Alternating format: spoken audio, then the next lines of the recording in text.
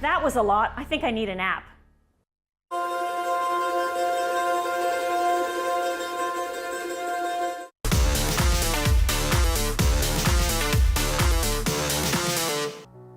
We're back now to do circuit number 2. Fatty is going to be doing the advanced version this time around, and Crystal is going to be doing the modification. So let's get started right away. We're going to start with a good old-fashioned chair pose. You don't need to have a wall for this. We can just use our own bodies. So a chair pose is going to be sinking down into a squat, and you're going to hold it. Fatty's going to do it nice and deep, and Crystal is going to do a little bit of a modified version. So let's get started. 30 seconds on the clock. Do it at your own pace. 3, 2, 1, and sink down deep into it. So as you can see, Fatty's trying to go down to parallel or even breaking parallel. Crystal's a little bit higher up here for people that have some weak knees. This is a modification for it. So we're doing 15 more seconds. I'm talking you through it so that you don't stop. Keep going. 10 more seconds. You're gonna feel those jello legs, but it's worth it. 5, 4, 3, 2, and 1. Okay, moving on right away. Going to engage the total lower body with curtsy lunges. No modifications for this. You're going to bring your legs back, tap down, and alternate sides for 30 seconds. Everybody ready? Let's do this. 3, 2, and 1. Big curtsy lunges. You can have your arms out in front of you if you feel that's necessary. You can have them up by your head. Whatever you need for stability. I like to thrust them forward. Gives me a little extra momentum as we go. Halfway done, almost there. Keep going. This works the quads, the hamstrings, a little bit of everything. 3, 2, and 1. All right, moving down to our mats now. We have donkey kicks. Funny names, great exercises. We're gonna be working our glutes, which are essentially our butt. So what we're gonna be doing is kicking our legs up straight into the air as though the flat of our foot is touching the ceiling. We're gonna alternate sides, 15 seconds one leg, 15 seconds the other. You guys ready? 3, 2, 1, and go. Get a full extension. Now because Fatty's doing an advanced version, he's gonna try to bring his knee right into his chest. Crystal's just bringing it up and down. 3, 2, 1. Switch legs right away. No stopping. Let's go. Squeeze your butt every time. 2, and 1. Great. We're going to flip over onto our backs. This is called the single leg glute bridge. Now, Crystal is going to be doing a standard glute bridge, not with one leg. Fatty's going to be trying to do it with one leg up. This one is a hold. So what we're going to be doing is this time 20 seconds per leg. It's going to be difficult as it is. Here's how you start. One leg up, lift your bum off the ground, use your arms for support, and hold this for 20 seconds. Let's go. Make sure to breathe. Don't hold your breath through this. Really important to breathe through it.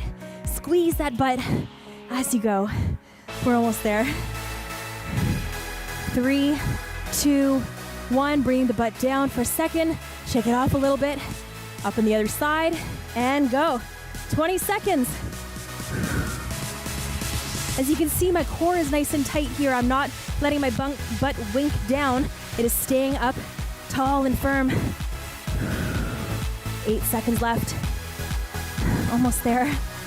3, 2, 1. Release. Okay. To finish things off, back up with calf raises. It's a little bit different than our standard calf raises here. Instead of doing it for time, we're doing 30 repetitions. We're doing front calf raises, we're doing pigeon calf raises, and we're doing plie calf raises. I'll explain as we go. Front calf raises is pretty straightforward. Feet facing forward, we're gonna do 10 reps. No modifications for this. In 3, 2, 1, get them up nice and high. Hold for a beat. We don't want to do it too fast. Nice and controlled. We're using our body weight.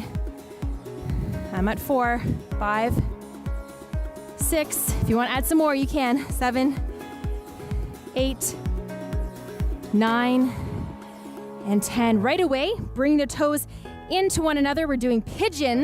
This is going to work the outside of your calves. In 3, 2, 1, 10 reps. Up high. There you go.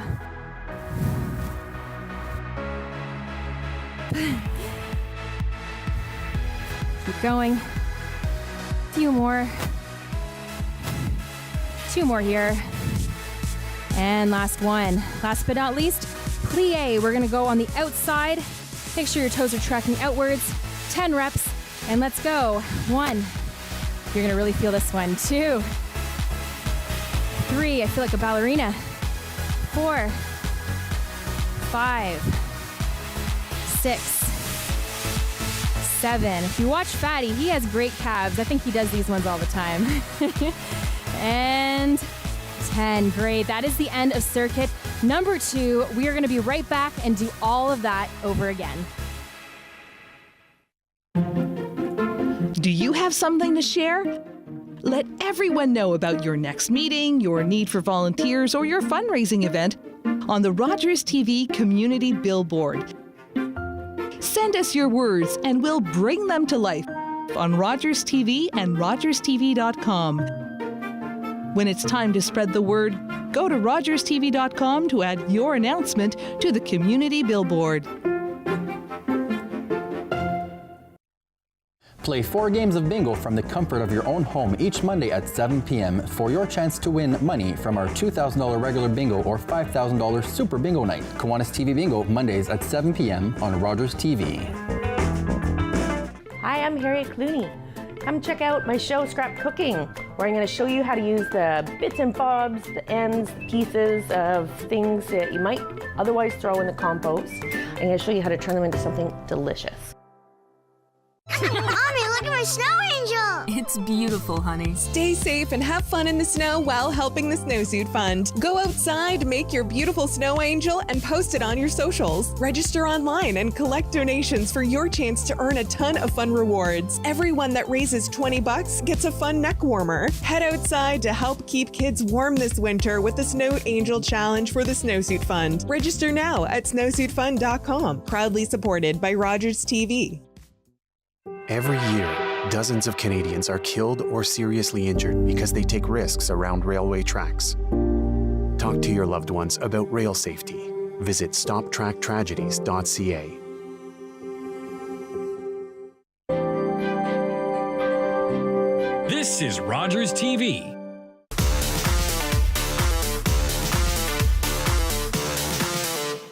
Now that you're back, we're going to go through circuit number 1 and circuit number 2 consecutively right away. We're going to get started with our sprawls. Everybody get into position.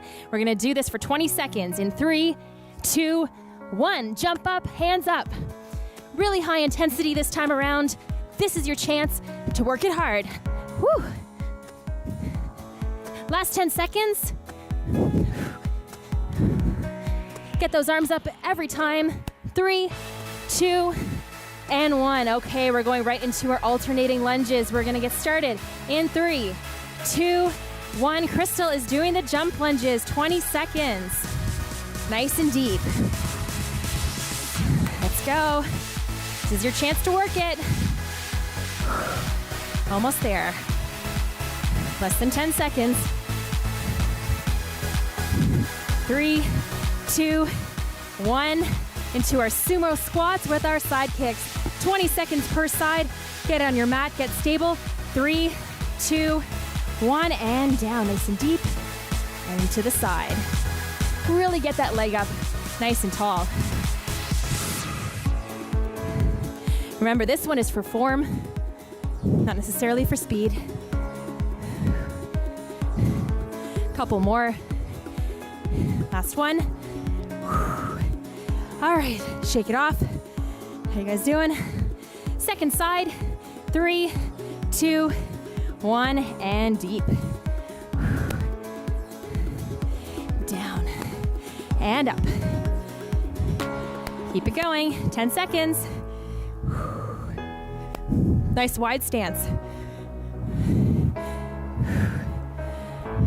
2 and 1. All right, we're doing our alternating standing Superman. Remember, this one is more for balance. If you tip over, it's okay. Let's do it in 3, 2, and 1. Leg all the way out and back. Try not to tap down if you can. Same leg and down. Nice flat back. Couple more. One more on this side, we switch sides. All right, again, shake it off. That leg's getting a little bit tight. We're gonna stretch it out in a moment. 3, 2, 1, keep the core engaged. Really lean back and up. Back down and up again. All the way out and up. Let's watch these guys. Look at the extension on them. They're doing great. 5 more seconds. 3, 2, and 1. That's the end of circuit number 1, but we're not stopping because we're going right to circuit number 2 with chair pose. Fatty, this time around, is going to be doing our advanced version, Crystal with our modified. So without further ado, chair pose. 3, 2, 1, sink down and hold. Again, this is another one derived from yoga. Yoga's fantastic, but we want a little bit more explosiveness with warrior workout. Keep going. 10 more seconds. You can fight through it. I know you can. Don't give up on me, guys. I'm doing it too. 3, 2, 1. All right, come up. Again, shake out those legs. We're going into curtsy lunges. This works your quads, works your hamstrings, works your butt. 3, 2, 1. Really deep down. Dig deep, guys. Almost there. 20 seconds. Looking good. Feel the squeeze on your butt as you do it. 5 more seconds. 3, 2, and 1. Okay, we're going down to our mat now for donkey kicks. Remember, Crystal is going to be doing modified. Fatty's doing advanced. 3, 2, 1. 15 seconds per leg. Really fast this time. Squeeze the bum every single time. Get those glutes activated. 5 more seconds. 3, 2, 1. Switch sides right away. Here we go. You got it. Almost there. Couple more exercises. 3, 2, and 1. Last one on the mat, single leg glute bridge, or Crystal is going to be doing our standard glute bridge. No time in between. Let's get started in 3, 2, 1. Leg all the way up. Again, push the flat of your foot towards the ceiling. Use it as a reference point and squeeze, squeeze, squeeze, squeeze. Don't let it sink down. Less than 10 seconds. Make sure to breathe. Look how strong my leg is here. I'm not letting it sink. 2, 1. All right, relax for a second. Woo, almost there. 3, 2, 1, and up. 20 seconds. That is it. And then we have calf raises. Almost there. Last 10. 5, 4, 3, 2, 1. Okay, guys, roll yourselves up here. You're done on the mat. Finishing it off strong with calf raises. I'm going to ask Fatty to turn around so he can demonstrate what it looks like from behind. Crystal, go to your side. I will be facing forward. 30 repetitions. We're starting with our front calf raises in 3, 2, 1, and up. Go really high up on those toes. 10 reps at your own pace. If I'm going a little too fast for you, you can always slow it down, write down the exercises, and do it on your own. Couple more. 2 and 1. Remember, going into pigeon, pivot those feet on the inside. In 3, 2, 1, and let's lift for 10. Whew. Almost there. Standing nice and strong. Couple left. Looking good, you guys. 3 more. 2, 1. Last one. Our plie, our ballerina pose. I'm sure Fatty likes this one. 3, 2, 1. Get up high on those toes. You'll really feel the squeeze in your calves. Starting to cool down, starting to feel the heart rate go down a little bit. Last 4, 2, and 1. All right, we're gonna end things off with your cool down with pigeon pose. We're gonna go into a high plank position. There's no modifications for this. Bring the one leg forward, tuck it underneath your body, and sit up nice and tall, curling your back up. This is gonna release some tension in your lower back. Eyes closed if you need to. 3, 2, 1. This is where it's gonna hurt. You're gonna sink down really, really deep all the way forward. You're gonna feel your glutes be activated and let it release. Give it some time. 10 more seconds. And then we switch legs. Last 5, 4, 3, 2, 1. Come back up to that high plank position. Tuck the other leg underneath. Raise your body up nice and high on the tips of your fingers. Curl your head back. 5 more seconds. 3, 2, 1. Sink down nice and low. Feeling it release. Get as low as you can. If you want to even bring your head down, you can. Let's see how they're doing. You guys look relaxed. A few more seconds. 2, 1. Okay, we're gonna do a hip flexor stretch as well as an abdominal stretch. Bring the one leg up. One arm overhead. Reach back to the sky. Now, while you're reaching, I want you to sink a little bit deeper forward so that you stretch out the back of your hamstring. There you go. It's a full body stretch right here. 3, 2, 1. We can switch it up. Take your time with this one. All right, start. Elongate your abdominals. Reach back. And now sink forward. Still a little bit of a workout, but it's a good stretch. 3, 2, 1. We're gonna finish off laying down on the mats like this.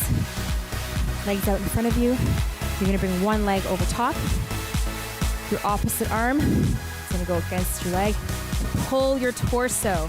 So what is this doing? Stretching out your glutes as well as your lower back. Stand nice and tall. You can reach back even further if you need to. You might hear a little clicking. Don't worry, everything's okay. 5 more seconds. 4, 3, 2, 1. I'm gonna switch sides. So as you can see from my back here, fully extended and twisting. Crystal's hugging her knee. You can do that as well. 4, 3, 2, 1. Everybody come back around. All right, you have worked to strengthen those legs, to build more muscle, to boost your metabolism, to prevent osteoporosis. You've done so much today. So tune in next time to Warrior Workout.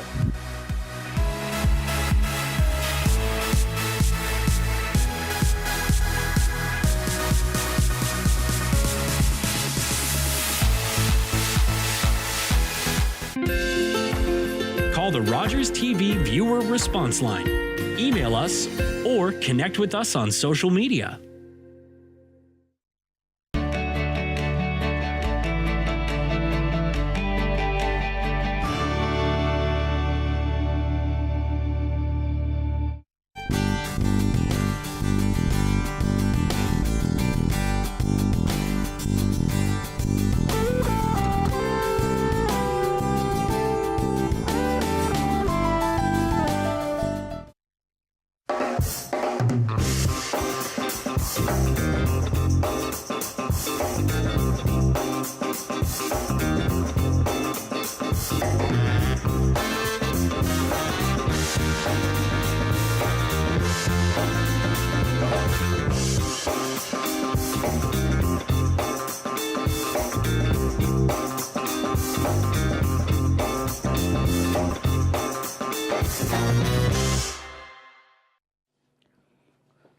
Bum, bum, bum, bum, bum, bum, bum. 20 bucks. 20 bucks. We're on the line for 20 bucks.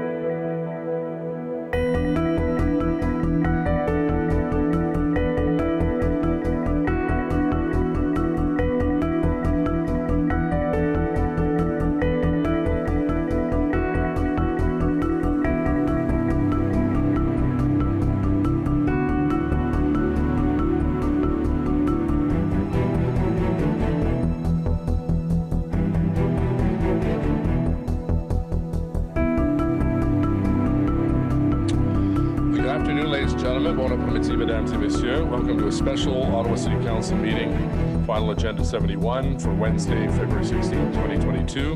Réunion spéciale pour le 16 février 2022. A special meeting called by Mayor Watson to discuss matters related to the ongoing impacts of the truck convoy demonstration and illegal occupation of the city's residents and businesses. By electronic participation, this meeting will be held through electronic participation in accordance with Section 238 of the Municipal Act 2001 as amended by the COVID-19 Economic Recovery Act. Those who are able to, please rise for a moment of personal reflection.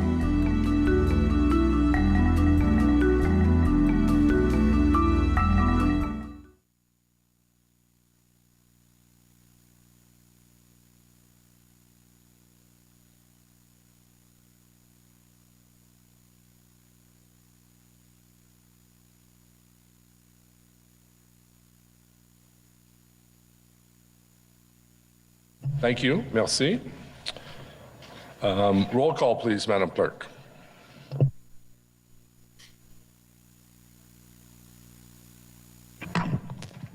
Councillor Luloff. Present. Councillor Dudas. I'm here. Councillor Harder. Here. Councillor Curry. Here. Councillor El Shantiri. Present. Councillor Gower. Here. Councillor Kavanagh. Here. Councillor Shirley. Councillor Egley. Here. Councillor Deans. I'm here. Councillor Tierney. Present. José Fleury. Ici. Councillor King. Here. Councillor McKenney. Present. Councillor Leeper. Here. Councillor Brockington. Here. Councillor Menard. Here. Conseil Cloutier. Present. Councillor Kitts. Here. Councillor DeRose. Here. Councillor Moffat. Here. Councillor Meehan. I'm here. Councillor Hubley. Here. Mayor Watson. Ici. You have a quorum, Mr. Mayor. Thank you. Resolving no regrets filed to date. Resolving into committee of the whole, Councillor Cloutier, please, seconded by Councillor Kitts.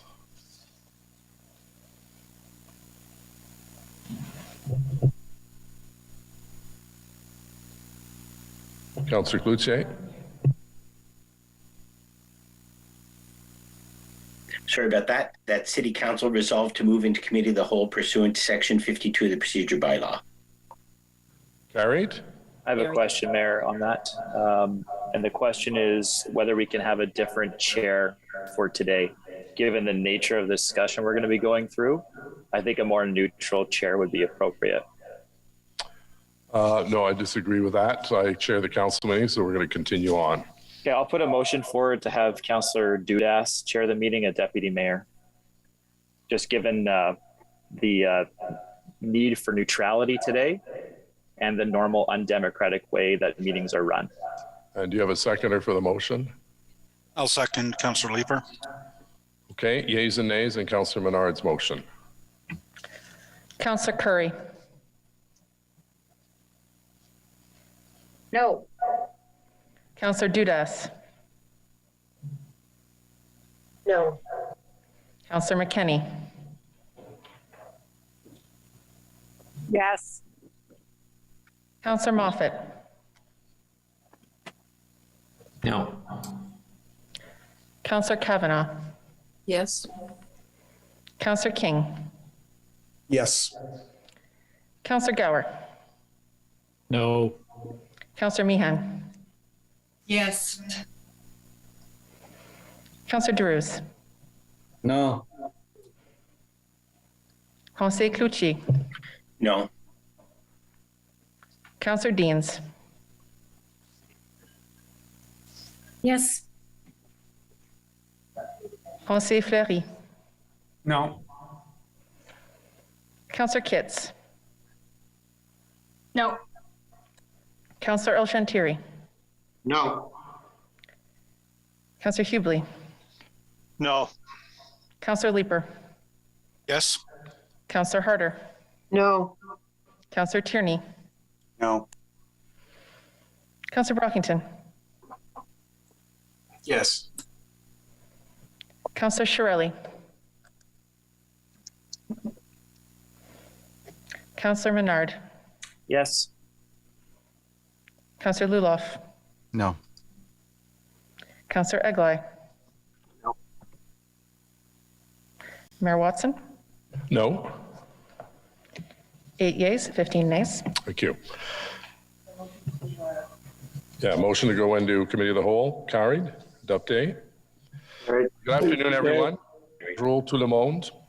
We're meeting today to discuss the ongoing occupation of our city, which is currently in its third week. I recognize how difficult this has been on our residents, business owners, and their workers, especially in the downtown core. Residents are exhausted and terrified, and our small businesses are struggling to keep staff, attract customers, and to stay open. On February 6th, given the severity of the situation, I declared a state of emergency in the city of Ottawa at a time when the occupation was entering its second week, and as residents all around us were begging us to act to protect their neighborhoods. They felt abandoned by all levels of government. Frankly, they had endured 2 weeks of inaction and finger-pointing. Nos résidents se sentent abandonnés par leur gouvernement. They feel abandoned by their government. To me, reached out last week to try to broker a short-term solution between the city and some of the convoy organizers. I saw an opportunity to work in good faith to secure some relief for our downtown residents. Thankfully, starting Monday afternoon, we saw progress when trucks cleared out of major streets like O'Connor and Bank and into available space on Wellington. 43 large trucks left the residential districts of Centertown on Monday, and this has already provided approximately 15,000 residents with a heightened sense of security and a reprieve from the constant noise and exhaust fumes affecting them in their neighborhood. There's been more progress since Monday, and what was 150 tractor trailers just a few days ago have now been reduced by half. Putting more vehicles on Wellington to offer our residents a reprieve from the daily siege is an easy decision to take, unless you value buildings over the sanity of our residents. To date, the convoy organizers have kept their word by getting a significant number of trucks to move out from residential streets, not all of them, unfortunately, that they don't control, into a smaller and more manageable perimeter along Wellington. On Friday, Premier Ford declared a state of emergency in the province of Ontario, and the next day enacted various stronger tools to assist our police and bylaw officers in cracking down on illegal activity. On Monday, Prime Minister Trudeau's government invoked the Federal Emergencies Act, which provides even more additional levers to put an end to this occupation. These measures target the international funds and assets sustaining the movement. It will also compel service providers like towing companies to respond to the city's call for help or face massive fines. I want to thank our federal and provincial partners for their help in delivering these tools, and I have no doubt that these will help us in our efforts to end this occupation. Ces mesures vont nous aider à mettre fin à cette préoccupation. This will help us put an end to this occupation, and I thank the province and the federal government for their assistance. I'm pleased that our advocacy for more police officers has started to materialize. We need the support of both our federal and provincial governments in order to back up our police officers and to enforce the full scope of the law and of these new measures. I'm encouraged by the recent policing developments, including the fact that both the RCMP and the OPP have named command leaders to help end the occupation in our city. I know that members of council, the general public, and partner agencies who know him and have dealt with him are pleased to see Steve Bell assume acting command of our municipal police force. I have been having encouraging discussions with federal ministers who are very much committed to helping us. I also conveyed to both the Prime Minister and the Premier how dire the situation is for our downtown businesses who are already struggling to stay afloat due to the pandemic. I've asked them to put in place the supports that business owners and their employees need to survive this crisis and just to simply pay their rent. Nous devons aider nos entreprises et leurs employés à faire face à cette situation. I was encouraged to hear Prime Minister Trudeau mention on Monday that an announcement to this effect would take place in the coming days. I'll continue to work with our federal and provincial partners until we see a robust assistance program and package that our city's businesses and workers need to make it through this crisis. This past weekend, some residents joined peaceful counter demonstrations where they confronted Protesters, I congratulate them. I know we're all tired and upset, but we will get through this and our city will return to the place we know and love. Although I understand their anger and their frustration, the situation remains volatile, and I want to emphasize that we are trying to keep everyone safe. The Ottawa Police Service is leading nearly 190 active criminal investigations, including 15 related to hate-motivated incidents. And since the occupation began, OPS officers have arrested 33 individuals for criminal behavior, and 18 have received charges for a litany of unlawful acts committed in our city. Our bylaw officers are also hard at work enforcing our city's bylaws and maintaining emergency access in the red zone. On Sunday alone, they issued 366 parking infractions, and since January 28th, they have issued a total of 2,922 parking tickets in the red zone. On Monday, the city was granted an injunction by the Ontario Superior Court, which will help our police and bylaw officers crack down on illegal fires, fireworks, noise, and idling going forward. I want to remind our residents that any hate-motivated incidents and any criminal offenses directly related to the demonstrations can be reported to the Ottawa Police at ottawapolice.ca. All reports will be pursued to the full extent of the law. I know OPS, city councillors, and city staff are working tirelessly, and I want to thank you for your service. I also want to acknowledge that this occupation has taken a severe toll on our frontline workers, including in our grocery stores, pharmacies, restaurants, and hotels, as well as the dedicated healthcare providers in our community. Les 3 dernières semaines ont été très difficiles pour plusieurs travailleurs sur le terrain. Many have faced incredible hardship just trying to get safely to work or trying to help some of the most vulnerable people in our community. I want to acknowledge that throughout these events, many health and social service providers across Ottawa have not wavered in providing critical services to our residents. For example, I know that Monique and her formidable team at the Good Companion Centre have gone out of their way to identify and reach out to seniors who have been stuck at home throughout this terrible ordeal. And for these seniors and all those who don't feel safe leaving their homes, this is taking a real toll on their mental health as well. It can be hard to reach out for help, but there are services and people who can, in fact, help you. If you need to speak to someone, you can start by calling the Distress Centre of Ottawa support line at 613-238-3311. That number of the Distress Centre is 613-238-3311. Et en français, il y a Tele-Aide Outaouais au 613. And Tele-Aide Ottawa, 613-641-6433. Tele-Aide Outaouais, 613-741-6433. Making some measurable progress in dealing with protesters and getting them out of our residential areas. To our elected officials and our residents, I urge patience and solidarity while we get through this together. To both the protester and occupiers, I have a simple message. The window of opportunity for you to leave our city is closing. The combined OPS, OPP, and RCMP presence is growing stronger every day, and many of you are probably longing to get back to your own communities. If you leave now voluntarily, the odds of being able to leave with your property are quite high. It's my understanding that those who want to leave now will be allowed to leave unless they have committed criminal acts. To those who never intended to harm innocent residents in our residential districts, I urge you to reflect on the serious consequences of your continued occupation of our city. The longer you stay, the greater the risk to yourself and others. At the outset, we all thought that this would be a peaceful protest and that's a freedom we all cherish in this country. But this is no longer that case. And I ask you to go back to your own communities and allow our residents to reclaim their neighborhoods, their parks, and their regular daily lives free of harassment and economic hardship. I now call on Acting Chief of Police Steve Bell to provide council with a high-level overview of how the situation is unfolding in Ottawa. Then we'll go to our city manager, Steve Kanalakis, and the GM of Emergency and Protective Services, Kim Ayotte. We will also be joined by City Solicitor David White to answer questions regarding the injunction, as well as Prime Minister's statement on Monday. So Acting Chief Bell has 1 hour, so I'd urge members to please share the time because he has an important meeting with other heads of police agencies at that time. Acting Chief Bell, please. Thank you, Mr. Mayor and members of council. We're here today to provide you a briefing on the plan of action that has already begun to end this unlawful protest in our city. We're also here to answer questions from members of council. This morning, the command of the Ontario Provincial Police, the Royal Canadian Mounted Police, and the Ottawa Police Service were briefed on the significant steps being taken to bring a safe end to this crisis. The Ottawa Police remains the police of jurisdiction and the lead of this integrated command. This is the city we're sworn to protect. It's our responsibility and our job to safely remove this unlawful protest. The RCMP and the OPP are here to support us, and I thank them for the significant efforts and resources that they are bringing forward.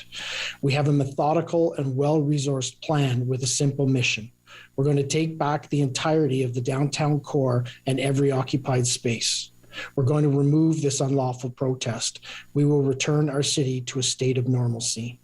Over the last few days, we've developed strategies to deal with all possible scenarios. We will be focused on public safety, demonstrator safety, and officer safety. All of our plans and actions will be lawful and in line with the Charter. Demonstrators must leave the unlawful protest sites. Officers are already going truck to truck to advise them of this demand. We want them to do this peacefully and immediately, and we're facilitating the departure of anyone who wants to leave. We also have appropriate and lawful methods to remove anyone who refuses.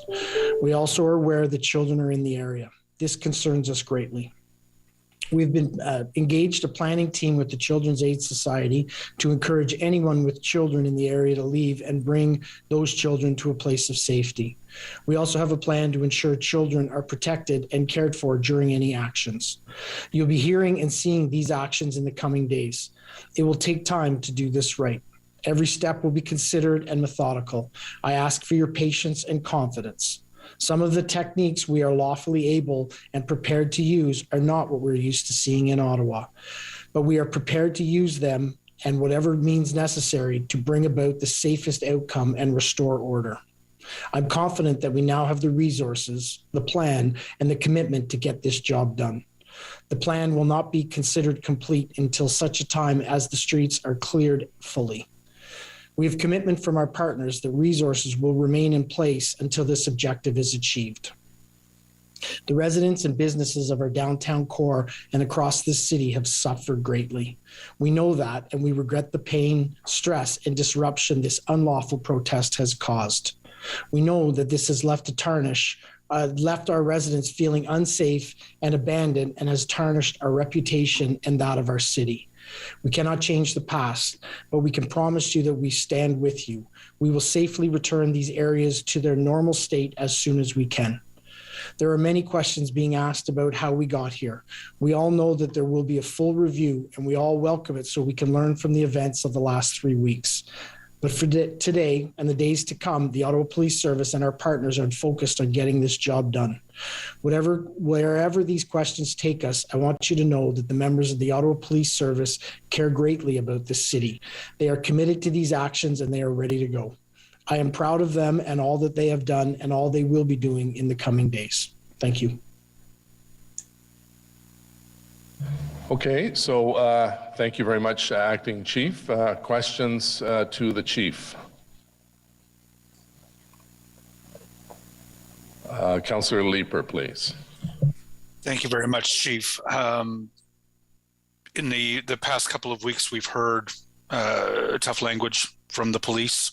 There were press releases issued that indicated that occupiers should leave, and that was not backed up with enforcement. What has changed? And I guess bluntly, why should residents of Ottawa believe police this time? So as I indicated in my statement, we've been continually working with our partners over the past number of weeks to build a comprehensive plan to actually remove the demonstrators from the streets of Ottawa. We know that through the efforts of this council and the Ottawa Police Services Board, the call has gone out to our partners to bring forward resources to assist us in that. As I indicated, we now have the plan and the resources and the commitment to actually move ahead to remove people from our streets. Our desire will always be to successfully negotiate and encourage people to leave. But in the absence of that, we do have the ability to remove them and now have the plan and the resources to be able to achieve that. Chief, what are the techniques to which you referred that Ottawa residents may not be used to seeing? So it's too early to say, and I won't be able to provide any operational information so that we can make sure that we do protect that operation. We do have all of our authorities and all of our abilities around escalating use of force to be able to remove people if they don't comply. But I'll again say, our hope is as we look to the coming days, people will see our determination and will choose to leave our streets. If they choose not to, we do have the ability to have them removed. Chief, I'm trying to understand why it has taken nearly 3 weeks to develop a plan for removing these folks. It doesn't take that long, surely, to plan for the removal of a hot tub in front of the Chateau Laurier. I guess I'm asking for some reassurance, or I'm asking for some understanding of why that plan is not in place yet, and why residents should believe that after 3 weeks we finally have a plan, and why that wasn't in place within 3 or 4 days. So as we've indicated from the very early days, from even before this demonstration started, before it evolved across the country as the Freedom Convoy, this is an unprecedented, unparalleled action within Canada and actually across North America. As we've gone through this, we've identified the challenges with the location that the trucks are in, with the size and complexity of mounting an operation to actually take an area and have people and equipment like exists removed. It has taken us time to do this comprehensive level of planning that we knew we need to do to be able to keep our citizens safe, the demonstrators safe, and our officers safe as we mount that. It also takes time to actually amass the number of resources that we need to be able to successfully take on an operation like this. We called in early days to identify that there was challenges with our resourcing levels. We've now seen an unparalleled level of cooperation with our partners to be able to bring in resources to assist us in successfully ending this. I know my colleagues are going to ask more questions about those resources, et cetera, but can I just ask, to what degree are you seeking guidance from the mayor in terms of implementing any plans?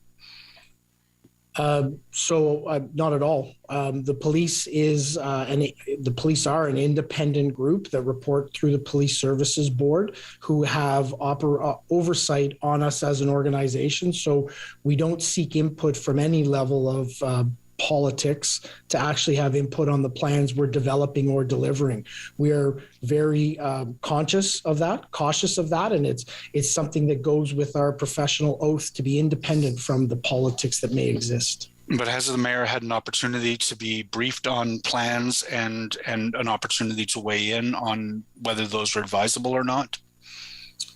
So both the Police Service Board chair and the mayor were briefed early at a very high level on the plans, as is allowed for us under the Police Services Act.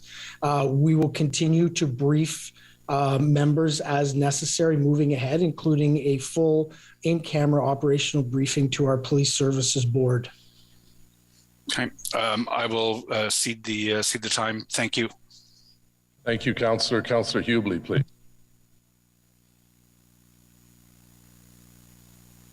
Thank you very much, Mr. Mayor, and welcome, Interim Chief or Acting Chief, whatever the proper term is that we're supposed to use. I want to ask if I'm hearing correctly that you feel that you have enough resources now to get the job done that the people in Ottawa, our residents, have been asking to be done for weeks. So thanks for the question. Interim Chief Bell is the title right now. So what I can indicate is our partners, as I said, have been extremely cooperative and helpful to us in allowing us to amass the resources that we do require to mount such an operation. We are continuing to build that capacity. We're continuing to work with our partners to make sure before we entered into any sort of direct action, that we would have the resources necessary in order to be able to do that. There are steps and stages that we will go through before we do enter into any sort of direct action. And I'll again say our absolute hope and desire is that the protesters understand that this protest and demonstration is now coming to an end, and they willfully leave our streets on their own accord. Okay, I'm not going to ask too many more questions because I think a number of my colleagues want to ask, and I want to see you out there with the men and women of the Ottawa Police Service to get this done. So I just want to leave, if I may, Mr. Mayor, with one comment, and that is if the interim chief could make sure the word gets to the men and women of the Ottawa Police Service that we appreciate what they're trying to do here. We've got their back as you initiate whatever actions that are coming in the next few days, and appreciate you stepping up to take the lead on this, interim chief. Thank you, Mayor. Thank you, Councillor. Councillor Kavanaugh, please. Okay, thank you. I thought others had their hands up first, but I'll take it. Thank you. Thank you very much, Chief, for being here and giving us this report. One of the concerns right from the beginning was that lives could be at risk in terms of moving too fast and to interfering with the activities that are going on. How can you explain how this has changed?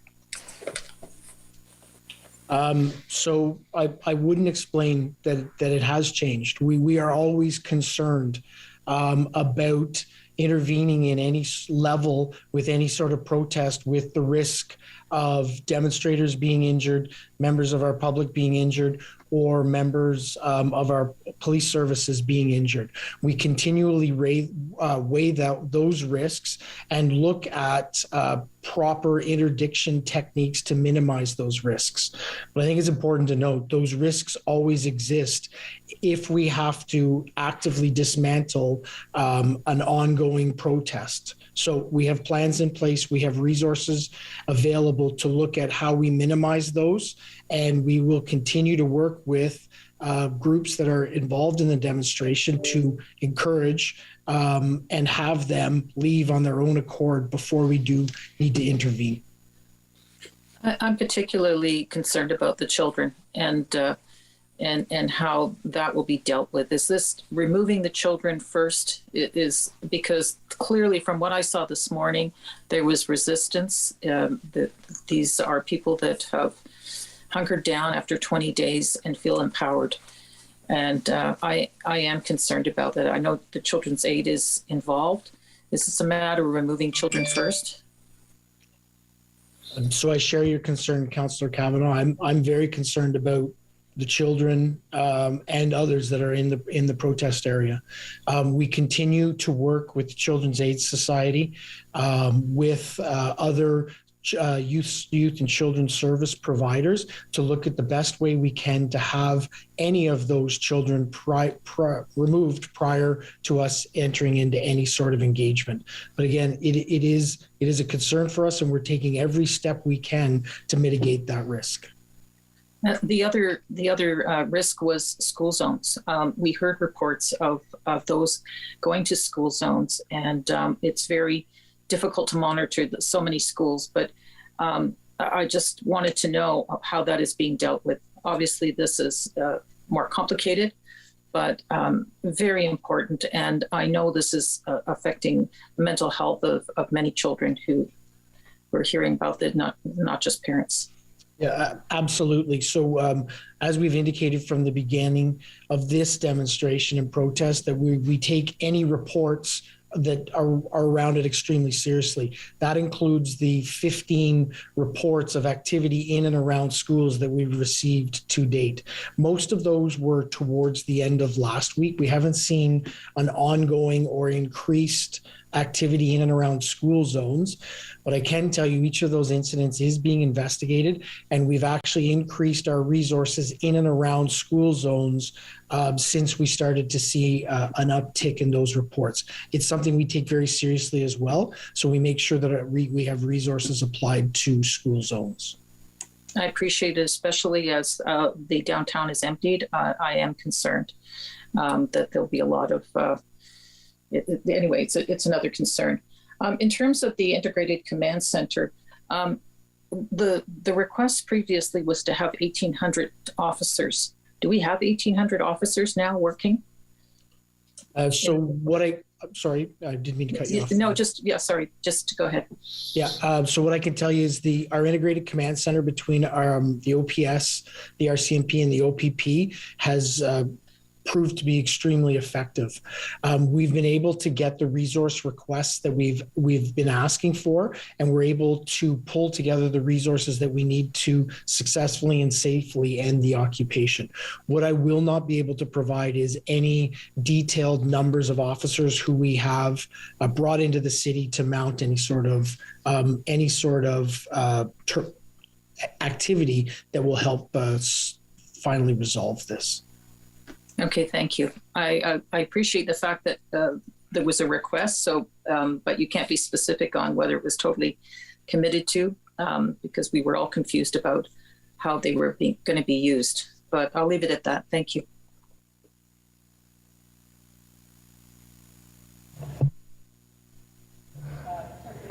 Councillor Kitts, please. Thank you. Welcome, Interim Chief Bell. It's not easy to take the reins mid-crisis, so thank you. We know that there are several satellite encampments popping up across the city, including two very close to where I live, actually, in Vars, and another one further down the street in Embrun. I've been in constant communication with the constable assigned to my area. He's been incredibly responsive and accessible. I've been conducting my own daily surveillance. It's remained relatively small, and I've connected with the Russell Township Mayor. But obviously, the majority of our resources are needed downtown. So I was hoping you could give me an update on how you're monitoring these sites, and I guess what your message would be for nearby residents. Yeah, so thank you for that question. We are aware of the activity in the area that we're speaking about. I'm very happy you're reporting good communication with our community police officers. That's what they're there for, and to provide that sort of information. We continue to work with our RCMP and OPP partners, as well as our joint intelligence group, to bring in information about activities of those areas and all areas associated with the demonstration. As we look, and as I indicated in my remarks, as we look to finalize the occupation of our streets, it will include finalizing all of the locations that exist and have been contributing to the illegal activities. Okay, thank you for that. It's appreciated. We carried Councillor McKenney's motion at the last special council meeting requesting the RCMP to take over policing the parliamentary precinct. Was that request made, refused? If you could give an update on the status of that, that would be helpful. So yes, thank you. Immediately, there was good debate and good discussion around that motion at the time. I identified while that debate was occurring that based on the current Police Services Act and the legislation that exists around that, the motion as it was presented was not able to be completed. The RCMP will not come in and take over authority or responsibility for an area that is a municipal police agency's responsibility, because they aren't allowed under the Police Services Act. What we were able to provide and indicate, though, is I did understand the spirit of the motion and the intention of the motion, and through all of our deployment models, we've tried to make sure that we did achieve the spirit and intention of that motion so that we could have our members in our community where they best know our residents and it can help support them. Okay. My last question. We know that obtaining resources from other levels of government have been an issue. You mentioned in your opening remarks that you're confident we have the resources now, and to respond to my colleague that we've had unparalleled cooperation with other levels. I guess my question is when did you see that shift? What changed? So anytime you bring resources in, it takes time. The OPP and RCMP are both big machines that take time to actually identify the people to come with the resources and skill sets that we need and get them in onto the ground where we are. Where they're most needed. We continued to work, and we have from very early days with the RCMP and OPP planning teams to really refine and identify what exactly were the resources we need and how do we get them into our city. That activity has greatly ramped up over the last week and particularly been refined and honed over the last 3 or 4 days so that we are seeing great cooperation and great allocation of resources to our city. So it's hard to specifically point to a time, but I can tell you it's been increasing and the cooperation and partnership has been growing every day. Okay, that's good to hear. Thank you, Chief Bell. Thanks, Mayor. Thank you, Councillor. Councillor Brockington, please. Thank you, Mayor. Thank you, Interim Chief, for taking our questions.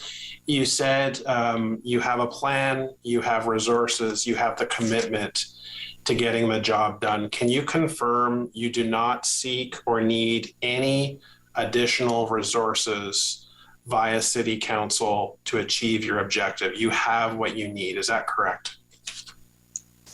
That is correct. City Council has advocated for us from early days to get levels of cooperation from different municipalities and different levels of government, and we appreciate that. And all of that work has ultimately culminated in us being able to develop a plan that we plan to deliver to see a successful conclusion of this. Will you commit to Council and the people of Ottawa that there will not be an influx of protesters or occupiers coming downtown this weekend, or will police take action to ensure that does not happen? I will commit to Council that we have a good, well-resourced plan that we will execute from now moving ahead to end the occupation in this city. Okay, I appreciate that. Thank you. Thanks, Mayor. Thank you, Councillor Brockington. Conseiller Fleury, s'il vous plaît. Merci, Monsieur le Maire, and hi, Interim Chief. I want to coattail on the last ask or comment by Councillor Brockington. So, Chief, many businesses and residents want to know when they're going to get their life back, and it is Family Day long weekend. It is, it is an important time for us as a community, as a city. Are we recommending that businesses open this weekend along Rideau Street and the Byward Market? So where I'll start with that is what I indicated in my statement. We have great empathy for the impacts that this illegal occupation has had on our residents, particularly in the neighboring areas to where the red zone is, where the footprint of the demonstration is, and to residents and businesses in Market, Centertown, Lower Town area. We know how disruptive this has been. We know how taxing and how stressful and how it's created feelings of unsafety and insecurity. We absolutely know that. Everything that we have done to date and now moving ahead has been intended to help restore that feeling of safety and security that people have to have in their own neighborhood, where they work, where they live. We now have developed a plan where we are actually going to bring the resources in, a plan that I'm not able to share timing of because of operational requirements for us to be able to execute it. But I can let you know we are as expeditiously as possible working on trying to get this demonstration finally concluded. With your reference earlier to it was Councillor Kitz's comment on the work of the RCMP and getting, I guess the spirit of that motion was really bringing Ottawa police officers back into our communities. And I've certainly seen officers back in the community at closed intersections. I certainly do not debate that. But there continues to be extreme concerns of public safety and for our businesses that have chosen to open, and for residents walking in their communities. So what can you share with us on that front? I know you are extremely cautious on how you're describing your plans of intervention, and I understand that. But we owe it to residents in the meantime and through this process to ensure that when they walk down the street, when they go to particular commerce on our main streets, that they can do so safely. And I've gone many times, and I myself don't feel safe. So I don't know if you're aware of that. I don't know if there's particular interventions by the OPS to be more present by foot outside of the intersections of closed streets in neighborhoods. So I too have walked in those areas, and I understand the concern of our residents and of our business owners. From early days, we identified a surge capacity within those neighborhoods to specifically try and address those feelings of unsafety and insecurity. As we've received more resources over the past week, and particularly over the past number of days, I believe you would have seen an increased presence of officers within those areas. We will continue to have that increased presence because the safety and security of our residents and the fact that they've lost it is the number one concern for us. So all of our efforts are around ending this occupation and making sure that people feel safe where they live and work. Certainly beyond the occupation, we will continue to necessitate a strong by-foot presence in these areas to regain public safety interest. I'd like to understand a bit better the decision tree of the Integrated Command Center. And I raise it, as you and Deputy Chief Ferguson are aware, we continue to see different elements reported. And when they make their way to that table, they're like an empty void. We never get information back or actions on the ground. So I've become a little delusioned by the work of that group, not in the spirit of their ability to intervene, but intervene on the occupation, but intervene on those micro information. And, you know, for example, we had incidents at the Bikers Church on the weekend. We've had vehicles park anywhere and everywhere in residential area outside of the occupation. And it's making its way up to the command center, and even local bylaw authorities are told not to go in and act, which frustrates community confidence in our ability to enforce. So I'd love to understand, my question is really the decision tree. What's the role? What's your role? What's the role of OPS? And how can we make sure that we don't lose sight of the local interests and the local actions that can help rebuild and bring community trust during this occupation? So I am going to turn it over to Deputy Chief Ferguson to talk about the decision tree that we've developed. What I can tell you is we've worked closely with the OPP and RCMP to develop a command structure that has the common goal of doing exactly what you say, and that is remove the demonstrators and increase safety and security of our residents in the city. There is not a member who's not a member of any police service who's here that isn't actually directed towards that mission. I'll turn it over to Deputy Chief Ferguson and have her explain how our integrated command center and command model is working. Thank you, and thank you, Councillor, for your question. I know you and I have had some conversations about this, and it remains a frustration for you. There's a couple of different pieces. There's our own internal command center, which deals with a lot of the demands for service.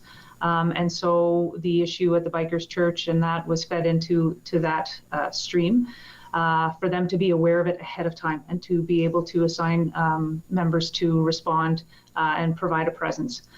The integrated command center that we announced yesterday or spoke of in the media yesterday is really, I'll try and make it as simple as possible, sort of a gold, silver, bronze, if you will. And the gold level is at the chief level, the commissioner level, and that really is a very strategic approach to it, keeping to the tenets of what we're trying to achieve here. The silver level is really the commanders in the seats who are making the decisions. So plans are fed up to those commanders. They review and assess and are, have gone through several levels before it gets to them. And they are the decision makers in that model. And then the bronze are really the people who are separated out into their specific subject matter experts. So planning, logistics, operations, intelligence, those pieces. So there's many different boxes that feed up to that silver level where the decisions are made, and there's media involved. There's finance. It's a really well-oiled machine. So when you get an incident or something that is reported through that, it should go through our operations piece, and they assess it against the risk and all of the other priorities that they have going on, and a decision is made as to what resources to apply to that. So I hope that helps a little bit. How do we, just a further clarification, so how do we get a local intervention not lost in the bigger planning efforts? That's how it feels, certainly over the last 2 weeks. I can appreciate that, and I'm looking at the numbers right now of the officers who are deployed currently, who were sent out as of 1 o'clock this afternoon, and over 50% of our officers are on, and I mean by Ottawa police officers, are in our areas. So we have, the community safety teams or community engagement teams. That is all Ottawa police officers. We do have our traffic unit who is out there, who knows the intersections, who's aware of the complaints and are receiving those and responding to them. So we have done what we could strategically to place members of the RCMP and the OPP who may not be familiar with our city to static posts, to traffic posts, to limiting access and egress to the red zone, if you will, and made the best use of our people, which is out in the communities and doing what they can. Okay, my last question is, there was a planned motion in relation to an ask for the military. And my interest in that motion was specific to understand the need for equipment and logistics. Most of us are born and raised in Ottawa, and we can appreciate how Canada Day over the years has changed, where in most recent years there's been checkpoints with bags and so on. And that takes a lot of barricades, it takes a lot of people, resources to monitor the ins and outs. Beyond that, I think not even if I don't have the details of your plan, if some of the rigs choose not to move, it is not local OC Transpo towing that can manage the tens of rigs that would need to be moved. So I want to understand how serious of a conversation we have had with the province and the feds to present serious shortfalls on equipment such as towing to advance our local plans. And I'm not looking to get into a particular tactic. That is not my intention here. But my intention is it requires a number of plans. You've expressed earlier the issue of families and kids. You've expressed the issue of resources. Ultimately, you'll get to a point where you'll have to make arrests and move people out.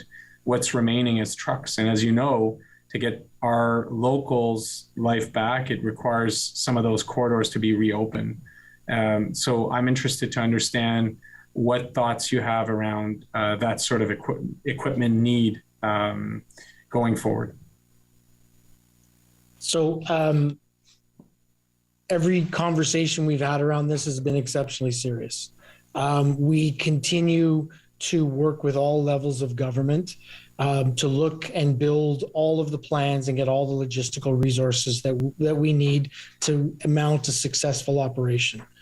We are working continuously to encourage people to peacefully leave the city, leave the footprint right now. But I can tell you all of the plans, and I won't go into details of them, but all of the plans and all of the considerations that are needed to actually mount an operation to remove people and equipment from the downtown core have been developed by some of the, if not the best planners in the country to make sure that when we do begin this, that it is successful and ultimately ends this protest.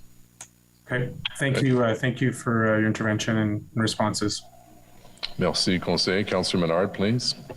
Yeah, I'm going to ask a quick question, and then I'm going to hand it off to Councillor McKenney, who is currently on the street in the community where they've been this entire time. And so residents have been livid with us, with police, with inaction, and about the contradictions they're hearing. So we're hearing competing messages all the time. First, we heard that this was peaceful, and then that there could be violence.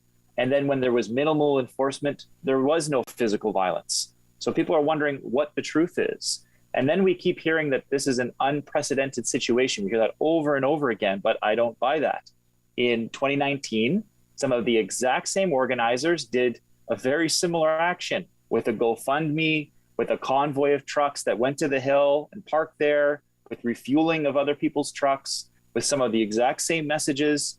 And we also saw posts that this was coming and that they were going to stay long-term this time. So why didn't we see this coming initially, properly prepare the city, and why do we keep hearing contradictions? So, Councillor Menard, I share your frustration. I share your frustration that these people are still in our city, that our streets are still overtaken. So I completely understand the frustration, anger, upsetness that you're representing on behalf of almost every citizen of this city. We share that frustration. We have continually been monitoring and assessing the progress of this demonstration that, as you just identified, has changed in dynamic over the past several weeks as it has arrived here, as it has started out as a protest and then occupied our streets for the last 2.5 weeks. We will continue to manage and monitor it. We will continue to develop our plans and look at how we implement the plan that we're here to tell you about today to ultimately end this protest. I hope it happens as soon as possible. Today would be a good day. I'm going to cede my time to Councillor McKenney.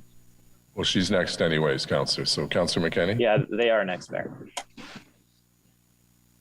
Thank you. I am out here on the street, as you can see, where people live. We're never fucking leaving. Yeah, hi there. Where people live. And here we are Wednesday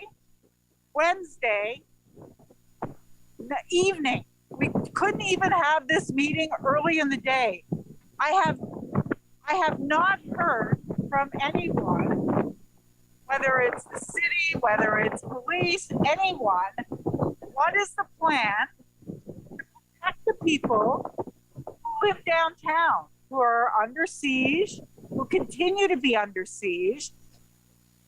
And I don't know who is, hi bud, I don't know who is counting trucks. I don't know who is counting what is happening here, but I can tell you that the street is not cleared. Our residential area is not cleared. The smell of diesel fumes right now is actually sickening. And I want to know, and I want to know specifically, and I'm going to ask the city later on, what is the plan for this weekend? What is the plan so that we don't get thousands of people back on our streets, adding to this mayhem and chaos? What are we doing? How are you stopping people from coming in on the weekend to add to what is already here? So thank you for your question, Councillor McKenney. And again, I completely understand the frustration that you're articulating on behalf of your residents. We are actively working, as I indicated, we're actively working and have developed a plan that is adequately and appropriately resourced to ultimately end this occupation. That is what you will see us roll out over the next coming days to successfully have everyone removed from our streets. But again, I'm not hearing what is the plan to ensure that this mayhem and chaos. I love you guys. I love you. I know you do. We're not leaving. What is the plan so that this mayhem and chaos is not added to on the weekend? Like, What are we doing? Are we blocking streets? What are we doing? Are we blocking off-ramps? We must be doing something because we cannot have another dangerous weekend in our downtown. So, Councillor McKinney, I can't speak to the specifics of the plan because it would jeopardize its operational success. But what I can tell you is there's a number of interventions that you will see, that you have already seen over the last 24 hours, and you will continue to see over the next day and coming days that will achieve exactly what you're asking for. And will that ensure that we don't get a surge of new sympathizers to this occupation, illegal occupation, on the weekend? That is absolutely part of our planning and rollout. Thank you, Mayor. I'm going to have very similar questions for city staff when we go to that portion, because I have not so much as had a message from city staff. We are tired. We are fed up. You can see what people are living under here. It is not okay. And now we're playing political games here today. And I've had it. I pleaded with people, but now people in the downtown are angry and they want action. I'll have many more questions later. Thank you. Thank you. Councillor Aguilar, please. Thank you, Mr. Mayor, and Chief Bell. I'm going to call you Chief, not acting, not interim, because right now you are the Chief. And I thank you for stepping up in a very difficult time to take on that role. My question to you is: you've said several times that there's a plan that's going to unroll over the next couple of days. You can't give us the details. I understand why you don't want to give operational details in public. I understand that. But what I want to know is, you were appointed yesterday. Is this your plan? Is this, without giving us details, is this what you would have done? Is this how you would have rolled it out? Because you have to be invested in this plan. The residents of the city have lost faith that there is a plan, that there's a way forward.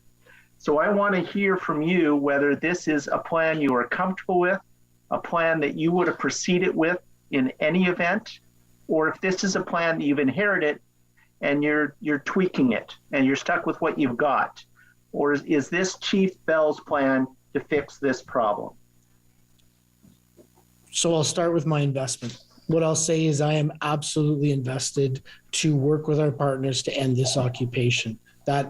Know that I represent that on behalf of every member of our police service who is invested in ending this occupation. Like I indicated earlier, we've brought in some of the best planning minds in terms of these operations from across the country. I've been fully briefed on the plan, and I have absolute confidence and support that this is the plan that we will roll out and will have success to end the occupation of our streets. There is the investment of our police service, there's the investment of the RCMP, the OPP, and multiple other municipal police services from Ontario and across Canada that are working towards the common goal to deliver this plan to have a successful end to this. Thank you for that, Chief. And a quick follow-up, more of a procedural or practical question. I think you're hearing the frustration from a lot of councillors that we don't know what's going on. Not whether we can direct you or not, but we don't know what's going on because there's Police Services Board and there's council. And there's the ability at Police Services Board to go in camera and to brief Police Service Board members. I don't know how much detail you go into about plans or not, but is there a mechanism for councillors to be included in in-camera briefings via the Police Services Board? So that would be a question that I would turn over to David White and City Legal to actually answer. Okay, I'm fine to hear from Mr. White. Mr. Mayor, the determination, as in the same way that council and its committees determine who it is prepared to invite into its in-camera briefings, depending on the matter that's to be considered. Again, that would be a question that would be in the purview of the Police Services Board. As to the scope of information, of operational information that can be shared even with the Police Services Board.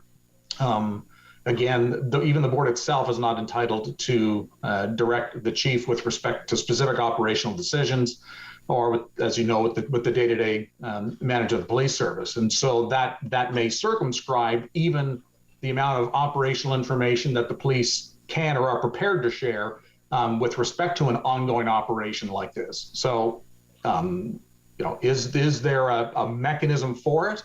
I think the mechanism may exist. As to whether that will provide members of council with the degree of information, and again, whether police are comfortable sharing that degree of information, even in that context, is something that I think you'd need to explore with the board and presumably in conjunction with the chief. Oh, thank you for that clarification, Mr. White. And let me be clear, it was not my intent to suggest in any way that council could direct the police. I think we all understand that's not the case, and it's not within our sphere of authority.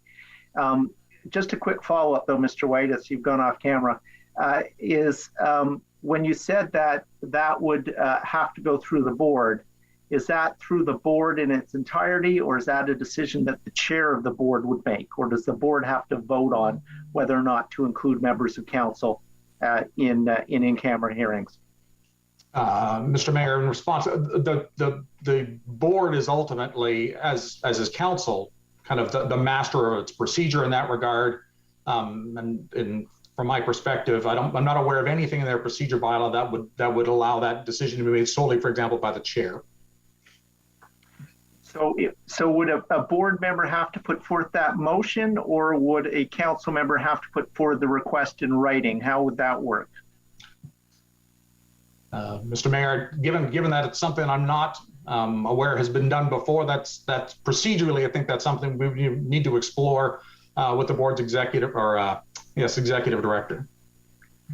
Okay, thank you. I just think it's something that many council members would like the answer to. That whether it's possible, the how of it, procedurally that could occur. So I'll leave that with you, Mr. White, and I'm certain that you'll get back to council with what the answer is. So thank you for that. I have nothing more, Mr. Mayor. Thank you, Councillor. Councillor Olof, please. Hey, Chief, I appreciate how accessible that you've always been to me and to us. And I appreciate how accessible you've been over the last 24 hours, given the current situation. So just a quick note of thanks to you, sir. I'm pleased to hear of your plan and to hear your commitments. It really is a ray of hope to those that have felt under siege for weeks. I'm concerned that those who remain may not be interested in leaving peacefully. Built up areas make operations such as this very difficult. I don't want specifics, but do you have mitigation measures in place to ensure that any operation to end this keeps nearby residents safe? Thank you for the question. It's a great question. I can tell you the safety and security of the members of the public are paramount first and foremost. Then is the safety of the demonstrators and safety of our police officers engaged in the operation. So every plan we have is centered and starts around public safety and the safety of our community members. And bystanders as well, people living in adjacent buildings. Okay, great. What's your message to the residents that live nearby or in the middle of this prior to any plan being executed or rolled out?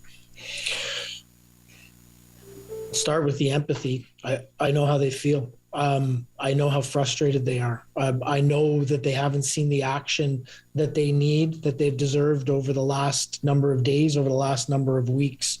What I can tell them is, what I would tell them is, there's an absolute commitment from this leadership, this police service, and our partners across the country to end this so that they can get their lives back, so they can feel safe in their homes and where they work.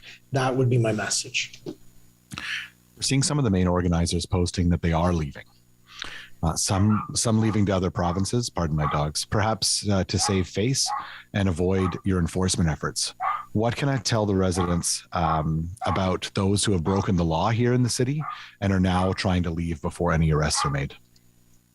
So what I can let you know is one of the main pillars we started out from very early days was the ability to collect intelligence and evidence on those that occupied here. If they pick up and leave, there still will be consequences for the occupation and the damage they've caused to our cities and the residents of it. The day this ends is not the day the occupation in the street ends, is not the day this criminal process, HTA fining process ends. That will go on for many months after this, and people will be held accountable for what they've done to our city. Thanks, Chief. So let's set some expectations here. So from start to finish, and we're not asking for timing, not looking for specifics, what's the kind of timeline that you're anticipating from start to finish of your efforts? So I can't give, for operational reasons, I can't give timelines. I know it's the question everyone wants to hear. I can't provide them because we have to maintain operational security so that we can have success in executing it. What I can tell you is it's not going to be it's not a quick turnaround. This is an operation that will take time over a number of days to actually execute and achieve. Again, my deep desire is people leave our city. Those that are occupying our city, get in your vehicles and go home. We're starting to actually increase pressure on them and encourage them to leave our streets. My absolute hope is that they do that prior to us having to intervene. Thank you very much, Chief. I have more to say later, obviously, but I want you to be able to get back to doing your job. So thank you, friends. I really appreciate you coming out today. Great. Thank you, Councillor Luloff. Councillor Gower, please. Chief, last week the police service had started doing daily media updates. I understand the last 24 hours have been extraordinary. Is there a plan to restart those, or what is your plan for media updates over the next few days? So we will have announcements as part of the rollout of the culmination of the occupation around our media strategy and the media's availability to make sure that we're providing the most up-to-date and timely information on the progress. Okay. I'll leave it there. Thank you for your time and for answering questions from council today. Thank you, Councillor. Councillor King, please. Thank you, Your Worship, and thank you, Interim Chief Bell, for providing this update. Just had a quick question.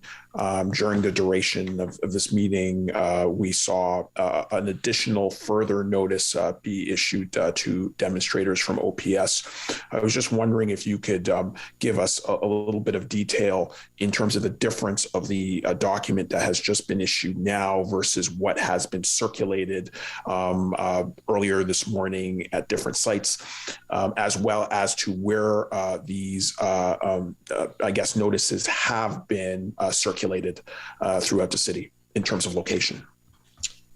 So in every location that there is demonstrator occupation activities, we have actually engaged with them both physically in terms of dialogue as well as media releases, written materials as we move ahead. What you've seen is a stepped up approach through the day. The latest release is again an escalation in our messaging to protesters and demonstrators. And I've said it many times, leave. It is time to go home. We want you to peacefully exit our city. We will facilitate that to get you back on the road and go back to wherever you came from. This is going to end. So we need you to leave in a peaceful manner. You're seeing our messaging being increasingly clear on the need for people to exit our streets. Thank you for that. Thank you, Mayor. We're coming up on the Chief's time, so I'd ask Councillor El-Shantiri, and then I think the Chief has to be back for a meeting that started 5-10 minutes ago. Councillor. Thank you, Mr. Mayor, and thank you, Acting Chief. My question actually to Mr. White, as I look at some of the history, I believe, Mr. White, the board can invite councillor for in-camera briefing. Presumably, they will follow the rules and regulations the police board member has to follow. So if there's an oath need to be shared, or to keep this in camera, I think it could be done, because I was looking at Justice Morgan's report, the one about the G20, and there's an ability for the board to be able to ask about their operational plan, not necessarily interfere in their plan, but they can ask about the plan and what the plan is. And I don't have to tell you about Morden's report, because you and I, we study it to death at some point, but there is ability for council to join a police board colleagues in the in-camera meeting, presumably that, they keep it confidential, and the operational, it will be limited. Am I correct? Yes, Mr. Mayor. Thank you, Mr. Mayor. Councillor, I'm just going to check with the chief. There's Councillor Menard has a question. Do you have the time, Chief? So, Mr. Mayor, thank you for checking. I can take one final question, but I do have to go because our partners are waiting. Okay, Councillor Menard. I'll be quick. It's one question. There's likely to be counter protests if no action is taken. We've already seen them in some cases, given the failure to act so far. I'm wondering how you'll enforce Emergency Act measures if there is counter protests. Again, I understand the frustration of our residents, and we've been clear about that throughout this, that we absolutely understand their feelings as they come into this. We would ask, we have a plan. We have a plan that's well resourced, that will be well executed. We ask that there not be counter protests so that we can properly execute that plan and not divert valuable resources away from what is everyone's overall goal, to remove this occupation from our streets. Okay, and how will you enforce? There's going to be counter protests in all likelihood, regardless of that. So how will you enforce? So we'll enforce the laws as we have, and as our plan is throughout and moving ahead. Okay, I hope we side with the residents of Ottawa on this one.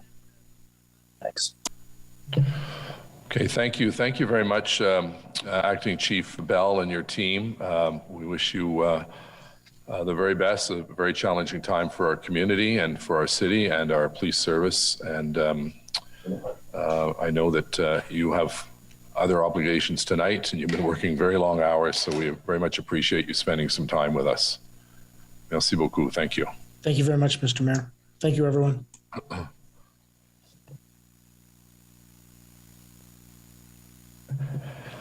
Councillor Moffat has a motion, seconded by Councillor Dudas. We'll put it on the screen. Councillor Moffat.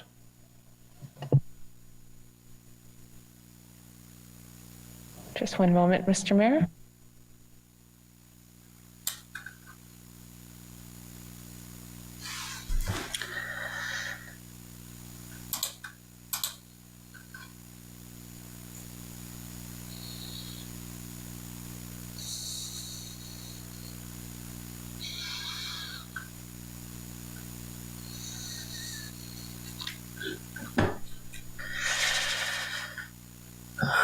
All right, thank you very much. So this is a motion in relation to the Police Services Board. Whereas the Ottawa... Sorry, I'm just on procedure, point of order on procedure. We have a number of motions that have been submitted. Just wondering why this one is coming first. Because it deals with the Police Services Board, and that's the section we're on right now. Okay, all the motions are in order today, though, as I understand it.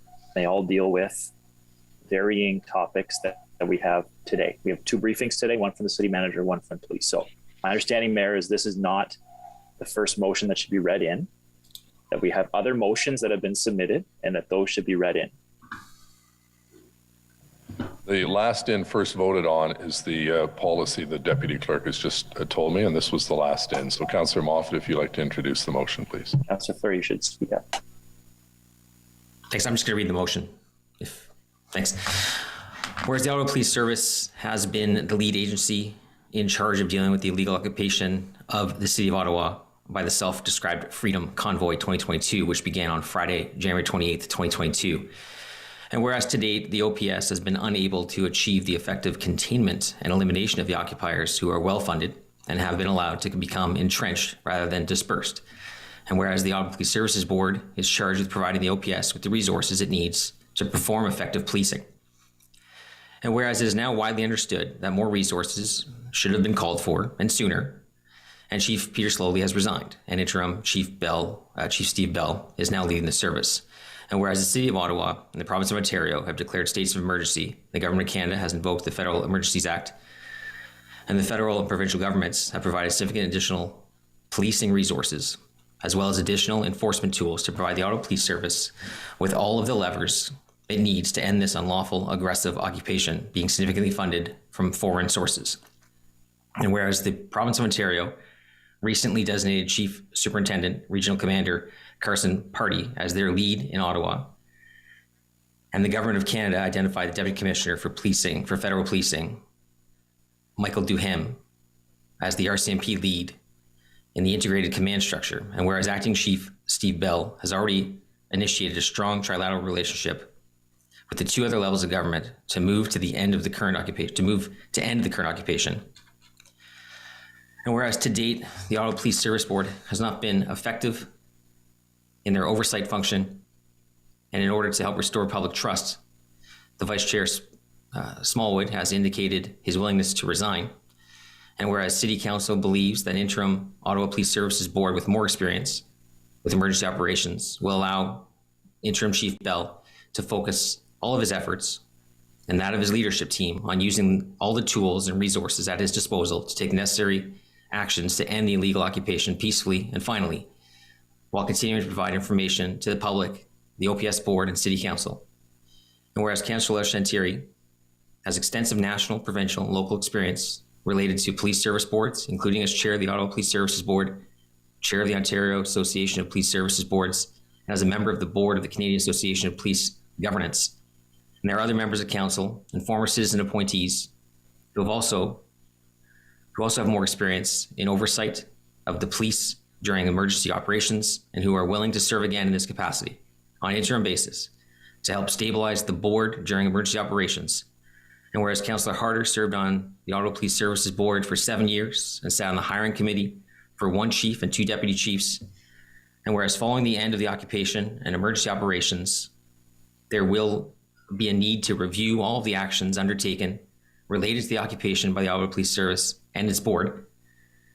And whereas the Ottawa Police Services Board will also need to hire its next chief, which Council expects will be done following a meaningful and constructive consultation with the community, and in particular with marginalized communities who have been over-policed.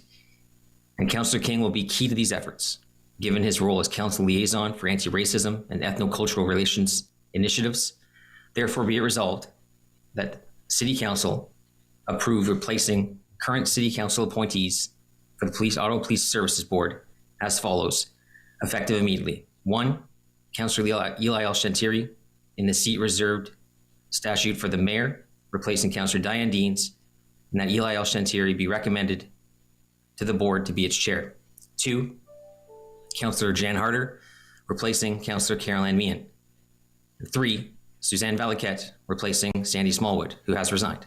And be it further resolved that City Council request the Executive Director of the Ottawa Police Services Board call a special meeting of the board in accordance with the rules of procedure to be held no later than 1 p.m. on Thursday, February 17th, 2022, to elect a new chair and vice chair. And be it further resolved that the City Clerk be directed to undertake a circulation of those members of council who wish to serve on the Police Services Board for the remainder of the term, to begin the work of consultation on the hiring of the new chief, including community consultation and undertaking a review of the actions of the Ottawa Police Services Board and Ottawa Police Service related to the occupation, and that the clerk bring forward the results of this circulation as soon as practicable following the end of the current related states of emergency. And be it further resolved that the City Council thank the departing members of the Ottawa Police Services Board for their work this term. Okay, thank you, Councillor. That is moved by Councillor Moffat, seconded by Councillor Dudas. Point of order, Mayor. I haven't seen the motion. This is the first I'm seeing of it. Is it being distributed to all councillors? I'm sure the Watson Club's seen the motion, but I haven't seen it. If you would circulate it, Deputy Clerk, thank you. Thanks so much. Or if Watson Club could just forward it to us, that'd be great. Thank you, Councillor. Councillor Fleury, please. Mr. Mayor, since the beginning of this meeting, there's been new information that have not been validated by our current members of the Ottawa Police Services Board, which could potentially influence how we vote on this motion. So I'd love for us to go in camera. There are a number of questions that I have as a member of council to our representative on the Ottawa Police Services Board. And I don't believe they're able to provide answers in the current format. So I'm looking for procedural clarification on how would we move in camera specifically for the decisions of the last 24 hours and the latest information that's been released. I'm looking for clarity prior to us considering this motion. Yeah, thank you, Councillor. Well, we can certainly move in camera to discuss only those aspects of human resource or individual identified people. Is that correct, Mr. Clerk? That is correct, Mr. Mayor. So Councillor Cloutier and Councillor Kitts have a motion to resolve in camera. There's a request for that by Councillor Fleury. So Councillor Cloutier, would you introduce the standard motion? Thank you, Mr. Mayor. Be it resolved that City Council resolve in camera pursuant to the Procedure Bylaw 2021-24 subsection 13(1)B, personal matters about an identifiable individual, including staff, and 13(1)F, the receiving of advice that is subject to solicitor-client privileges, including communications necessary for that purpose, in order to receive legal advice and discuss confidential security, legal, and personnel matters related to the truck convoy demonstration. That is seconded by Councillor Kitts. Okay. Before we vote, Councillor, our Deputy Clerk, can you explain the next steps? Thank you, Mr. Mayor. Upon approval of the motion to resolve in camera, we will send all members of council confidential Microsoft Teams details so they may join the in-camera session. At that point, clerk staff will move all members of council and staff to attendees in the Zoom meeting so that they cannot accidentally share any information from the in-camera session. And members will be reminded to join the in-camera session from a location where they cannot be overheard. So if the motion to resolve in camera is approved, members will receive an email with the information on how to join the in-camera session. Thank you, Mr. Mayor. Thank you. Councillor Menard on the motion to go in camera. Yes, we haven't heard from the city manager yet. We haven't had any questions of the city manager. That's on the agenda. We have a number of other motions that were previously submitted to everybody in advance. And so when are those motions going to be considered? And why can't we hear from the city manager before we have this very divisive, nothing surprising for this council under your tenureship here, Mayor, but why can't we have the discussion with the city manager first before we go into this very divisive debate about this one motion that has been put forward last minute? Well, we're dealing with item 1, Councillor, and the city manager's report is item 2. So all items involving number 1 are dealt with now, and then we just go logically to number 2. Sure. Why do we have one motion now and not the other 7 motions that have been previously tabled? Where are those coming? They're coming right after item 2. Right after item 2? That doesn't make any sense. Sorry. What are you talking about? We have 2 items, and then we have motions. And we're on item number 1. And item number 1 has 1 motion. Item 2 is an update from City Manager and Kim Ayat.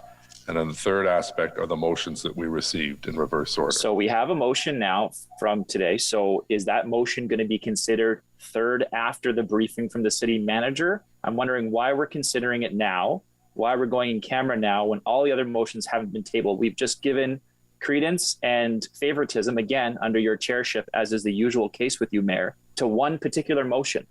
Again, ignoring the rules of the other motions that have come forward on this exact same topic, which we're dealing with the crisis in our city, which you failed to manage. So I'd like to know when the other motions are going to be tabled and if we can have proper order, unlike your normal chairing, which is completely undemocratic. Okay, thank you for your input. So we have a motion before us. So when are they, Mayor? When are the motions going to be considered? Start getting order in the chamber by having proper procedure is what I'm asking you for. Instead of favoritism. We're going to deal with Point of order, Mayor. Point of order, Mayor. Councillor Harder on a point of order. Councillor Menard wants to bring this up, then he needs to challenge the chair. That's the proper procedure. Are you challenging the chair? What I'm asking for is for the meeting agenda to be followed as a normal meeting agenda would be followed. We have several motions that have been put forward. So far, we only have the one motion that has been tabled today. I'm wondering why that is the case. We haven't heard from the city manager either. So I'm wanting for a regular process of a meeting to take place and not something that is separate than that, which again dilutes the debate for favoritism in this case. So I'm asking for a regular procedure to take place in this meeting. That's what I'm asking for. I'm not asking for challenge the chair. There's a procedure here that is not being followed. The chair is should be not ruling in this matter on this because you're not following the rules properly. So thank you, Councillor Menard. As I've indicated, we're on item number 1. This motion deals with item number 1. Then we go to item number 2, and then we go to the motions. So we have a motion before us, moved by Councillor Cloutier, seconded by Councillor Kitts, that we resolve in camera. Carried? Adopté? Carried. Okay. All right, we'll be back in 10 minutes. Thank you. Merci. Members will be receiving the email with the team's details very shortly.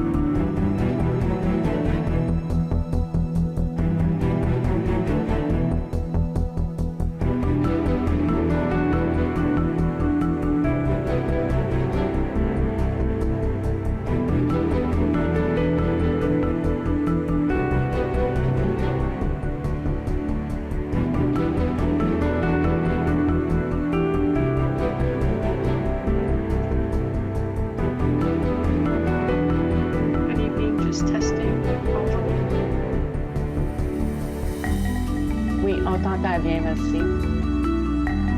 Merci, Kevin.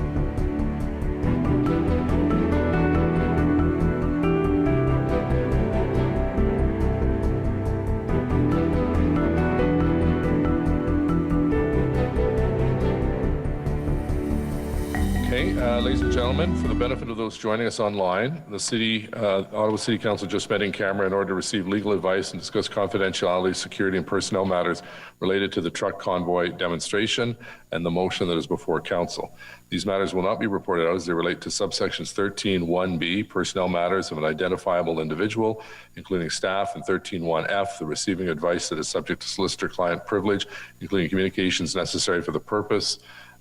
During the in-camera session, no votes were taken other than the procedural motion and or directions to staff, and the one procedural motion that was approved was that the meeting go beyond 7 p.m. So we're back with the motion by Councillor Moffat, seconded by Councillor Dudas. So for questions and comments, please.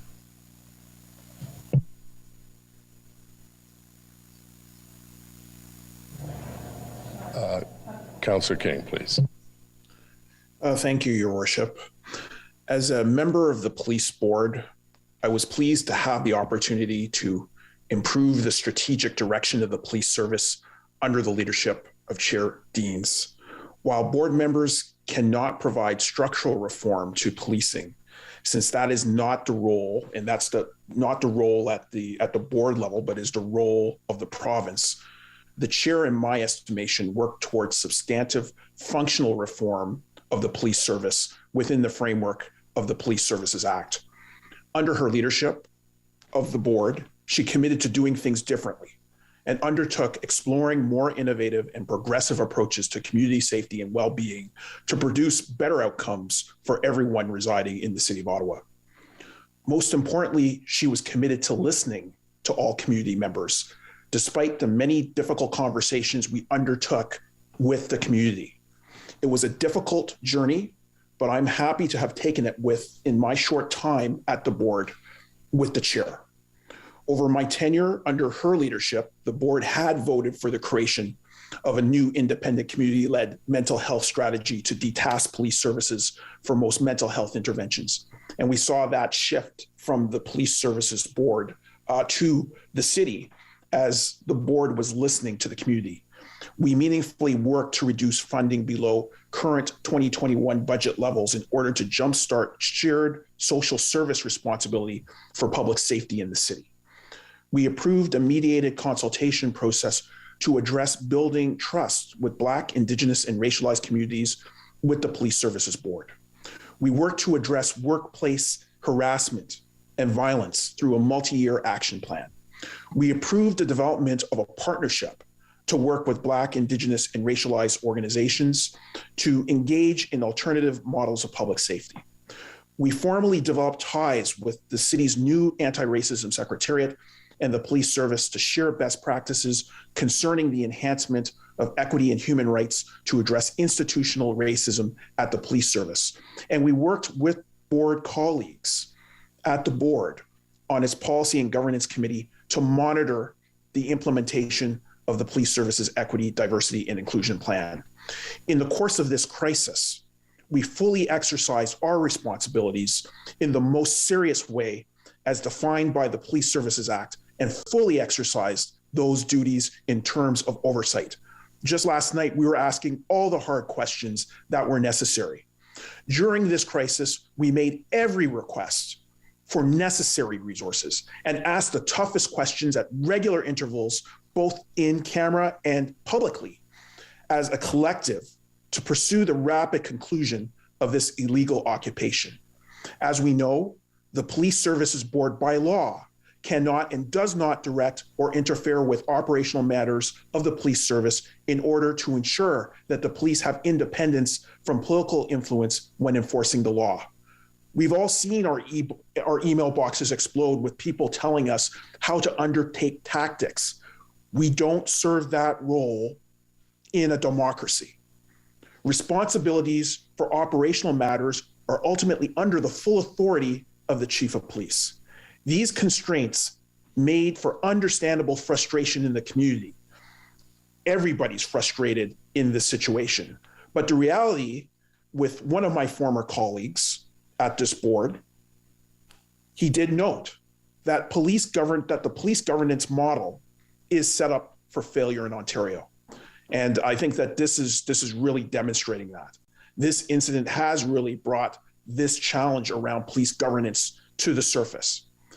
Since the mayor has a different vision of police governance in this city, I will be tendering my resignation forthwith.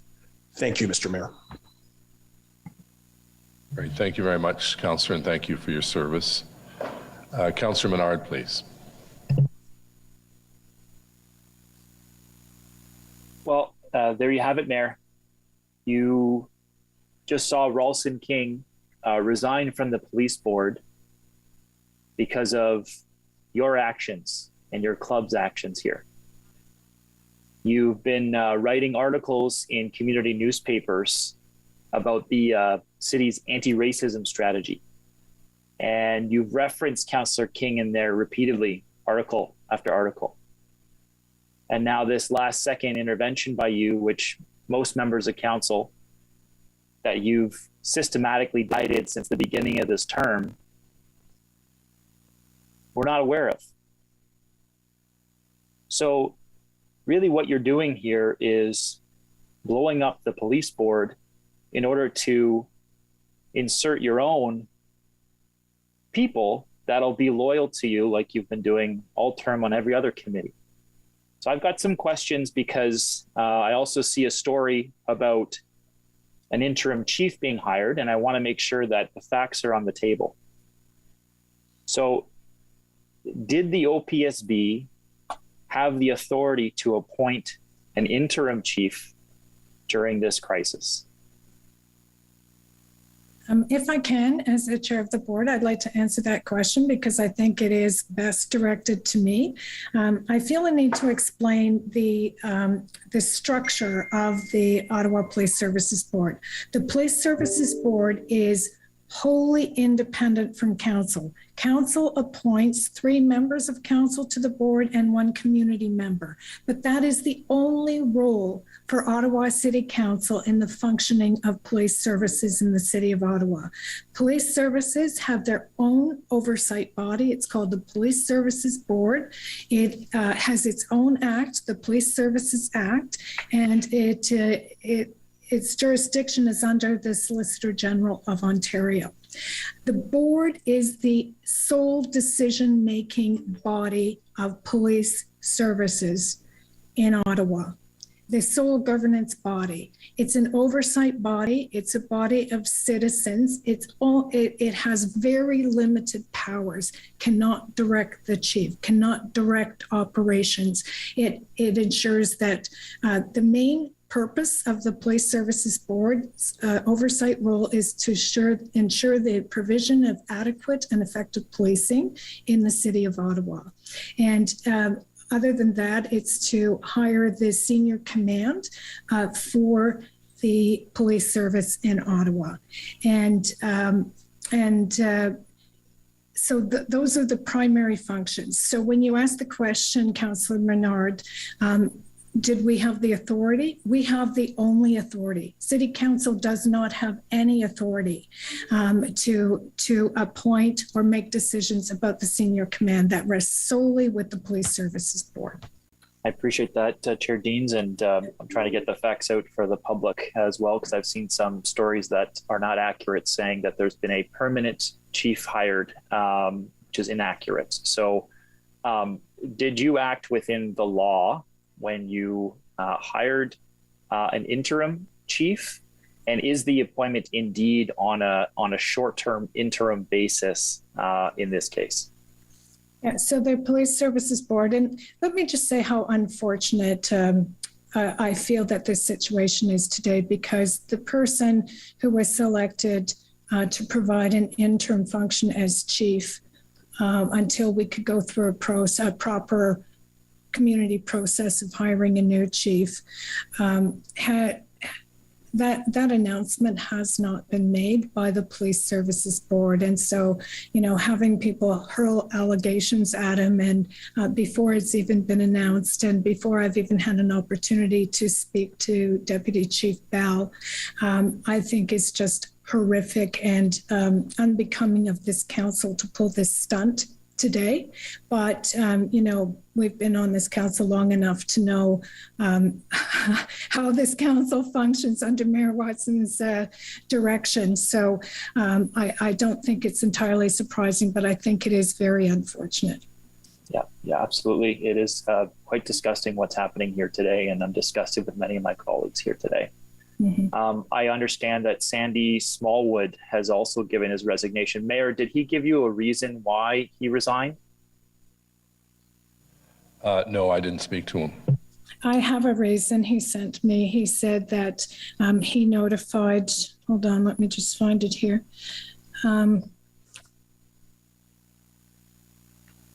Just one second, I'll just open it up. Mr. Mayor? He Yes, said, Mr. Clerk. Mayor, City Clerk? Yep, go ahead.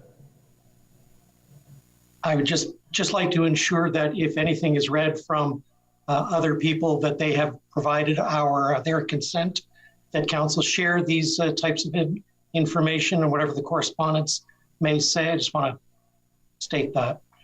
okay, well, he said he has told the media that he resigned because Eli El-Shantiri trashed the Police Services Board. Okay, and the proposal in front of us right now is to appoint Councillor El-Shantiri as the new chair of the police board, as well as Councillor Harder to replace Councillor Meehan.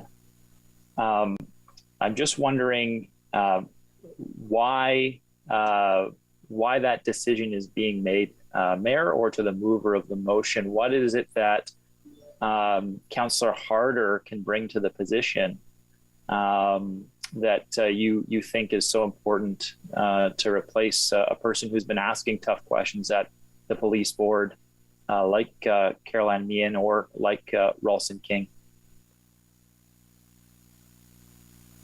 Councillor Moffat, your motion, do you want to raise Councillor Harder's experience? I believe it's on page 2 of the document. Yeah, to be clear, the last thing I want to do is replace Ralston King. So it's happening. So well, that's not my choice. Let's be fair. That's not my choice. We just it's happening because it's your motion. That's why it's happening. Sure. So when it comes to Councillor Harder, she's already been on the Police Services Board. We're looking for stability in the interim, and then circulating interest for being on the Police Services Board for the remainder of the term. Councillor Harder has maybe the second most seniority on this council when it comes to service on the Police Services Board. So at this point, that's what went into the decision, and that's what I feel makes sense. And that's why it's in the motion.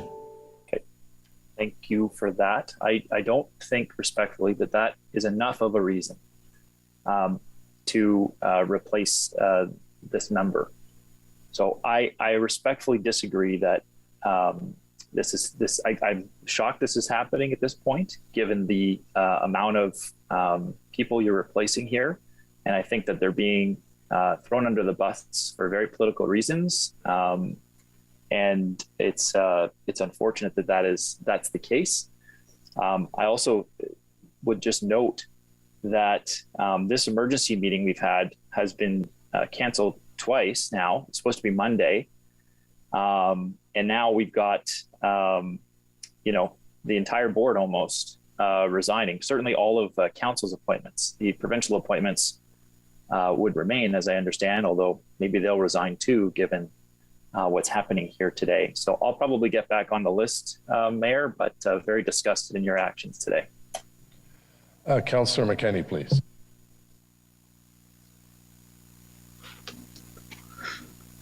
So I guess the word of the evening is, in the day or the last 2 days, really is scapegoat.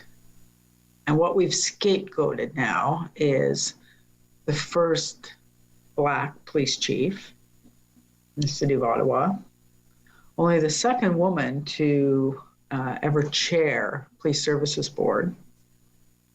And I believe the first one, Marion Dewar, was also tossed from chair as Police Services Board. So we have a long history of misogyny, city of Ottawa, and racism. And now what we have is our colleague, Councillor King, who has resigned, and all the mayor could say is thank you and move on. The gross negligence of what has happened in this city, the negligence that has put people's lives at risk, and especially this coming weekend and moving forward, because there is no clear plan anymore. I think it's shocking that, anyone would suggest we need a few days or a week to, pull ourselves together. You obviously have not been down there. You obviously did not live down in Centertown. The negligence goes far beyond any, it's us as a city council. Police Services Board, perhaps. Federal government, huge. Provincial government, huge. We all share in it. But what's happening tonight, this motion that we are debating tonight, is political. It is a power grab by this mayor, because why else would we be appointing Councillor Eli El-Shantiri, who I'll remind you, went to the wedding of a former chief of police at one point. A little conflict of interest there, but we're not going to Google that tonight, are we? And Councillor Harder, who we had to let go from Planning Committee and all of our other committees because our Integrity Commissioner found her negligent of the Code of Conflict. What is the matter with us? Why, if this is not a political move, then why not an urban councillor? This is happening in our downtown. This is happening, not in your wards, in mine. And Matt Fleury's and some of the other urban councillors are feeling some of the effects, but it is happening to my residents. So if this is not a power grab, then why not an urban councillor? Why another rural and suburban councillor? And I'll tell you this, in the middle of a crisis, here we are Wednesday night at 7:30. You don't care. You do not care, Mayor, because this meeting would have happened Monday so that we could get answers in time for people to know what they need to do to prepare for the weekend. Because every weekend gets more and more dangerous for people who live on Lisgar and Metcalfe and Cooper and Queen and Bay. Every hour matters. But here we are Wednesday night because you wanted to see if your failed attempt to deal with illegal occupiers was going to work. Well, it didn't work. And it was illegal. And now they're stuck up on Wellington.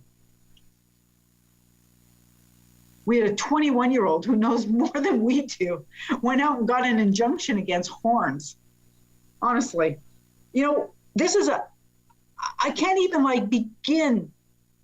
begin to look at where we have failed one residential neighborhood.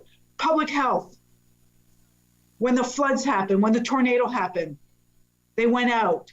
Respite centers.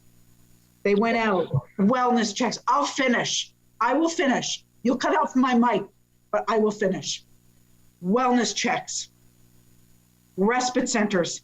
Nothing has happened here. I have not had a phone call from the chair of the Board of Health, medical officer of health, the city manager, the general manager of emergency and protective services. The mayor was only shamed into meeting with me once, and Councillor Fleury. Not one phone call from any of you. You do not care about the residents of the downtown. Don't call me and don't send me messages anymore asking if you can come and help me to respond to emails. It's not what I need. I need stability in this city today. I need it to be stable.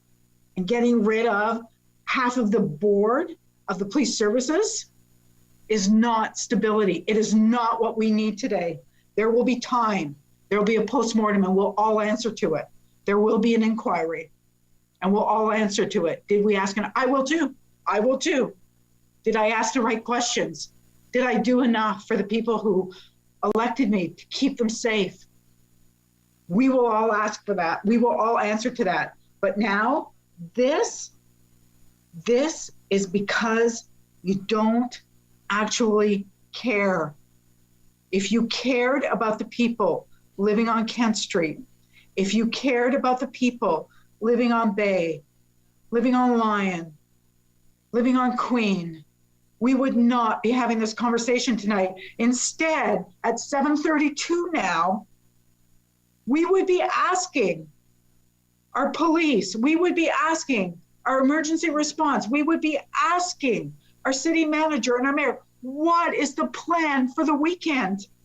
What is the plan so that more people don't come back into this city and that it doesn't cause the mayhem and chaos and harassment and violence that the last 2 weekends have caused? You don't actually care, or we would not be having this conversation right now. Councillor King, I am sorry. I am sorry that you were dismissed. And Mayor Watson, I have lost all confidence in you as a mayor of the city of Ottawa.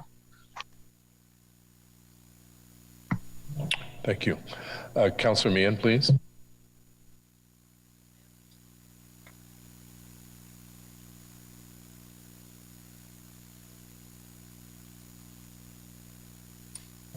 You're on mute, Caroline. I think you're on mute, Councillor. Thank you. Thank you. You gave me a little minute to compose myself. I can't, I'm astounded by what's happening here tonight. I'm sorry. I'm an emotional person. But I can say that I'm truly disgusted with the cheap political stunt that is being played out here tonight. Councillor Deans has led the Police Services Board with integrity and compassion. I'm not going to list all the accomplishments that this police board has made under her leadership. My fellow councillor, Ralston King, and my fellow police board colleague has listed it so eloquently earlier in this meeting, but and I thank him for that, and I thank him for his service. He was wonderful to work with. But Councillor Deans has also shown a tremendous resilience, openness, and real thoughtfulness in when it comes to managing the difficult files that have come before this Police Services Board. And you just have to think about the changes that we have seen since this council began in 2018. Nothing is the same. Policing in this country is not the same. You've heard former Chief Slowly talk about the challenges of policing after George Floyd, and the demands that our BIPOC community very rightly demand of our police. We've had some tough files to deal with, and I think we have dealt with them bravely and openly, and we've done them with legal advice, and we've made some real accomplishments. And I want people to remember that. I think I can say without a shred of a doubt that the board as a whole carried out its responsibilities and duties under the Police Services Act. I know that I'm going to be able to look back at so many of the decisions that we've made and know that we made the best decisions that we absolutely could. Maybe they're the wrong, but time will tell. Now that the mayor, you, Jim Watson, are using the Police Services Act that we have followed in each step of our dealings with this occupation as a means to remove Councillor Deans and myself from the Police Service Board just because you want more control over the decisions that are made and you want to punish us is despicable. Quite frankly, it's despicable. It's callous, calculated, and a cheap attempt to deflect blame and position yourself in a better light. I'm not one to breach confidences, and I never would. And I want to explain that I've tweeted some things that I may regret now, but it was out of frustration because I was demanding leadership. I wanted leadership. And I'm just going to read you something very briefly here. I sent Jim Watson a DM. That's a direct message back on February the 2nd. I said, Jim, please consider declaring a state of emergency. He said, it would not give us any new tools to stop the protests. Steve Kay has confirmed it would have no impact at all. I said, but that's not the impression the chief gave us yesterday. Anyway, it's a suggestion. He said, what did the chief say? Give me a break here. He says, at every press conference I've given since day one, I've done 24 interviews in the last 2 days. I know this is frustrating. That's not leadership. 4 days after it, he just decides to declare leadership. And I tweeted out to the Prime Minister, please show us leadership. So that's a sign of frustration. The Police Services Act didn't give us the power on this board to direct the Chief of Police. We were kept in the dark a lot of the time. We're oversight, he's operational. So if we had frustrations, you understand it now, right? But what's happening tonight is truly disgusting. It demonstrates the lengths that you, as the mayor of the city, will go to protect your legacy. This is politics at its worst. And certainly the fish stinks from the head on down. And for my council colleagues tonight who have sat back and done so little and just kept silent, and who undoubtedly will dutifully follow their leader here tonight and vote against us to remove us from this post and vote out the chair and Chair Deans and myself, then shame on you. I don't think that anyone's going to be fooled here tonight. And if they want heads to roll, do it at the ballot box in October. And I think that this mayor of the city of Ottawa should resign tonight, because this city is in chaos and it doesn't need to be. And this is the last thing we need right now, is this motion. So now I'm not upset anymore. I'm just angry again. Thank you. Thank you, Councillor. Councillor Brockington, please. I'd like to ask the mover of the motion to withdraw the motion.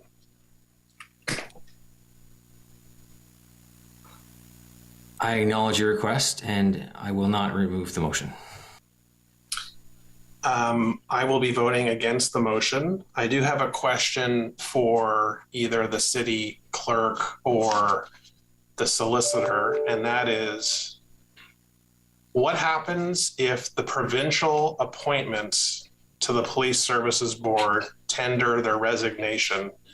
Can the Police Services Board continue to function? Do you need a minimum number of board members to serve on the board? What happens if that happens tonight or tomorrow? Mr. Mayor, I will defer to the city solicitor on this matter.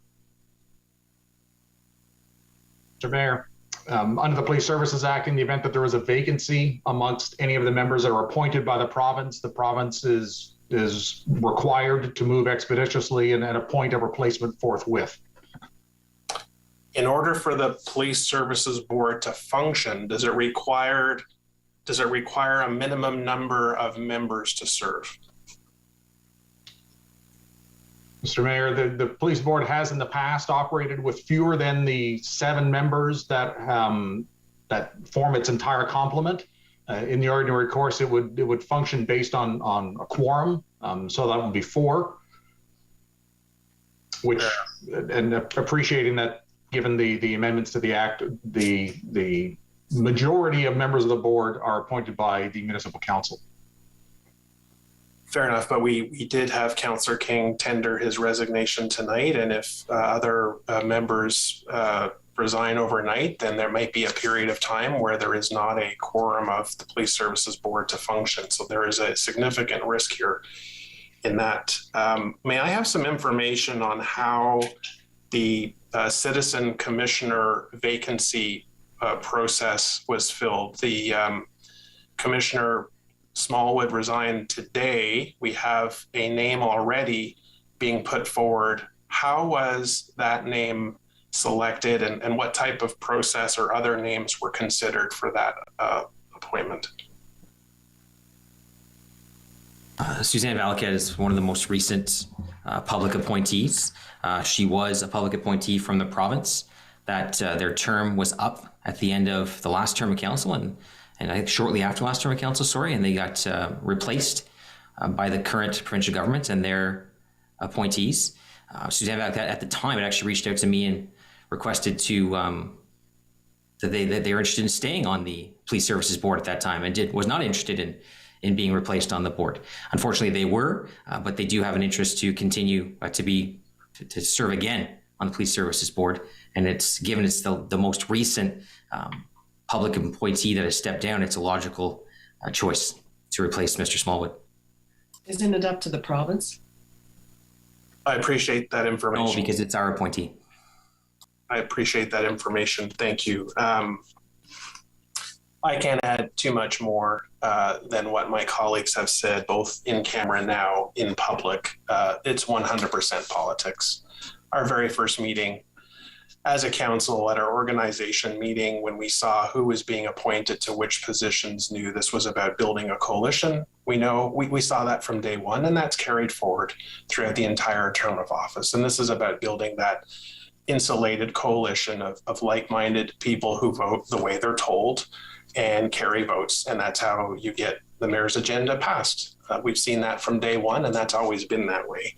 And the reason why Councillor Deans, through her extreme leadership and experience on council, was appointed to this position despite her significant interest in maintaining her role on the Community and Protective Services Committee, was to get her off FEDCO, because she would continue to ask questions about the LRT. That's why she was appointed to the Police Services Board, because it would get her off FEDCO. We know that. That was said 3.5 years ago. To Councillors Deans and Meehan and King, thank you. I simply want to say thank you for your service and leadership. I hope this motion does not pass. Councillor King, I hope you reconsider.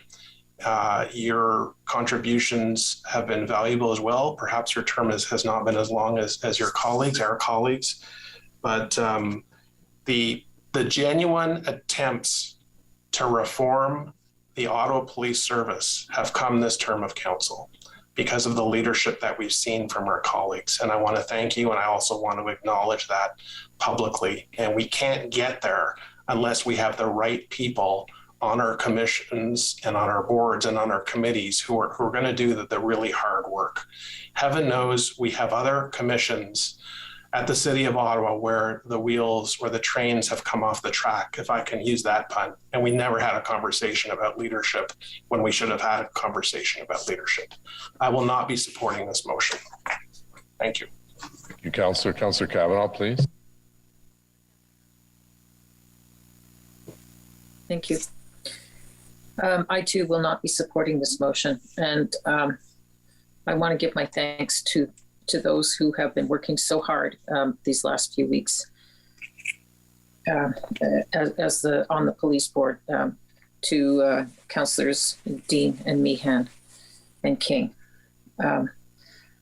I think it's ironic that you put together a motion that even mentions Councillor King, and he will be key to those efforts, given his role as council liaison on anti-racism and ethnocultural relations initiatives. You were banking on that, and I guess he disappointed you. I think that should be taken right out of your motion, first of all, because it's an embarrassment. I'm very concerned about that. And I appreciate his work. It's been tough. I just have to say that everyone out there who's watching is really wanting to watch on what's going on in the streets, and they want this cleared up. And they're seeing us moving ships, the deck chairs on a Titanic. That's how it looks. We look bad by changing. It looks like we had no faith in the people that were there, and they were working hard. It was very hard on everyone to see the chief leave, and no doubt tactical errors were made in terms of not understanding this convoy. Let's get back to the convoy. That's what this is all about. This is what's caused all the tension, and here we are looking at this and messing around with it, and we're talking about wanting stability. I heard comments that we have to stick with our brass and have stability. And here we are changing things around when people have worked so hard and shown so much competence. So I think it's a big mistake. And I want to know if it's related to the resignation of the former chief, or is it related to the interim hiring of a police chief? Which one is it that you're focusing on?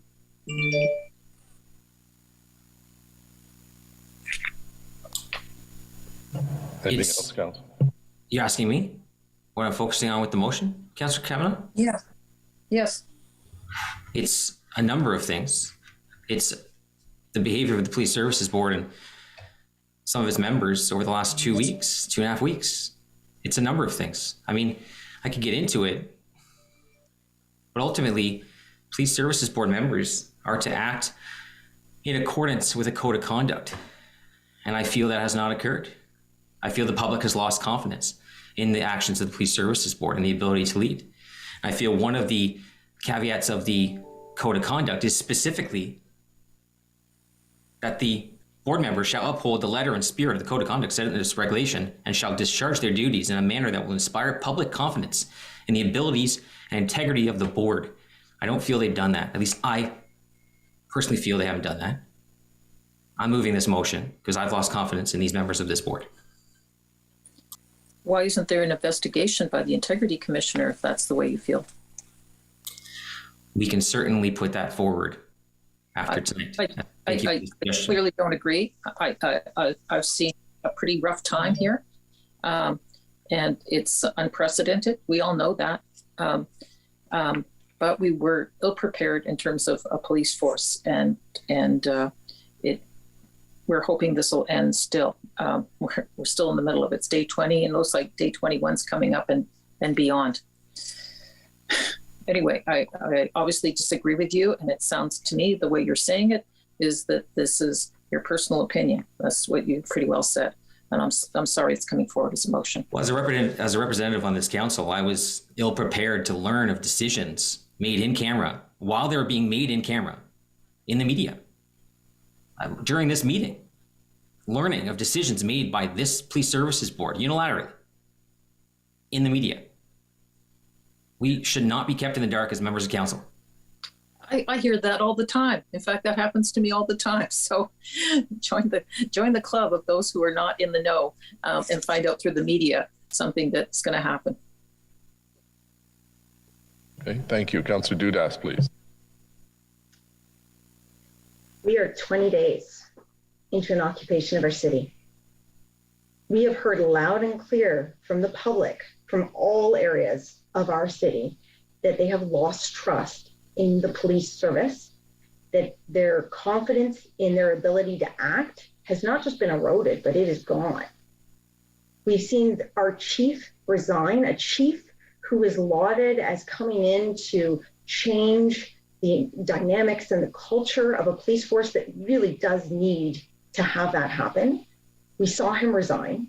And then within a very, very short period of time, hours, we're now learning about an offer and the acceptance of a new chief with absolutely no conversation or consultation or even a heads up. I don't know who this person is. And I don't know, maybe it's going to be a great person, but I can only imagine what that does to the morale of those who are actually serving on our front lines right now, or those who are in the acting role at the moment. And anyone who says that doesn't sideline them is sorely mistaken, because absolutely it does. So when I think about hearing, and I'm hearing in the media this morning, the chair speak about how, the quote was that we're not going to appoint a new chief until the next term of council. And then I'm hearing in the media that something is already, a deal's been made, it's been, signed, sealed, and delivered. Like, this does not convince me. It doesn't give me any confidence, and it doesn't give the public any confidence that decisions are being made that are not frantic or not being done on the fly. And this has nothing to do, for me, this has nothing to do with the past history and the good work of the past chief or the board. Phenomenal things have been accomplished under Chair Deans, with Councillor Meehan, Councillor King, and all of the board members. That is not being disputed. What we are facing right now is an unprecedented siege of the city of Ottawa. We have become an international laughingstock. We have destroyed our tourism in terms of what people feel is a safe, our nation's capital being safe to come to. And there's no end in sight. So now I say to you, this is not about personalities. This is not about politics. And I disagree with anybody who's going to say that otherwise, because I can't imagine any of my colleagues or anyone coming in and saying, yes, I want to be the new chair of the board. I want to clean up the mess that has been made. That sounds like a good way to spend my next couple of weeks, hopefully. What we need is action. What we need is a change of leadership in all of the key positions to make sure that the police are doing their jobs. Our residents deserve nothing less. And we will 100%, I will 100% launch and support any inquiry or investigation into every level of government and every level of police force actions on this, so that we can repair any of the damage that the trust of our public has felt because of this, and make sure that we're not making these same mistakes again as a police force and as a city. But to this point, City Council has received zero information from the board, aside from what we've watched on YouTube. We have received zero information about this hiring of a new chief. And I do not have confidence that the people around the board right now are fully capable of ending this siege. So to me, this motion and this vote is not about raking people over the coals or politically calling people out. And it might be perceived as such, and I'm sorry that that's the case. But the situation as it stands is we need to end the occupation of the nation's capital. And we need to make sure we're doing everything in our power to see that happen. So I am definitely supporting this motion. I look forward to the investigation at the end of this as to how we can fix the situation that we now find ourselves in. But once again, I would say, 20 days. 20 days is too long to try out a team that hasn't been able to resolve this. We need new people to give new ideas. We need to see an end to this. Thank you, Councillor. Councillor Curry, please. Thank you, Mr. Mayor. As a newest member of council, watching all of this unfold over the last while, I guess I would say to you that when I got on this council, one of the things I was so thrilled to see was that we had Chief Slawley. Having heard about him from the Ottawa Community Foundation for so many months and years, I guess, and his progressive ideas, I was just so happy that that was what our police force was moving towards. So Councillor Kavanagh asked, is this about the resignation of the chief, or is this about the quick hiring of a new chief? And I would say both, in my opinion, because I'm very sad. I mean, there's many reasons to be sad for a million things right now, but I'm very sad that we have lost him. And I'm very sad that Councillor King has resigned, because all of my certain hopes and dreams for the Police Services Board seem to be dashed at the moment. So I guess I would say, as a new councillor as well, that learning about things on Twitter was never what I thought it was going to be. And, many times when I thought to try to send out a message to people in Canada North, I thought, well, what do I know? And there were so many things that I could say, I don't really know. What was the conversation in camera? And I understand in camera. I've been on many boards. I understand governance at a very high level, and I understand that. But I still felt, as a city councillor, we should have more information. And then I realized I was getting a lot of my information from Twitter and having to double check that. And I will say, I hear about all of your clubs, and I, to Councillor Brockington's point, nobody tells me how to vote. Nobody. I read all the reports. I talk to the councillors when it's their area. I talk to staff. I listen. I talk to the Canada North staff about every motion that comes before us. I consult with other councillors who I think have more experience. And I don't follow anybody's advice on how to vote. So I don't like those comments. Certainly, I feel that other councillors that I speak to as well, whenever I'm asking advice, are also grappling with things right up until the last moment. So I will say that I don't think it's a great idea to bring in a new chief from somewhere else at this moment in time. I don't think the people in the Ottawa Police Services will appreciate that. And I think it's really unfair. I know that historically, speaking to this motion, and I have been all along, Councillor El-Shantiri has a lot of experience. I know that Councillor Harder has a lot of experience. I certainly don't have very much experience on the police board, but I would offer, I am a woman. If we're looking at that, I really wish Councillor King would reconsider. That would be my number one thing. But if there's any way you think I can help, I have a lot on my plate. I'm a very busy person right now, as you know, but if I could help in any way make this better. But I think that right now we need some stability. And I don't know what the option is to not have a new chief right away. But I feel like maybe we need some people that have had experience on this board for a lot longer and could maybe bring some leadership right now that we need. So I think I will be supporting this motion. Believe me, this is a difficult decision tonight. Thank you, Councillor. Councillor Leeper, please. Thank you very much, Mayor. I have no doubt that this motion is coming from your office, Mr. Mayor, and it is entirely political. And I share the frustration of the councillors around this table for whom the last thing we want to be doing is hashing out council fractures and having squabbles when I'm looking on social media and I'm seeing the hill become harder by the day. This is not what our residents elected us to be doing. I do want to focus on one of the whereas clauses that are in the motion. Whereas to date, the Ottawa Police Service Board has also not been effective to date in their oversight function. And I think that's probably one of the key reasons why some members of council would like to replace our nominees to the Police Services Board. I don't have any reason to believe that the Police Services Board has failed in its oversight.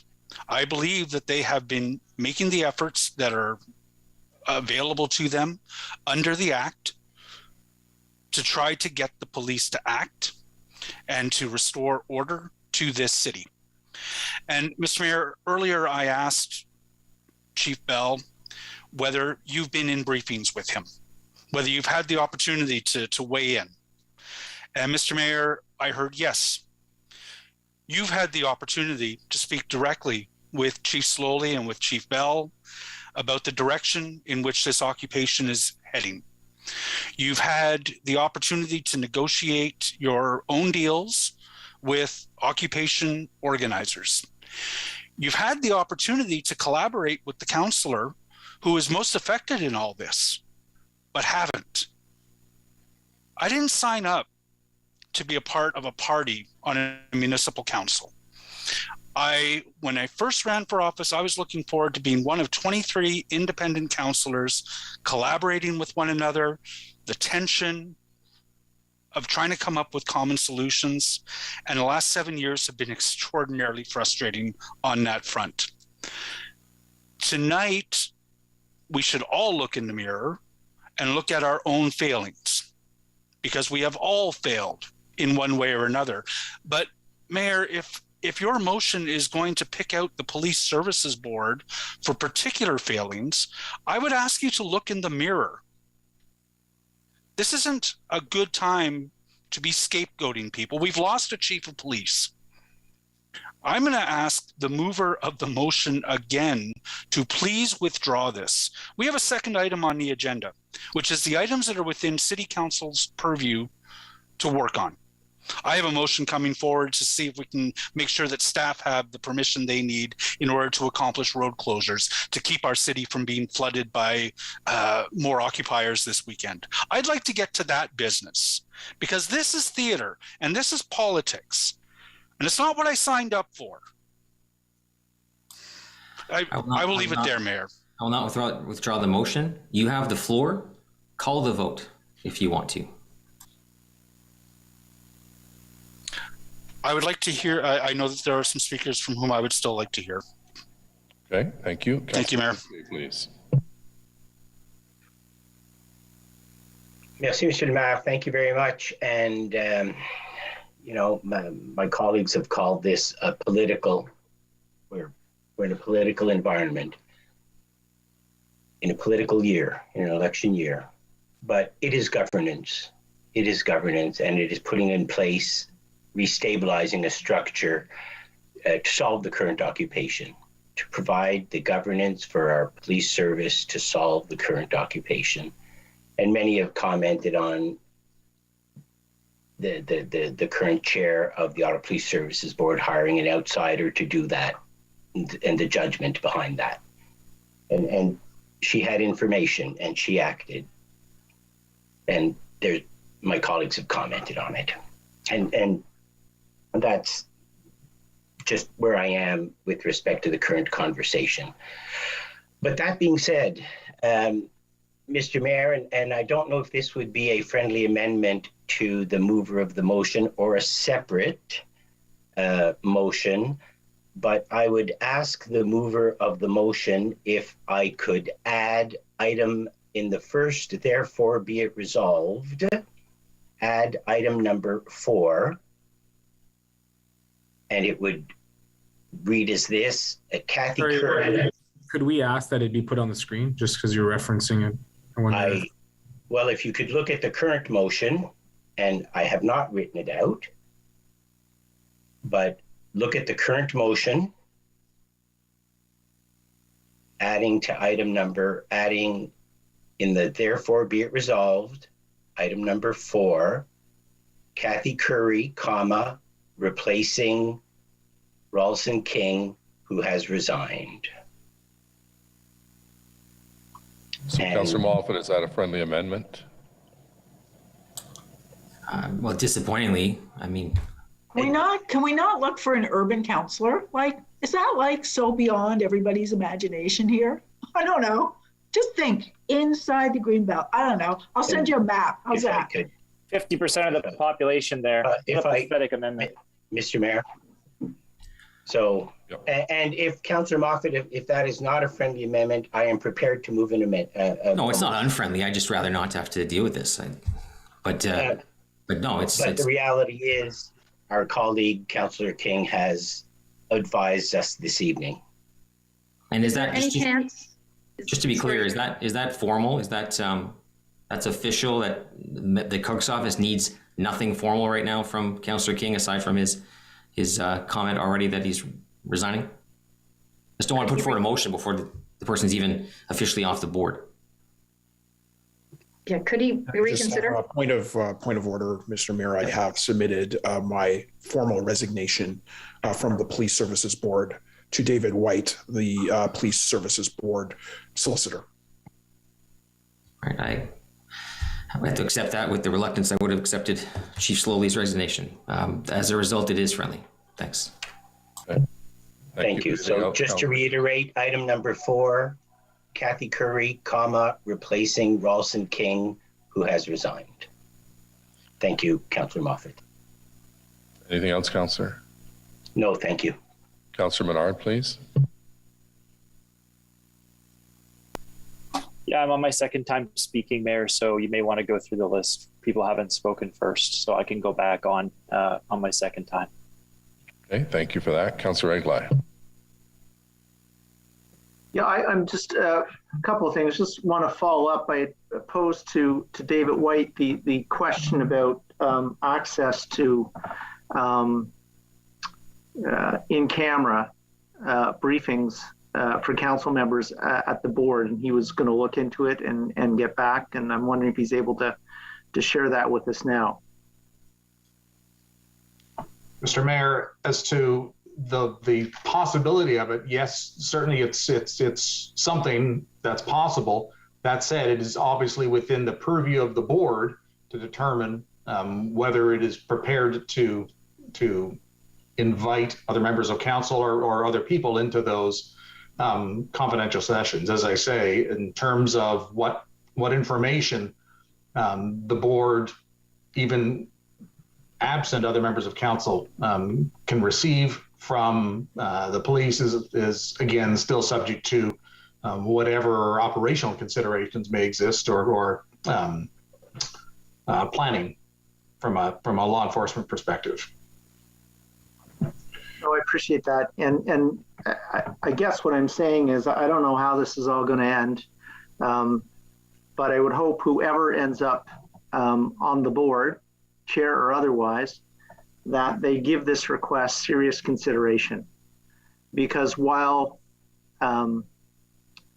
counselors are not on the board, counselors do not direct the police, as some of my colleagues said, I think it inappropriate, at the very least, that counselors are finding out information about the police services via Twitter, stories in the media.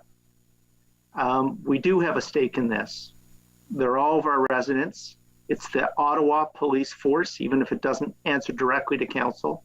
And so it's just my plea that whoever, at the end of this vote, whoever ends up sitting on the board, whoever ends up being the chair, that door is opened, especially during these times, so that we're able to correspond with our residents. We're able to provide assistance as we can to the board. The more information we have, the better off everybody will be, I think. So I'll just leave that there. And again, I don't know how this is going to end. It's been an unfortunate evening for all of us around this table. And things have been said that I think a lot of people would probably want to take back if they could on all sides of the table. And so that's unfortunate. And I don't, as to say, I don't know how the vote's going to end at the end of the day, but whoever it is, in an effort to make things better, to make things more cohesive and collaborative in terms of how we deal with this, if they would open that door and consider providing more information in a more timely way to counselors, so we're better prepared, better able to assist, I would certainly appreciate it. And I think a lot of the other people around the table would as well. Okay, thank you, Councillor. Councillor Curry has indicated that she would be willing to take her name off in place of someone from the Urban Caucus. So is there anyone from the Urban Caucus that would like to sit on the Police Services Board? Mayor, when the positions on boards were originally canvassed, I had indicated my interest in serving on the Police Services Board. I believe that a lot of the work that it's doing is germane to some of the issues that have rocked Kitchissippi Ward, particularly in the past few years. And I would put my name forward. Okay. Is there anyone else? So Councillor, I guess it would be Councillor Moffat, if you would consider absolutely amendment to have Councillor Leeper replace Councillor Curry. 100%. I am happy to withdraw my friendly amendment. Okay, thank you. Thank you, Councillor Leeper. Next is Councillor Menard, please. No, Mayor, you're wrong again. It's Councillor Fleury who hasn't spoken yet. Right, because I see your name first here, but if you want to pass to Conseiller Fleury, s'il vous plaît. Merci, Monsieur le Maire. Moi, je connais la ville d'Ottawa comme étant une ville fière où les I know résidents... that the city of Ottawa is very proud of its city, proud of its wards. What I see, it's 20 days where everyone is very angry. And where we're left. We have questions. We've done things wrong, and we have to acknowledge that there's a lot of work ahead of us. I want to recognize Chief Slowly. He was brought in as a change agent in the organization. Obviously, he's leaving and left during a crisis. And I've heard from countless members of the force who were part of that change, who now fear within the OPS services. And that scares me.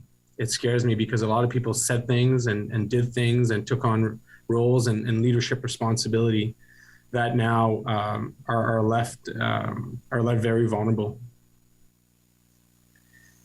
Chief Bell and OPS members, please don't be confused by tonight's discussions and votes. We all agree that our laws need to be followed and that the occupation needs to end. Councillor King, you're a friend, you're a colleague. You do a lot of great work in your community, but you played a really important role on that board. You know it. The face of Ottawa has changed. And Ottawa has not changed. You have been the moral leader of an entire community.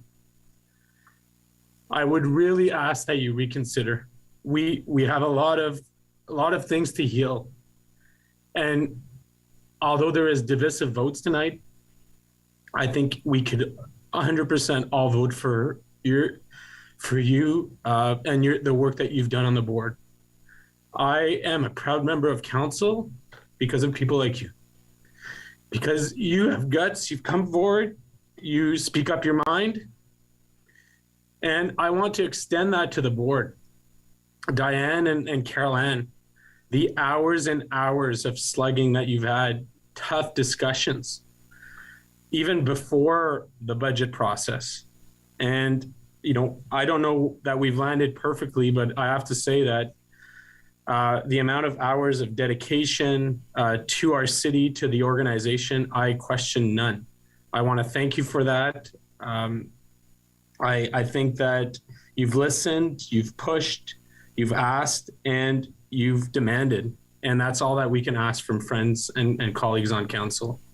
So to me, the spirit of where my mind is heading is not at all in questioning any of your abilities or any of your work.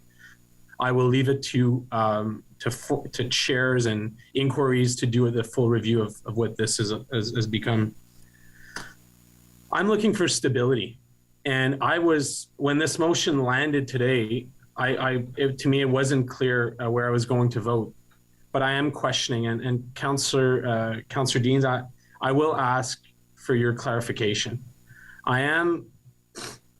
We've lost Chief Slowly at a crisis time, and again, the evaluation will happen of decisions and reasons and so on. So not asking for us to debate that this evening. But this organization in the city needs leadership. It needs stability. It needs to end the occupation prior to the weekend. And by the information that's now out in the media relating to an interim chief, I'm questioning. A few hours ago, we were speaking with the Chief Bell, who gave council and the public a renewed confidence of actions prior to the weekend. And I guess I'm left saying, I'm really left with thinking. So could you maybe express, and I might have a follow-up question, Mr. Mayor, I apologize if I've gone over my time. No, I think I'd first like to just apologize to the senior command at the Ottawa Police Service, because the decisions of the board should have been kept private until such time as I, as the chair of the board, had the opportunity to communicate with the senior command the reasons for the decisions we were making. And I out of courtesy and respect for the office of the mayor, I briefed him this morning on what had transpired at the board meeting, and he decided to use that as a political ploy to unseat me and other members of the board. I guess I should have known that he would do that, but I guess it still always surprises me that people decide to do that. But, I had a brief chat with Deputy Chief Bell when I asked him to serve as the interim, and I told him that the board were considering our options at that time when I spoke to him for a longer term interim. We recognize that we need to have a full community consultation on determining who the next chief was. But if you know anything about the structure inside Ottawa Police right now, you know that the senior command is flying with one wing.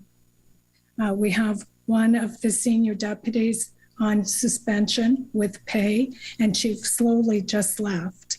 So we don't have a senior command. We just hired a CEO, a brand new CEO, and Blair Dunker, great person, great woman. I think she's going to do a fantastic job, but she's brand new. So our senior command, and we have an acting, so our senior command is really, really thin. That puts a huge amount of pressure on the people that are there. It's not enough, especially in a crisis.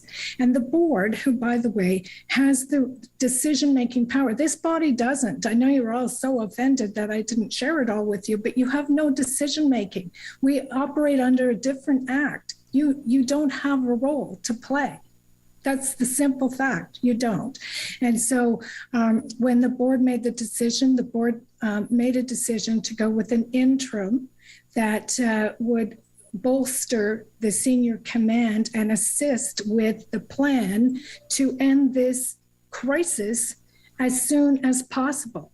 It was made the entire board was unanimous. I heard one of my colleagues earlier say it was unilateral. It was a unanimous decision of the board. It was made in consultation with the Office of the Solicitor General, our advisor, who has said to us that he believes that it was the best decision.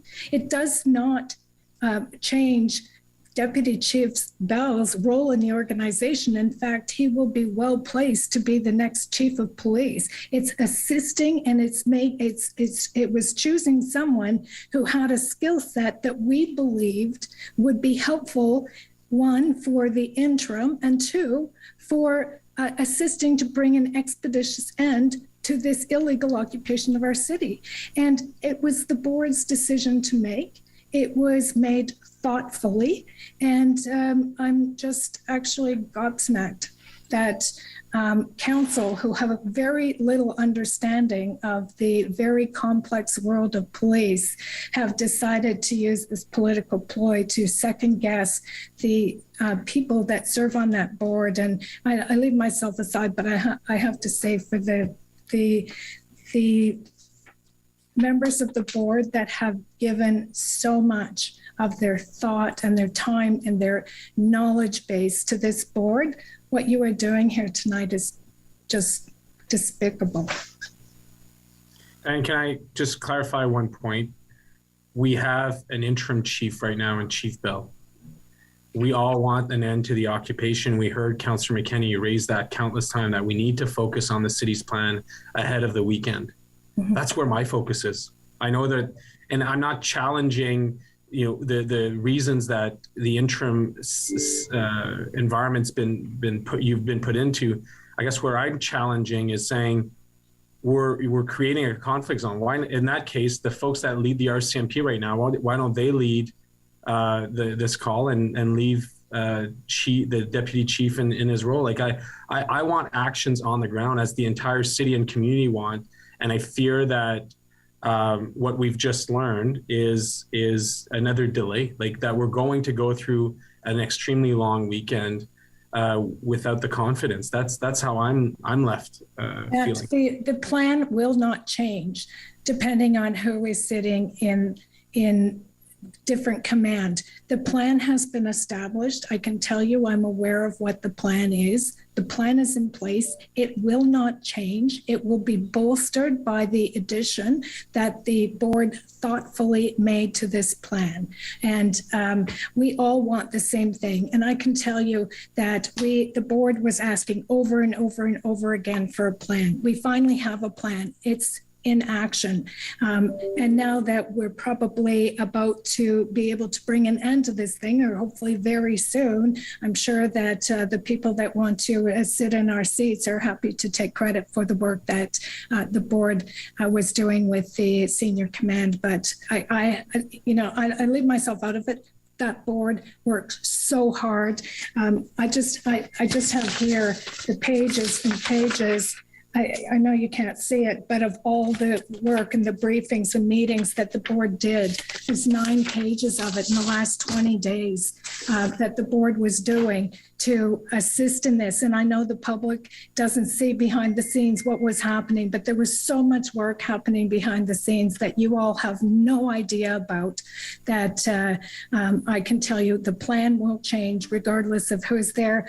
But, you know, you're all very worried about the instability of having an extra set of hands in the senior command, but you don't seem to think that there's any instability of replacing the board or half the board. It's just sort of gobsmacking to me.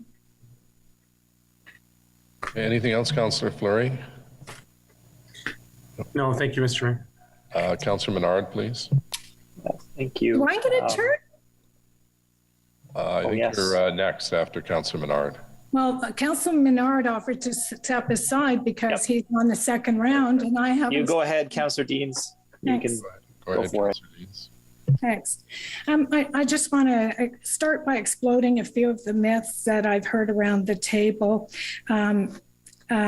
You know, morale of the service, instability by bringing in a person to shore up the senior command. The senior command is flying with one wing. The senior command needs help. They're in a crisis. They need help.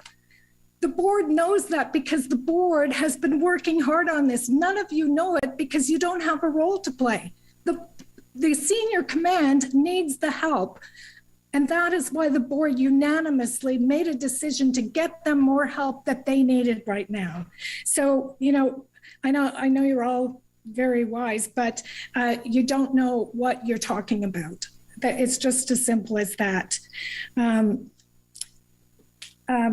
You know, and you say one of the councillors said should do everything in her power. Well, you're destabilizing the oversight body for Ottawa Police in the middle of the biggest crisis in this city's history. That's not doing everything to bring this to an end. That is being ridiculously political. And you know that you're doing it because it's an opportunity to try and deflect away from the mayor who made in my estimation, just a horrendous decision to negotiate with terrorists and to put 40 more trucks into the Corps, like just mind-boggling. And anyway, I can't even go there. And then I find the breach of conduct allegation that the mover of the motion is making just the most horrendous thing that I've heard in a while. Because, I mean, my name is to be unseated as the chair of this board for breach of conduct. I can tell you, I have not breached any conduct. I don't know who leaked anything, but it wasn't me. And you can do all the investigations in the world. I did not breach conduct. Oh, so I should be taken off the board for breach of conduct, which I had no part in.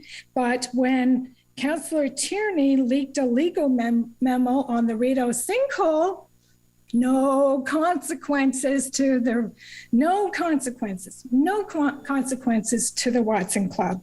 Oh, and when Jan Harder was found in breach of our code of conduct more recently, in terms of a planning matter and hiring someone that on her payroll that was also a consultant, no consequences. She had to step down, but that's it.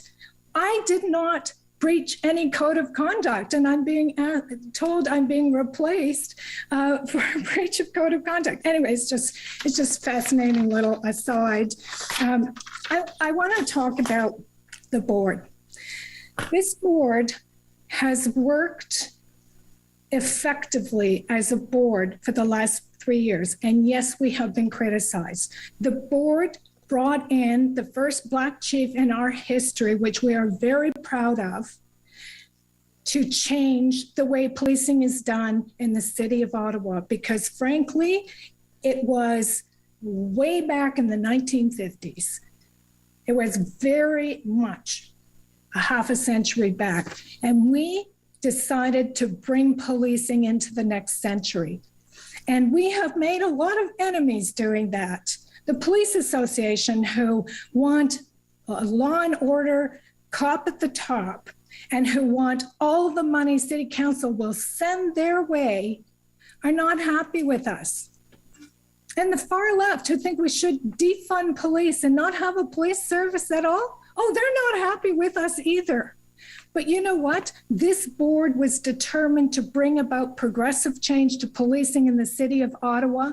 We did it thoughtfully, we did it rationally, and we did it with the best interest of the community that we serve. That's what we have done. And I am proud of every single member of the Police Services Board, Daljit Nerman, Carol Ann Meehan, Ralston King, Sandy Smallwood, Beverly Johnson. I think I might have forgotten one. There's 7 of us, but they have done an outstanding job and they have worked so hard. And none of you know the time and effort that it takes to do the jobs that all of them do on this board. None of you know the time and effort that I have put into this. I put 30 to 40 hours a week just into the role of chairing the Police Services Board. We're also the employer. We're the employer for 1,700 people in police service. We do the labor evaluations. We do all kinds of things as an employer that you know nothing of, but it is very time-consuming job. And I committed to doing it. And I believe that I have done that job well.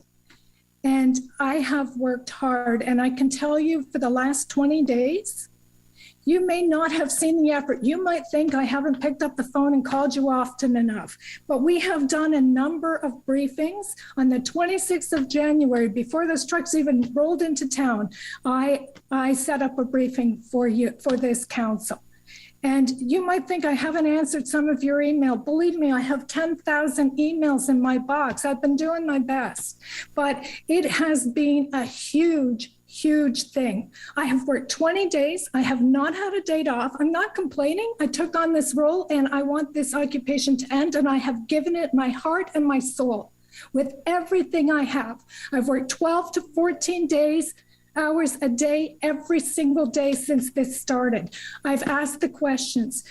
The board has asked the questions. The board has worked so hard. They have brought in the soldier and they've said, is there anything we haven't done? Like, we're really worried. Is there more we can do? We have pressed for resources. I've phoned multiple members of parliament and MPPs and everyone I could think of to get resources. We have worked to do the job. And yeah, I know, like, I read Twitter and I know I haven't done enough. And I'm sure there's lots of blame to go around.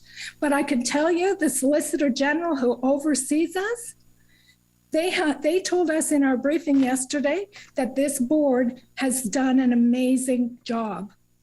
And, you know, you worry about who we have chosen as an interim chief. Well, I can tell you that this person has an impeccable record. He has a background in policing that would be very useful to bolster the senior command. And you're going to say, oh, you didn't do a process. You did it too fast. We're in a crisis. We needed to act quickly, and the board recognized that. We put a protracted process in place for that very reason, because we recognized we needed to move expeditiously to shore up this, to get this job done, to get these damn occupiers out of our city. That is our whole focus. And for all of you armchair critics to sit there, that, you know, Councillor McKenney said that you haven't picked up the phone and called them. Well, I have. They will tell you, I have called them many times to see what I can do on the board to assist. And I have worked with the downtown councillors in an effort to make sure that they were getting what they needed. I did that. None of you did. So, you know, you want to criticize me? Go ahead and criticize me. Criticize me all day long. But we have worked in the best interest of this city. For those of you who tell me that you should have been told more about this, Well, actually, no, you shouldn't. And when I asked the mayor long ago if Chief Slowly and I could come to council and do briefings to council, just to increase the education level of the police service. We take 10% of the budget. And members of council should have at least a knowledge of what's happening there.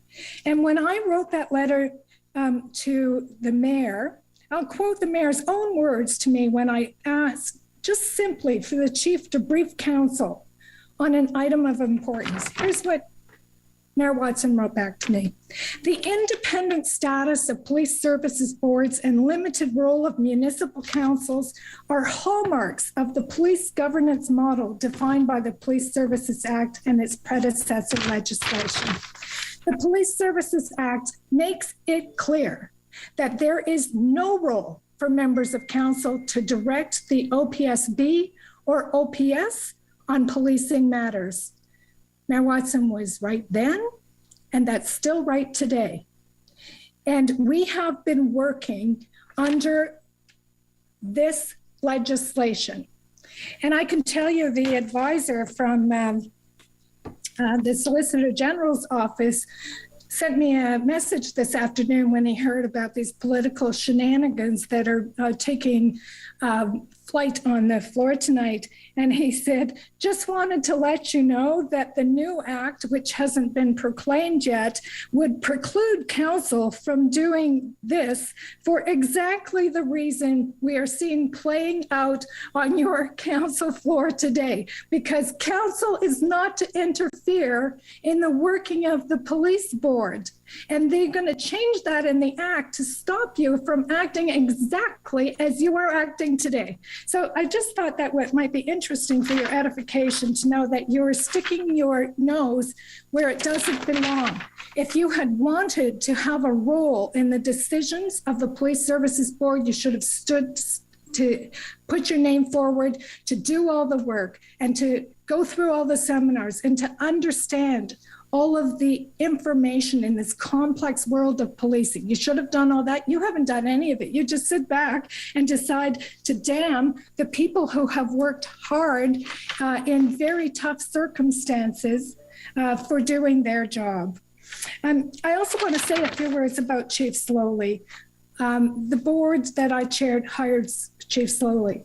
Chief Slowly came to this city as a change agent. And yeah, I'm going to tell you something. I haven't been happy about the slowness of the response in this crisis. But let me also say that this city, a municipal police service, was not prepared for a national crisis, for a national occupation. The early intelligence did not give us an indication of what was coming at us. And inside OPS, with the number of police officers that we have inside OPS, we do not have the knowledge base to do this type of crisis planning. We've had to build that in the last 2 weeks. So yeah, I've been frustrated that it has been slow. It's been too slow for me. I've been horrified at what I have seen in the last 20 days. But I can tell you that Chief Slowly was a good chief. He came here with the best of intentions. He came here with a progressive agenda of change on diversity, community policing, and a new approach to policing, which we sadly need. And you know what makes me the saddest of all today? You are unseating a progressive board that was bringing about important and progressive change in policing in the city of Ottawa, and you're going back to the 1950s. You're going back to give Matt Scoff and his police association, who I'm sure are popping the champagne corks tonight, to give them all the money they want for their old style law and order. That's what you're doing. And you know, I know that you also, many of you behind the scenes, tried to interfere with the police services budget in December, and you tried to make sure that we lost that vote to take a little tiny bit of the increase in money and put it into a mental health strategy. That was too much for most of you to bear, but it was the right thing to do for the community, and the police board did it. And ultimately, you got forced to support it at City Council when you passed our budget. So, you know, we've been working hard. We didn't roll out the red carpet for a bunch of trucks to go on Wellington Street. And I didn't agree with it. And I know Mayor Watson was very mad at me when I said that he shouldn't be negotiating with domestic terrorists. And I guess this is the price that I pay. But ultimately, you get to decide who sits on your police services board. I can tell you that many of you, will be lame duck in a few months. The people that are taking out the leaders in police, you'll be lame duck, you'll be going on to your next jobs or your retirement, but you will have set the police services board and the police service in this city back years by playing politics tonight. So I don't think you should be very proud of yourselves. I think you actually, if you reflect on this, you really should be disgusted. And I think, I want to say to Carol Ann, who I know is very upset about this. Carol Ann has worked hard on this board, and Ralston is a very principled human being and has brought a lot to the board. And Sandy Smallwood has been an absolutely outstanding vice chair that has a knowledge second to none. And that is a huge loss. All of these people, it's a huge, huge loss. You don't know how many times we relied on Sandy Smallwood and his incredible knowledge base to help us make very tough and complex decisions. And so your actions here today, you have destabilized the police service. You have destabilized the police services board. You have played ugly, dirty politics in the middle of the biggest crisis in the city's history. And I hope every single one of you who votes with Mayor Watson on this today pays the price at the polls in October, because you surely should. Thank you.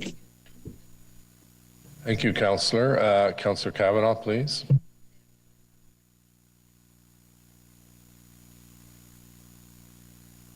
Sorry about that.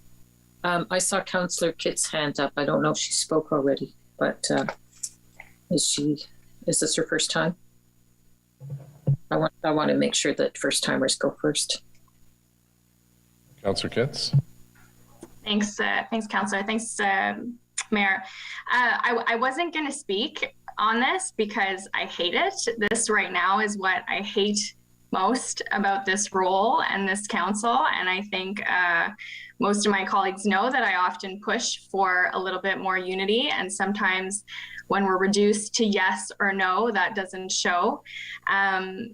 And I agree with Councillor Kavanaugh that this makes us look bad, 100%. But I'm elected to represent my constituency at this table. And I have had email after email calling for and phone calls, calling for action, calling for police action, calling for police board action. And to be honest, as ridiculous as it sounds, I agree with a lot of my colleagues. There have been many times throughout the last 20 days where I've felt more up to date by looking at Twitter than any communication I've received from the board. There's been very little. And that includes the resignation of our chief. It includes now learning about the hiring of a new chief. And in the midst of this chaos, my residents are looking to me for information. So this is impacting how I do my job and how I communicate with my residents. And Councillor Deans, I know that you've been working flat out. I know all the board members have. I do not expect a personal phone call every day, but a major shortcoming in our response thus far has been securing resources, coordinating the multi-jurisdictional response, communication, and through those failings, we've lost the public trust. We can't direct police, but a lot of what I just listed are governance issues, and we're not through this. We all saw Councillor McKenney on the street earlier. I think there's still time to do a better job. And I'll leave it there, but we'll add my voice to asking Councillor King to reconsider. Thank you. Thank you, Councillor. Councillor Harder, please. Thank you, Mayor, and thank you, everybody. It's been a really good conversation. And I I just want to be very clear, which I was 4 years ago, well, 3.5 years ago, I guess, right before we were sworn in this term of council. CTV captured me telling them that I was not running again in the next election, which is this fall. What I bring to the table today is a lot of experience, and a lot of experience also on the Police Services Board. And no matter what Chair Dean says, this stupidity by the board has destabilized this place more than slowly resigning. It was absolutely irresponsible to hire some random guy who hasn't policed in 8 years. In 8 years, without any consultation, having been on the board when we went through hiring processes, which will have to happen again. I can tell you that it's incredibly important to have the right person for Ottawa. I think in this time, at this moment, in this freaking city, Acting Chief Bell is the person to have. I can't even imagine what he's thinking right now as to what has happened to him in the space of 24 hours. It is absolutely ludicrous, and it's such a bad decision. So I will tell you, having started off with saying I'm not running again, and I said that for 3.5 years ago, I am only here until the letter goes out to all of you when we have gone through this process, and when we are stable, and when we have put the, I've helped Eli as much as I can, and Eli and I served together previously. I'm not putting my name forward to continue to the end of the term. I'm here for a purpose, and it's for this city, and it's for right now. If you support me, I will work as hard as I can with the knowledge I have. Thank you, Mayor. Thank you. Councillor Menard, please. Yeah, thank you. There's a reason I asked about the other motions early on in this meeting, and it's because there's actual motions that speak to the types of tools that we need right now for immediate enforcement and action for residents in the core. And this is the last thing that I wanted to be debating tonight. And I think if you think this motion was going to help repair the confidence in this city, really dead wrong. Confidence is low, and this is not going to help. But you went there. You put this forward at this time, and so we have no choice but to debate it. And it's folly. And Councillor Harder, we just had the Chief of Police resign, and now Ralston King, who has a ton of integrity, has tendered his resignation. And Councillor Harder, you want to be on the police board in a very volatile time with regard to systemic racism, and something we are talking about a lot of these days with the group on the Hill. And in the past, you've made comments that could be described as racist. And I quote, "The problem arises when a large group of, I'm going to say it, non-whites comes into our community looking to cause trouble." Councillor Harder, why do you want to be on the police board, and how will you tackle systemic racism? Well, she's not the mover of the motion, so she's under no obligation to reply. So her name's there. I think we owed an answer. Well, Councillor, you have 5 minutes, so carry on with your remarks. This is from the police report, which is why the mayor at the time, Mayor Shirelli, didn't ask me to rescind that, Councillor Menard. But, but way to go. Way to go, buddy. We're dealing with these big issues right now, Councillor Harder, and that's why it's important that we have people that understand them and want to tackle them. And this motion is doing neither of those things. Mayor, have you walked through the occupied zone? Yes, I have. Since it's been, okay, and what did you see, Mayor? I'm sorry? What did you see? I saw a lot of illegally parked cars and illegal activity on various streets throughout the downtown, the Byward Market, and the Lower Town. And how do you think that it got that way? Where has your leadership been throughout this time that it descended into what you saw? Point of order. We're not supposed to be engaging in to and fro question and answer period between members. Well, with all due respect, Councillor, this motion was brought from the mayor's office. And so And you can bring a motion to change our bylaws, but under our bylaws, you can't do that. Probably need to. I'll be looking forward to next term when many of you are not around this table any longer.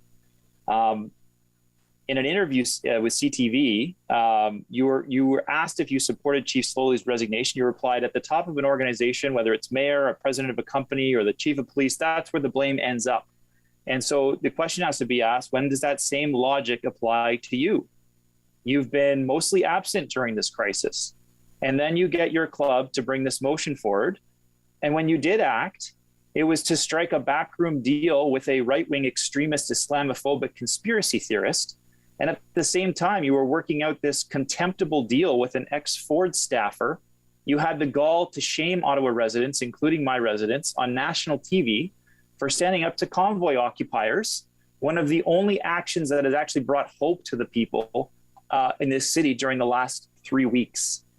So I suggest that people in this room and your deputy mayors who've been so critical of these actions probably take your own advice and take accountability in this case. Do you not feel that you have any accountability in this mess, or are you willing to just push it off to everybody else on this council for your own political purposes, which is exactly what's happening here? And so I ask you the question, and you can intervene all you want and say it's not in order, but the question is put to you. What about your own accountability as the head of the organization? What are you going to do? Okay, anything else, Councillor? No, I mean, do you have an answer for it? I'll be speaking to wrap up. Great. I hope you address it, because the leadership to this point, not just by certain police board actions, but by your own actions, have been absolutely deleterious and unhelpful. And I hope that you really do speak to the citizens of this city who deserve better, because they're not getting it tonight with this motion or the shenanigans you've been bringing. What we should be doing is probably walking in the street right now. Let's go help out, because no one else is doing it on the street, except for Councillor McKenney and Councillor Leeper, who I've seen out there. Okay, thank you. Councillor Fleury, please. Merci, Monsieur le Maire. Je pensais pas retourner, mais I didn't think I would get the floor back, but I felt the need to. Councillor Ménard and colleagues, usually we work well together, but I find that this partisanship is starting to become too much. I recognize that Councillor Leeper and Councillor McKenney deserve to be recognized. It's as if we hadn't worked like crazy in the past 20 days. I don't think it's appropriate at all. I think it's too much partisanship. And unfortunately, it will simply increase the division within the council. The mayor's team has its problem, but be careful. The other side has problems too. And if there are many of us who are in the middle of all these debates too. Councillor Deans, I must say that you're putting me ill at ease.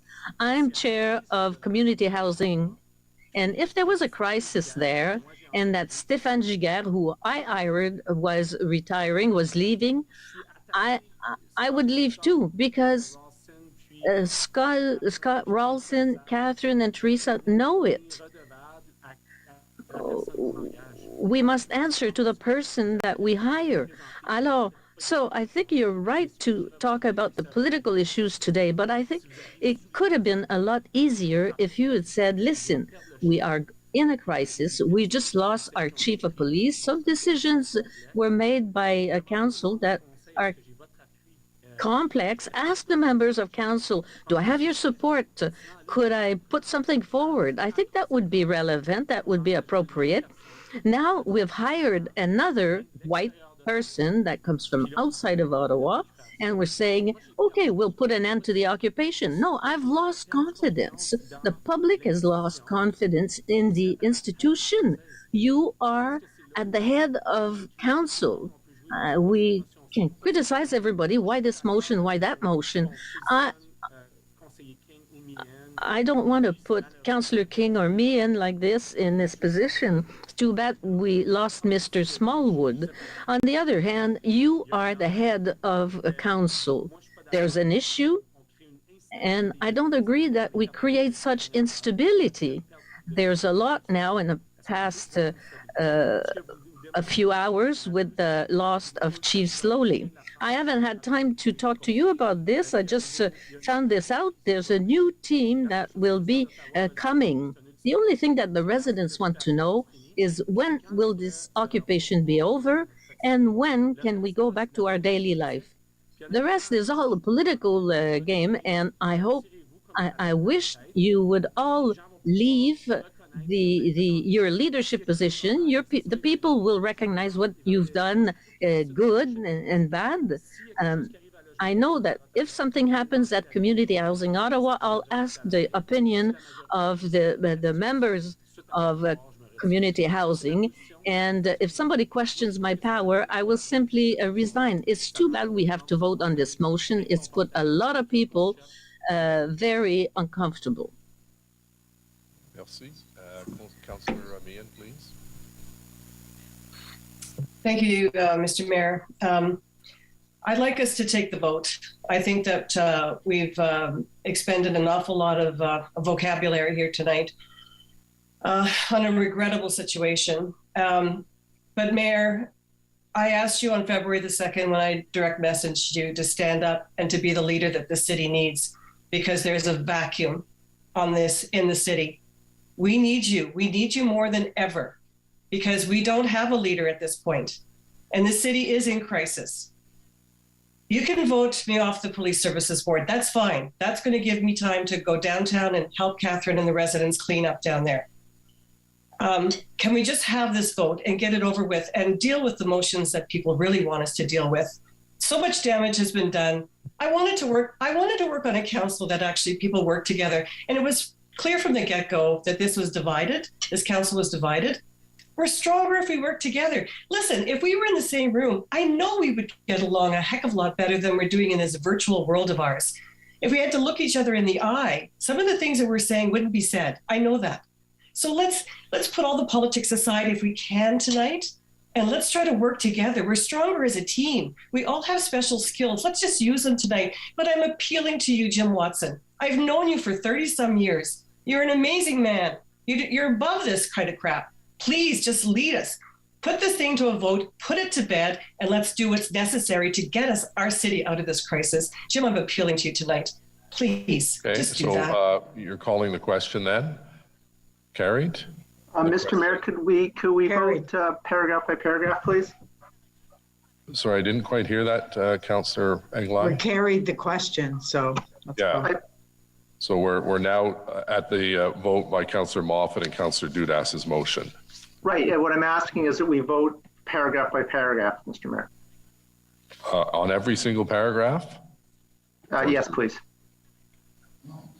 I'm just wondering, is there one that's standing out that's of concern? Because there's, I think. At this point, Mr. Mayor, I'd really like to see the motion again. There's been so many substitutions and changes, and Okay, so we'll put it up on the screen. And it's late in the day.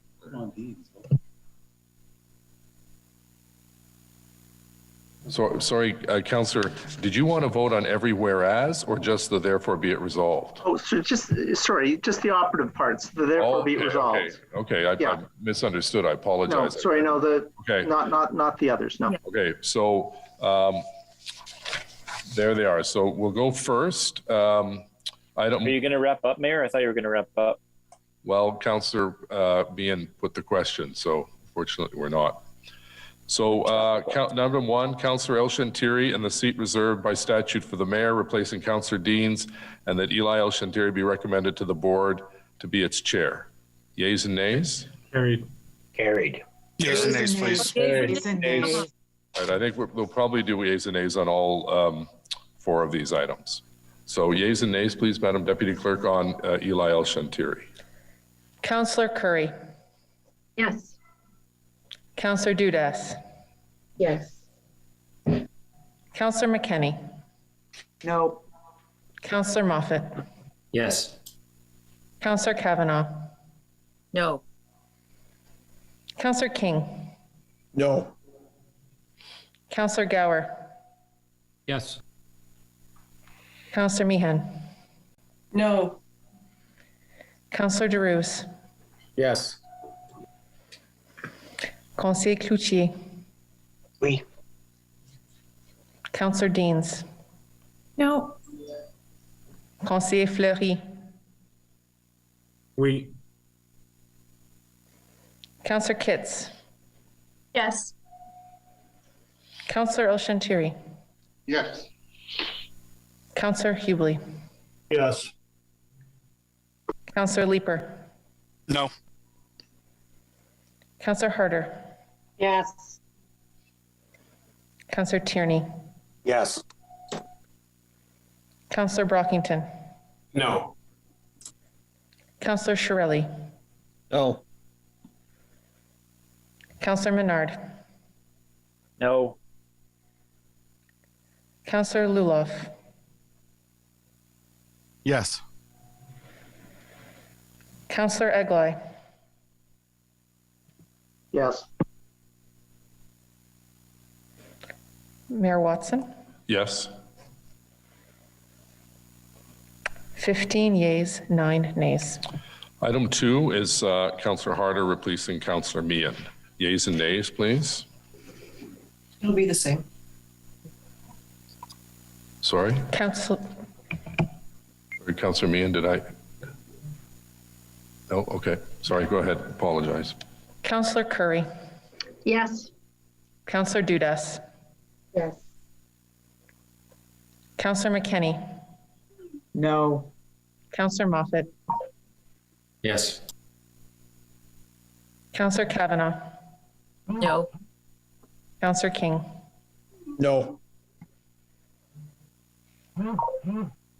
Councillor Gower. Yes. Councillor Meehan. No. Councillor DeRuse. Yes. Councillor Cloutier. Oui. Councillor Deans. No.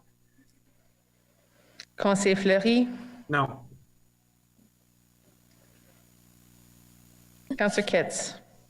No. Councillor El-Shantiri. Yes.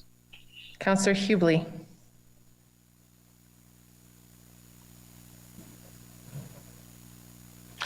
Councillor Hubley. Yes. Did you get that, Caitlin? Councillor Hubley, yes. Thank you. Councillor Leeper. No.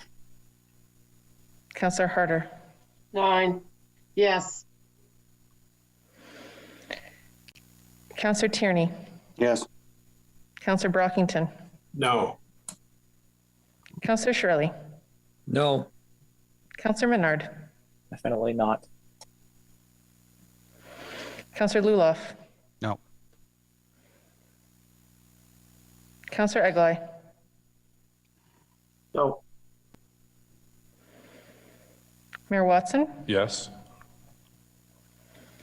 11 yeas, 13 nays. Okay, next is Councillor, or rather Suzanne Velikat. Yeas and nays? Carried. Carried?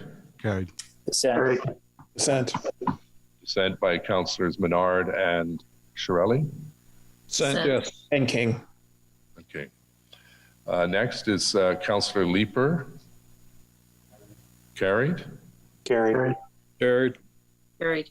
And on the Principal, I dissent. on the Sorry, who was? I dissent. sorry, Councillor Fleury. That I'll dissent as well. Okay, duly noted. Thank you. Okay, next we have our briefing. Yes, we have our briefing with City Manager, Mr. Kanellakis. The floor is yours. Mayor, is it still the will of council to continue with item 2? Staff are here. I'm at the your request. Yeah, we're on update from City Manager and City officials, question and answers, and then we have 7 motions. Okay. Thank you, Mr. Mayor. A few short comments that I want to provide, and then Kim Ayotte will be following me with some comments in terms of what's been happening on the emergency operations front. As we've been discussing tonight, we become the epicenter of a national crisis, national security crisis. It's had a huge impact in our neighborhoods, and particularly in the downtown core, but also across the entire city. I think people are feeling the anxiety and the stress by what they're witnessing. For me, it's been a complex intergovernmental and governance issue in a multi-jurisdictional national capital region. I've never experienced anything like it in any of the emergencies I've been dealing with since 1995, where I've either been heavily engaged or leading them in the city. The city staff, I can assure you, have been working around the clock to support, literally 24 hours a day, 7 days a week, to support the Ottawa Police, who are the lead in this crisis.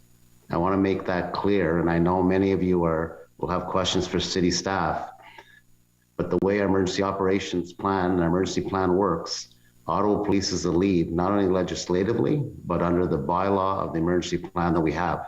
And the city's role is to support Ottawa Police, not to lead the crisis. And I want to also make it clear that there's no one on the City of Ottawa staff, any of your employees, other than Ottawa Police, and with a few exceptions, our bylaw services and few special constables we have at OC Transpo, who can arrest, detain, seize, make someone move, use force, or direct people to restrict their rights under any of the orders that have currently been passed, which is the Emergency Act by the federal government, the Emergency Declaration by the province, the emergency order by the city, and 2 injunctions that we have currently in place. City staff have no ability to affect any of the things that are happening in our city right now other than support the police. Bylaw is the only one that has been able to work in that area, and they've given over 3,000 tickets in the red zone since this has started. But the tickets aren't enough. And as we've been talking about tonight, we need a plan to be able to deal with this emergency. For myself and staff, and I can just speak for myself, I've been working diligently with several levels of government, several senior officials at the provincial and federal level, ministers from the federal and provincial level, to advocate for resources for our police service.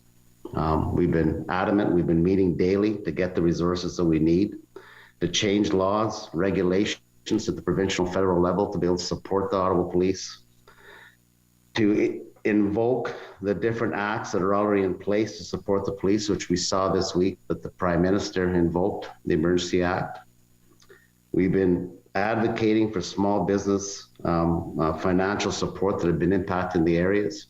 We've been advocating for funding to the city to cover the police costs and the city costs, which are averaging about $1 million a day since it started. And that meeting has been happening with the most senior officials of the federal government at the deputy minister level, the RCMP commissioner, the national security advisor of the prime minister, the director of CSIS, the deputy minister of transportation, the deputy minister of public safety, the deputy minister of Solgen at the province, and the OPP commissioner, and our former chief of police and myself, and Kim Ayotte. So I want to assure you that we've been doing everything we can to try and get the tools that the police need to do their work.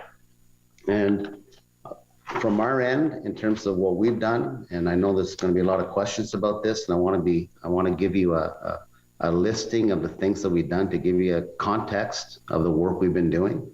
We established an EOC, an Emergency Operations Center, and it's now called, it was initially called the National Capital Regional Command Center, that includes all the police services that are involved, Ottawa Fire Services, Paramedic Service, Traffic Services, and other agencies who maintain a 24-hour presence in our control center to ensure that we have coordinated response and we're all engaged in the decisions that are happening on the ground.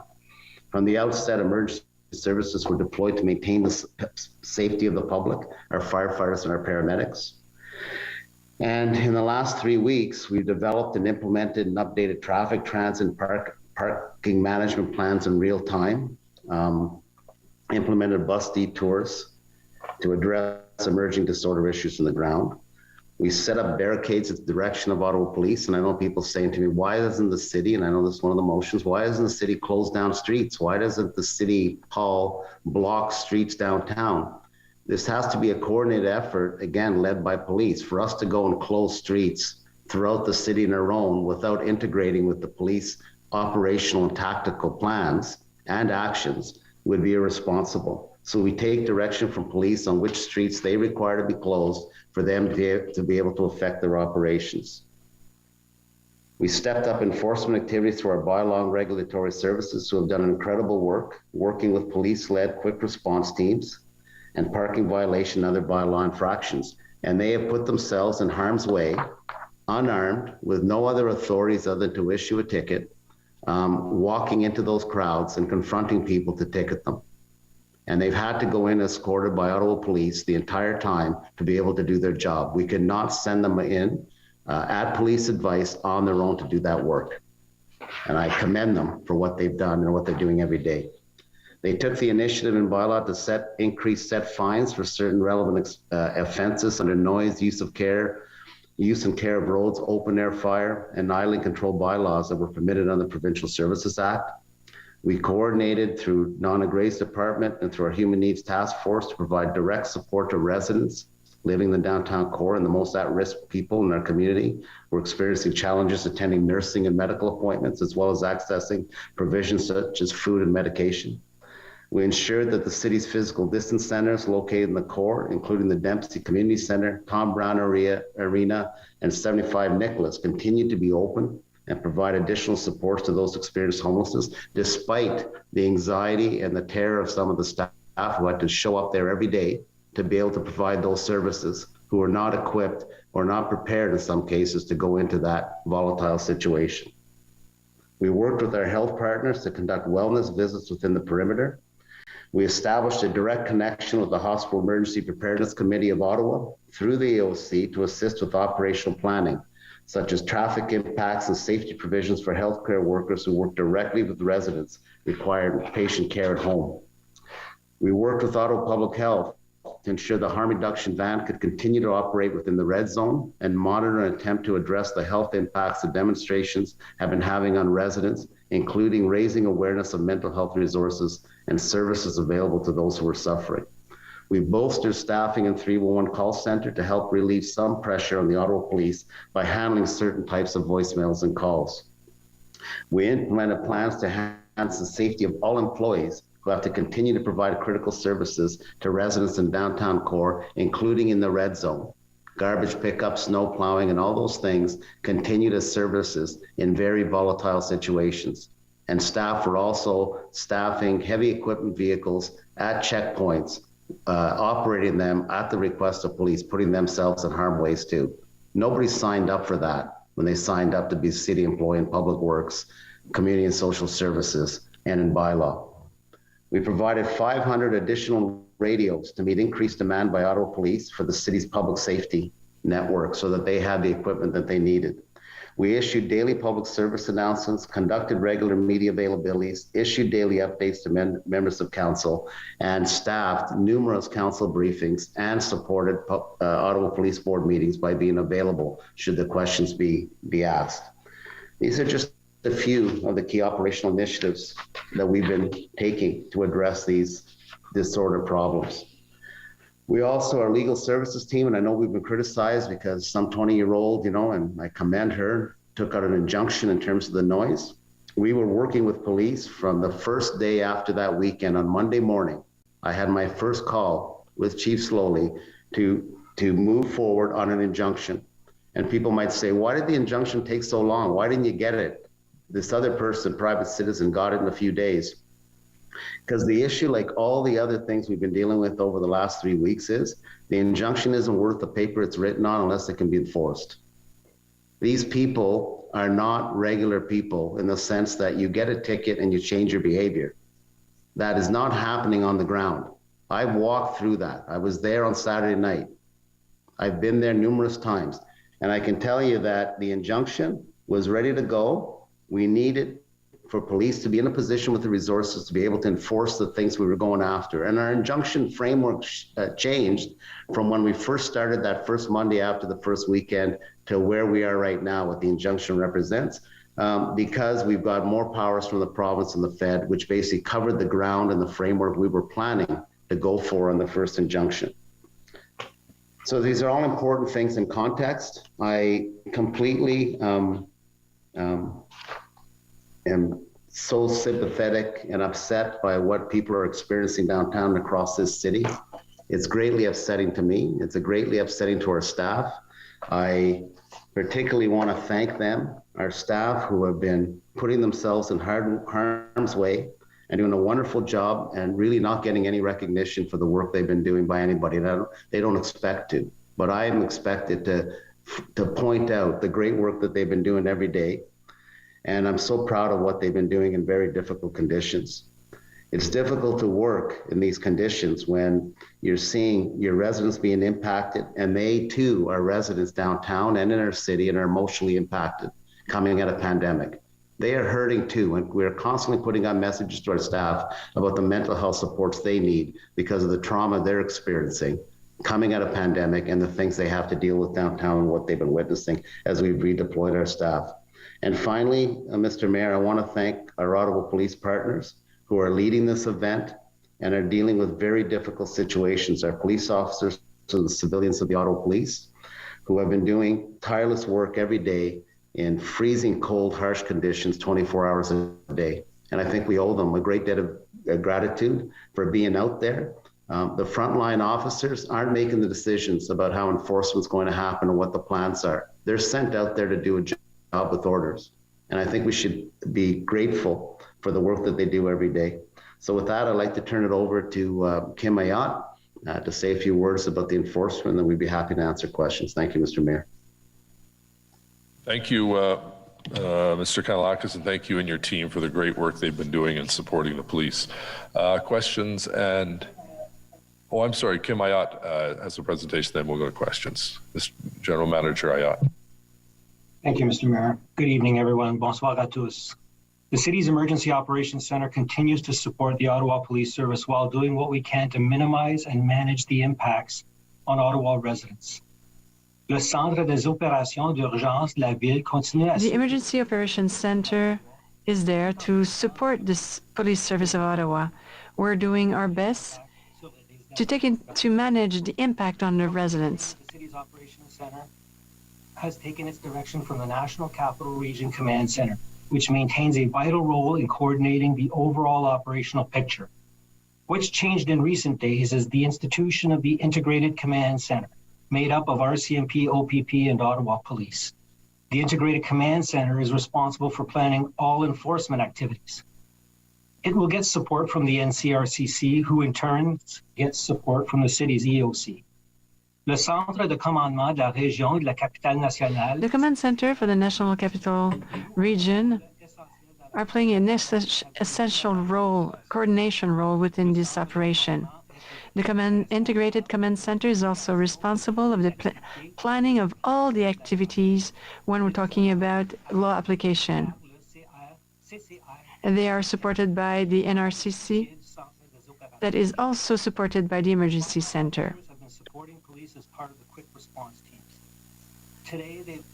As of earlier this week, the last 3 days, they've issued over 600 parking tickets in the red zone. Since January 28th, that number of parking tickets issued in the red zone has now surpassed 3,000, and the total number of passenger vehicles towed has now surpassed 40. Demonstrators have violated the long list of city bylaws, which are designed to keep people and property safe. These include open-air fires, use of fireworks, storage of fuel, safe care and use of roads, among many others. As a result of the relocation of some large vehicles that remain downtown, transit services has been able to institute some improvements to downtown bus routes. Since yesterday, detour routes have been modified based on more reliable access to roads in Centertown, including sections of Bank, Gladstone, Albert, and Bronson. We continue to urge people to avoid non-essential travel to the city core. Nous continuerons d'encourager les gens à éviter les déplacements. We're we're asking people to avoid non-essential trips to downtown. Daily updates and city services impacts by the protest. I would like to take the opportunity to remind city councilors that the quickest and most efficient way to get information that you seek is through our councilor liaison. Typically, the councilor liaison can get back to you with answers to your questions more quickly than I can personally. Finally, I would also like to commend city staff for their exceptional work they have done managing traffic and transit, supporting residents impacted by the demonstrations, maintaining essential services, and communicating those who live and work in downtown and are unable to avoid coming downtown. Enfin, je tiens également à féliciter les personnes. I would like also to commend the city staff for the exceptional work. Thank you so much. Okay, merci. Des questions et des commentaires. Do you have any questions or comments? Councillor McKinney, go ahead. Thank you, Mayor. So what we're seeing downtown is not getting cleared. I think everybody needs to be honest. It's pretty well entrenched. A lot of mistakes have been made. Certainly making a backroom deal with illegal occupiers did not work in any way. People feel more trapped than they ever have. And I can tell you this about the 21-year-old who bravely put her face on that and her name on that injunction because she's been receiving threats. She lives under constant threat now, but she did it. And I can tell you it's the only thing that has worked till now. The horns stopped. The constant blaring of horns day and night. They still come on once in a while, but overall, they stopped. So that young 21-year-old, Sexy Lee, actually did something that our entire legal team didn't think of. And I'm tired. I am tired of having to wonder, am I asking for the right things? Is anybody else thinking about this? What roads need to be closed? What injunctions do we need in place? And it is the weekends. I mean, being down there at any point, it is surreal. The smell of diesel, the people. I was accosted by a woman while I was down there. She said, "You're Catherine. You've been telling a lot of lies. A lot of lies. I hear you. Do you feel scared right now?" And I said, "Why would I feel scared in my neighborhood? Should I?" She goes, "No, but you tell a lot of lies." That's what happens. It's that the magnitude of the individual threats all the time. And you know what we do when we're downtown? We look for each other with masks because we know that's a sign of safety. But when I go downtown, often I take my mask off because I'm afraid of being targeted. And that's the irony of it, right? So I take my mask off, but I look for others who are wearing a mask. We are living in occupied territory. And tonight, I have not heard one reassuring piece of information that I can bring back to residents tomorrow, tonight, to say, you know what, it's not going to happen again this weekend. It's like a tornado. You know, we respond to tornadoes. We respond to floods. And, you know, a couple hundred houses, trees, and it's devastating when it happens. But it happens and it's over. But then we go in and we respond. This is like a tornado hitting our downtown every Friday, and it doesn't let up till Sunday. And we know it's coming. And we're now going to see the fourth weekend. And there's no plan. What are we doing to stop it from coming back? It's that surge, it's that swell of thousands and thousands of people who come into the downtown. So I have residents who are asking me, look, we don't want them parked all over our street. How about if we go out and we put all our cars on the street and then they can't park? You know what I say to them?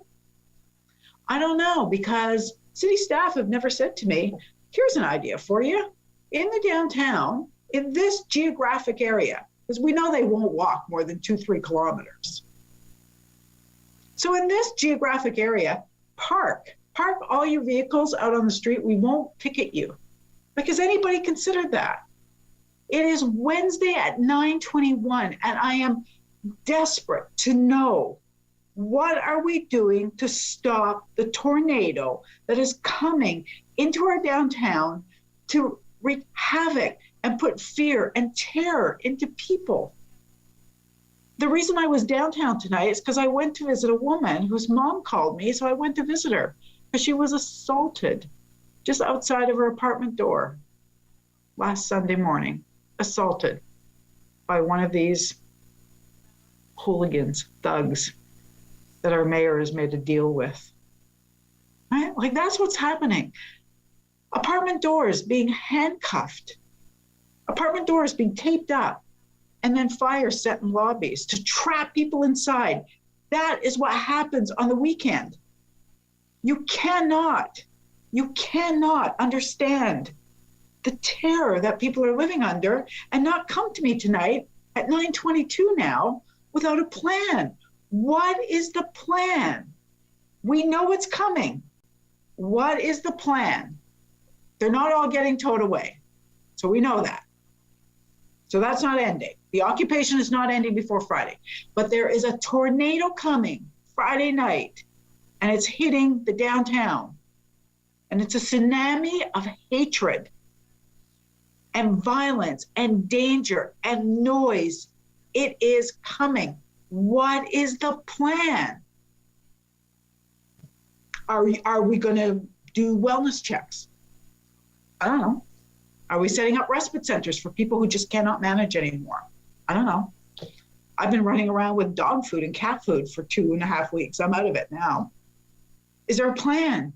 What is the plan? Are we going to block off streets? Are we going to make sure people cannot? Because even though the mayor keeps scoring on people, last weekend at Riverside and Bank, we stood up.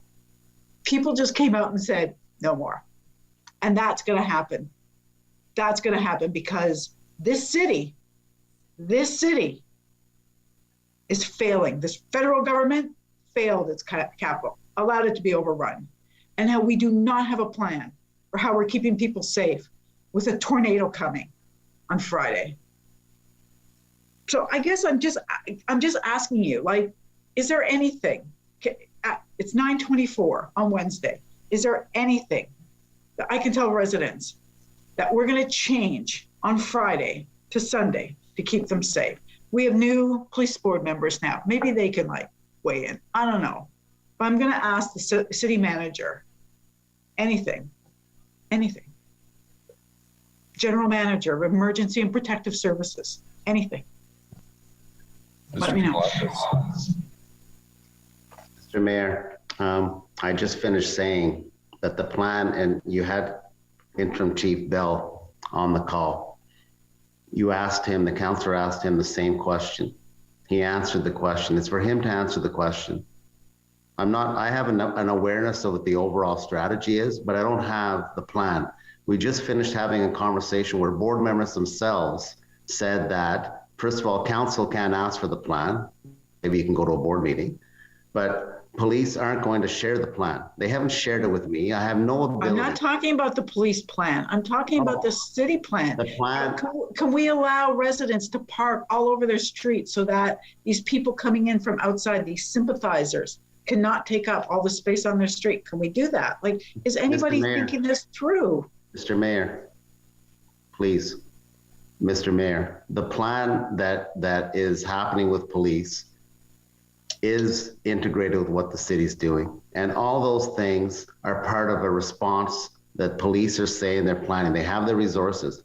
I'm not going to share what those things are from the ones that I know, and I don't even have all the details.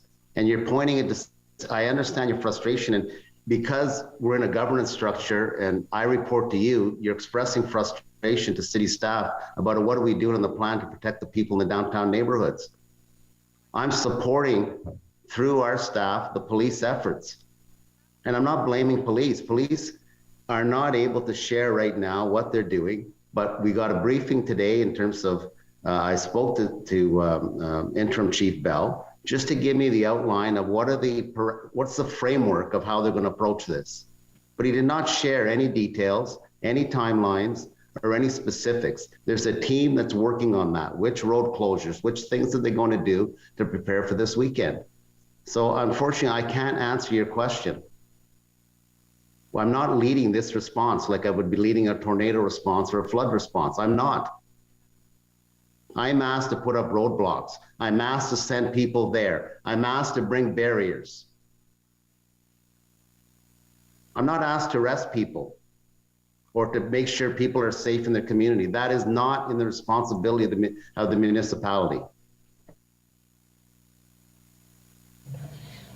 I'm going to leave this. No, I want to finish, Mayor. I'm going to leave this. I want people on Somerset Street.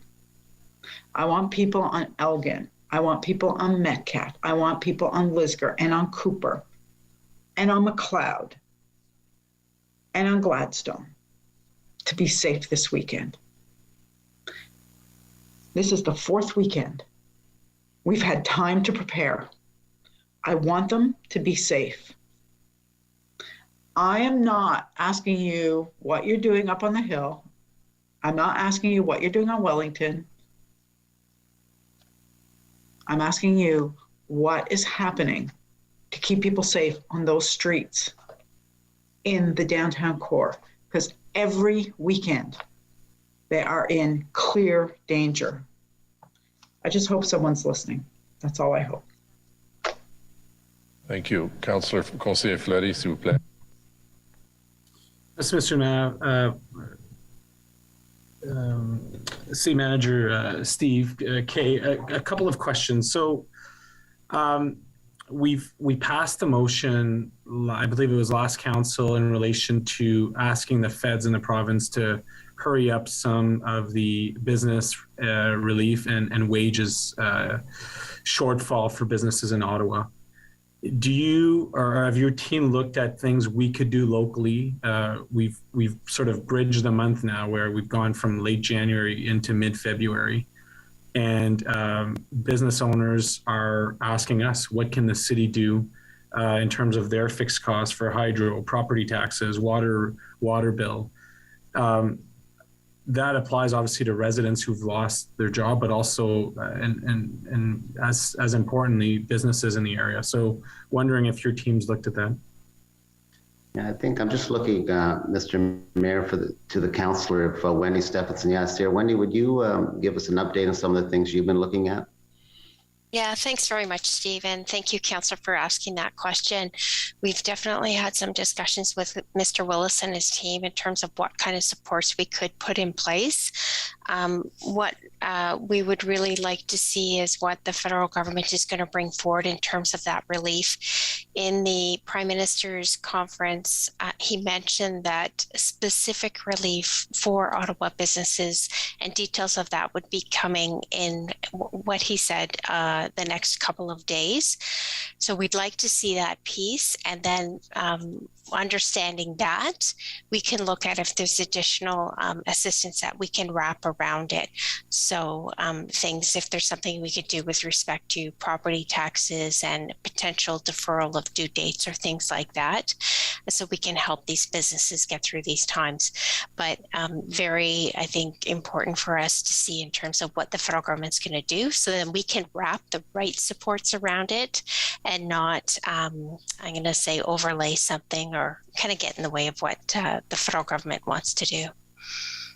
It's urgent. It's urgent. That I get calls every day from businesses who are saying if the relief program is not in, they have a decision to make by the end of the month. And it's the same thing with, you've seen it covered in local news on some of the wages. I mean, employees that go pay to pay, this, we're now 2 weeks without pay. It's very significant. So thank you for that. So if you wouldn't mind keeping both Councillor McKenney and I specifically appraised, our BIs are asking for it.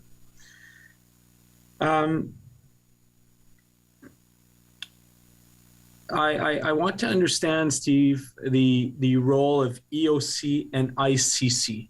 I'm familiar, unfortunately, because of this sinkhole and other emergency situations in Ottawa, how the city team is really effective on the emergency operations when the center's called and everyone's at the table. And I have to admit, as I asked you the question, this creation of an integrated command center has brought everything under police, and it's lost the city's accountability at some level in terms of our own local bylaws. And I wonder if you feel the same way, and if not, like, please clarify to me, because I think Councillor McKenney's point is extremely important on our ability as a city to be strategic if we can't end the occupation before the weekend, to have extreme road closures. Residents in the area can walk, so close the streets. And it's the same with bylaw. Like, bylaw feels handcuffed. I understand in the red zone feeling handcuffed because you have to be strategic, but the folks that aren't following parking rules in residential areas outside of the zone should be ticketed. So I guess I'm questioning the efficacy of ICC in the spirit of our daily city business, which can be very effective. No, Mr. Mayor, thank you to the council for asking that, because you're giving me an opportunity to clarify. I think, a lot of the emergency management kind of vocabulary, and people get confused about how things are actually operate. And what we have is a National Capital Region Command Center, which is an integration of all services that are engaged in the event. And police have basically, if you look at it, that's the group that manages the whole event as an integrated way with the federal government, with any provincial agencies involved, and with city services. So we're all there together, working, coordinating. The police have broken out their piece into an integrated command center because there's 3 police services now. Normally there'd just be, if it was a flood, it'd just be Ottawa Police there, for instance, or if it was a specific incident. But because RCMP, OPP, and Ottawa Police are the dominant police services, and there are other municipal forces here from various GTA services down in Southern Ontario, the police have broken out a joint command to manage the police resources, which feed into the National Capital Region Command Center. So we never lose the overall sight of what the response is. The police, as I said, when it comes to response and enforcement, and when you ask yourself the question, if you just stop for a second and think, if there's a plan that's going to be implemented, who's going to execute that plan to move the protesters out? It's going to be the police. That's their role in civil society. That's their mandate in the Police Services Act. They have the authority to be able to clean out the protesters. They can't do it alone. They need supports, they need barriers, they need people to close roads, they need people to do all kinds of things to support them. Children's aid, if there's children up there, all that is being worked on to make sure there's a coordinated response. And I know, when I listen to Councillor McKenney, I understand the frustration, because you're on council, you want to get answers, but you don't have jurisdictional authority or oversight over the organizations that are leading this. So my opening comments were, this is a multi-jurisdictional governance challenge. It's a puzzle. We're in a national capital region that's dealing with federal, provincial, municipal, and then further that with the parliamentary protective services, who have a different force on the parliamentary precinct. And you have all these agencies, and Gatineau, you have all these agencies who are engaged in protecting the capital. And it's a very complicated thing to bring people together. And our best effort to do that, and which has been implemented in every other emergency we've had here, is a National Capital Region Command Center, which brings together whoever has to be in that room. Transit, Public Works, we're all there, under the guidance of the lead agency. If it was a fire burning through the whole city, the fire department would be the lead. If it's public health, emergency, public health is the lead, and we all follow public health and support public health. That's the way emergency management plans. In this case, the legislation is clear. Police lead public order responses. They are the lead, they are in charge, they have the tools to be able to enforce and put this thing down. But they need support from other services at the federal, provincial, and municipal level. I appreciate you taking the time to give the macro view, to bring it to the micro aspects of it. So, we have amazing team members at the city who want to be called on. And every time we've had a challenge, the floods, the tornadoes, the vaccination, the team steps up. I've seen amazing things from your team, city manager. I wonder if to me, it feels a bit underwhelming this time. I think that's what Councillor McKenney is also insinuating, which is we have tools within fire services to stop fires. We have abilities within bylaw to really protect neighborhoods. We have knowledge through traffic on how to close streets. And I don't want to second guess police in such a challenging of an environment. But beyond the red zone, how come we're not able to take the city's strategy and efforts to be extremely strategic in our response? I hear you around the red zone. I'm not sure. I think that's maybe where I'm confused, and I see some opportunities that to me go missing. No, well, I think it's also a myth that the control center only manages a red zone. They manage any area in and outside the red zone and direct resources as they're needed, because there have been, obviously, as you and Councillor McKenney know better than anybody, major disturbances in neighborhoods which aren't in the red zone or might be outside the red zone. We've had problems, further south, east, and west outside the red zone, which police have had to respond to with bylaw and other services. So they're looking at the big picture citywide. I mean, we also have Coventry. Coventry's, outside the part of the red zone, but not here right downtown. We're monitoring that. And so the control center is looking at the big picture around the city and in the neighborhoods. And the question really becomes, the question, I suppose the issue is the assessment of how good a job has been done so far up to this point. And people obviously think, hey, it's not been that good. There's been gaps. And, as somebody said, or I think it was Councilor McKenney, there'll be an inquiry. Well, it's required under law. Now that the Emergency Act has been implemented, there will be an inquiry. We will have an inquiry, and those questions and all the things that have happened, the decision-making, the governance, interjurisdictional, all that will come to bear in terms of what happened and what are the lessons learned to improve it. But up till now, yeah, have there been mistakes? Absolutely. Have there been some positive things that have been happening? Absolutely.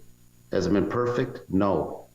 But I think now they're getting momentum. My sense is, resources have come to the table, and I'm feeling very confident for the first time in weeks that police are going to be able to take some action and implement the plan. Could you clarify that Chief Ayotte, yourself, or someone from the emergency management team is at this NICC table? Because again, I'll give you an example. Yesterday, mid-afternoon, I get a call from the Rideau Center. Someone had accessed their parking lot and was starting to load gas from there to the famous corner spot there at Rideau and Sussex. So the Rideau Center calls for towing. They're told you have to go through bylaw. Bylaw then reports it back into the NCIPP, who takes hours to respond. It's the end of the day. There's nothing happening. This is while the Rideau Center is closed, while everything's in crisis. I'm giving you like a very example. Like I have at least 25 of those. I'm just wondering, like the command chain of the NICCP is focused on the police response. I'm the first one to raise my hand, and the occupation, bring enforcement. But on the other side, I'm feeling like we're shortchanging our abilities as a city to be extremely targeted and responsive as these incidents happen, like the one I'm describing. Yes, again, bylaw has a limited role in that. They're called to tow. It depends how the call came in and what the information is. But are there going to be sometimes gaps in the response? Absolutely. Normally, the call should be it should go to bylaw. In this case, it should have went over to police. And then because the National Capital Regional Command Center is not a response taking group. They're planning and they're organizing and coordinating to make sure that actions are undertaken. They're not a response unit. That has to go through the normal response process. So individual one-off items don't necessarily go through there. So I heard about this, and I heard that the vehicle was gone by the time they arrived there. The person apparently left, but I don't know all the rest of the details. But yeah, sometimes there's going to be gaps depending where it's called. And the National Capital Regional Command Center is not their 911 center. That's not what their role is. Okay, I have two more questions and then I'll step off. It's become very apparent that we're used to protests in Ottawa, and 100% of protests are sort of like we roll the red carpet, we put the special event signs on our parking things, and they go to Parliament Hill, go to an embassy, go to a park, and leave. This is very different. I don't have to remind everyone. I still don't understand why special event signs are up. Those special event signs need to come down, and we need to enforce those parking rules. Like, to me, there's incomprehensible elements in our response that it's like, well, I'm not an expert in emergency management, but residents are bringing stuff up to us that it's like, well, we're 20 days into this and we still have special event signs for parking. Like, no, I want bylaw to ticket that. So is that something, if you're not aware of it, is that something that you can take back and see resolution? Because those are all tools that we need to have. I know Councillor Leeper and I have had discussions on bringing, changing the parking rules or so to make it even more aggressive for the response. So I'm interested to hear from you, like, do we feel that all these rocks are turned and we're leveraging all opportunities we have as a city? Yeah, Kim Ayal can actually speak to that, Councillor. So Kim. Yes, thank you, Mr. Mayor. With regards, actually, the special events signs, and I have Jennifer Turkelson on the line too from Bylaw who can actually expand on this if you need it. But with regards to the special event signs, they're there to suggest that there's absolutely no parking. So if you're parked at a used to be a meter, but now it's the new parking system, and it's got the special event sign on it saying there's no parking at all, you're going to get a ticket. The problem is that we're in the red zone. And it's a safety issue, and we need police to actually help us, guide us to make the decision on whether or not we're going to issue the ticket in the red zone. So I don't know, Jennifer, are you on the line? And perhaps you could add to that? Yes, I'm here. Thanks very much, Kim. No, you explained it perfectly. I am from a traffic perspective. We work with our partners in traffic, obviously, to place any additional signs up. Those are the ones that are disposable disposal at this time, which are these special event no stopping signs. I know that's conflicting, but that is what they're called, and under our legislation give us the ability to go in and issue that ticket, and the most appropriate ticket for this event or this occupation. Okay. And I won't reiterate my final thing. Thank you, Mr. Mayor, for the leniency. The final thing for me, Steve, is I'm like Catherine. I recognize that police will not give us the plan for safety reasons. I am confident that now at this point they do have a plan and want to see an end of the occupation before what is a family day-long weekend. But I'd love for us as a city to give Councillor McKenney and I and others who have folks who are occupying a bit of a bigger strategy on street closures. We don't want to see folks come in through the weekend. And what really woke me up to that wasn't necessarily the issues in the community, although the honking and the intimidation is rampant and unbearable. But it was really the situation on Riverside. If residents can figure out where these convoys are going and stop them, then there's something we're not doing right. And to me, that's a big lesson learned. If we can't get this solved before the weekend, we really need the city to give a game plan on street closures and tell residents, look, use transit and walk for the weekend. We're going to protect the situation. People understand. I agree with you, Councillor, but again, the street closures has to be based on police intelligence and police plans in terms of where we're closing the streets. And I'm not passing the buck. We're working well with police. I'm not doing that at all. I'm not pointing fingers. It's the last thing. We need leadership now. We need to rise above this. We need to get focused on dealing with this crazy situation we're in. But we can't just go close streets that we want to close without an integrated approach with what police are doing. We need to understand that. And I get the rationale for it. I get why you want to do it. But we have to work together to ensure we have proper and appropriate information that's in line with what the police plan to execute in terms of their operational plans. They're not independent of each other. We can't close streets, and police might need that street, or there might be a reason they don't want it closed. There's a whole bunch of reasons that are happening in real time as these protesters, if they descend on the weekend, on the city this weekend, are managing, and when they interdict them, and when they want to stop them, and what they want to do. And so we don't act independently. Say, okay, we'll close all these streets and we'll let police know. No, it goes the other way. Police are telling us which streets do we want closed. Help us manage that with your traffic people and your public works people. Again, I go back to who's leading the response. And it's not a blame thing. That's where the accountability lies and the expertise lies. Well, I go back to Ottawa proud, and we're 1 million in population, and these are a few hundred folks. Like, at some point, we're more powerful as a city and a community, and I think we really have to bring that forward. Anyhow, I appreciate your answers, and I hope that you can reach out to both Councillor McKinney and other impacted and I ahead of the weekend if the occupation's not ended, so that we can fully discuss. I will endeavor to get you as much information as I can before the weekend. Okay, thank you. Councillor Kavanaugh, please. Thank you very much. Late hours, I've only got a couple of questions.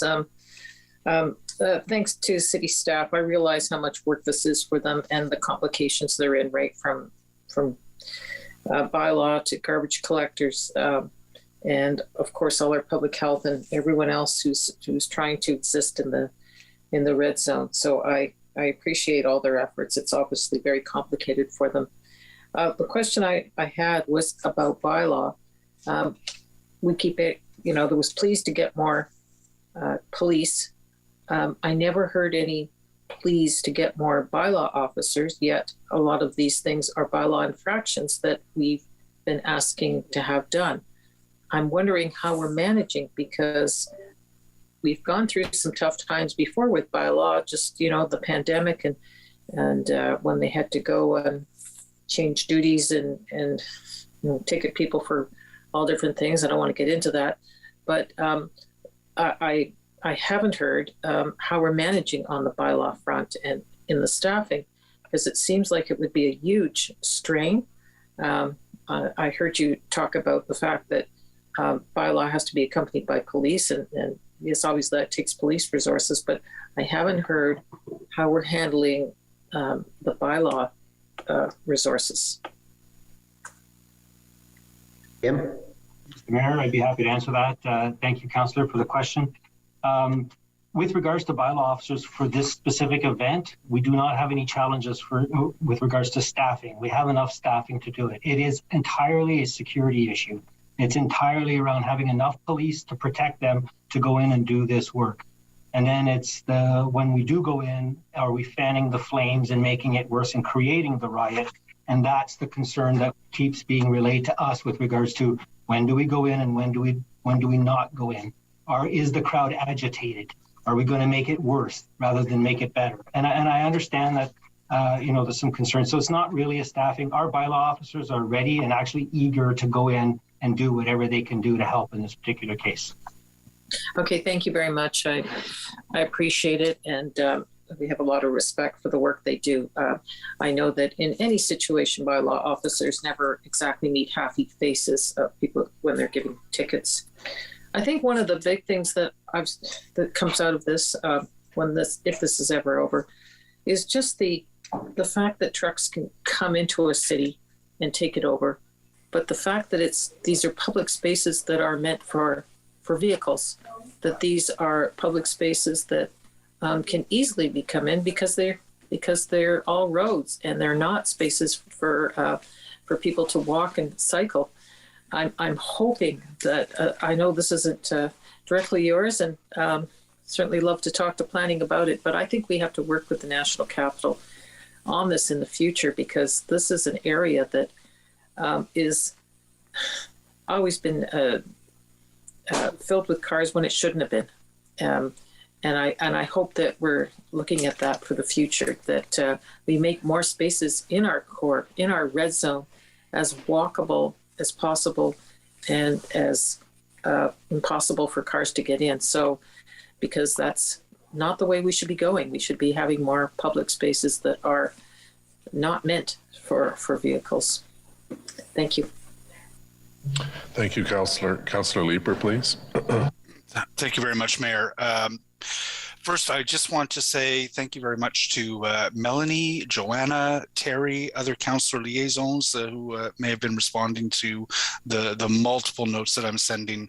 I just want to say thank you. They are professional, they're fast, and they're helping me to reassure residents as we go through some particularly difficult times and see, some of the impacts of this occupation in Kitchissippi Ward.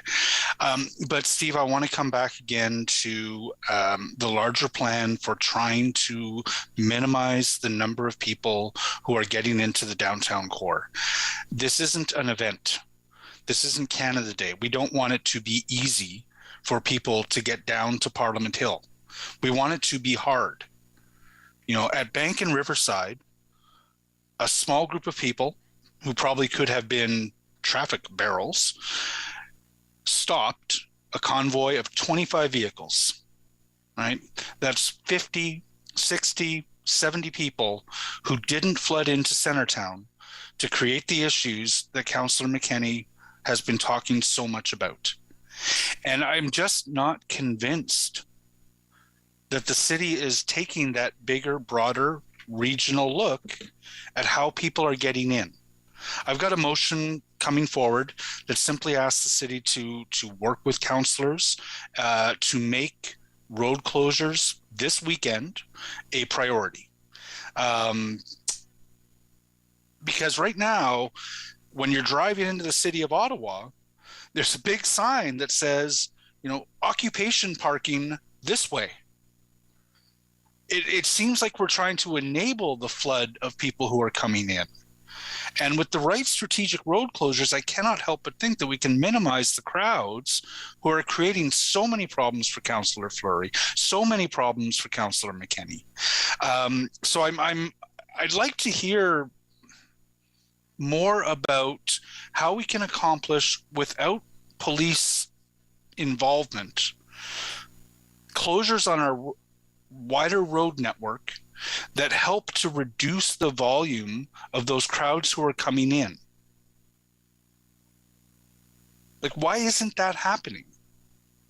Again, Mr. Mayor, we're not acting independently from police in terms of where the road closures are. It's an integrated team, and I'm not, I know I'm repeating myself, but we're not closing roads on our own outside the integrated command. That's the structure we have to make sure there's coordination. You're obviously expressing a dissatisfaction with what's happened so far. I totally understand, and I agree with you. And that's something, obviously, the feedback, I need to take that back to the team to say, okay, where are we on the traffic plan? What's happening in the weekend? But the convoys that are coming in, they're starting to pick them up way out of Ottawa or on the limits and guide them in. Last weekend, I think they did a better job in terms of how many vehicles got into town, in terms of how many that they diverted, that the public may not even know about. I think police did a good job on that. But then again, you can move your motion, but I still need to work with police in terms of ensuring that we can execute that plan. The resources are there to execute the plan, and we don't end up creating other problems by closing some streets. Because the danger, of course, is that people are just going to drop off their vehicles. We can't close every road. I remember one council said to me, or message and said, close a whole bunch of streets so they can't get into a particular part of the city. And the answer that came back is we can't close them all because wooden barricades won't stop it. To put the big Jersey barriers there, you need to keep an opening, you need to staff it. We don't have enough resources to staff it. They'll drive right through.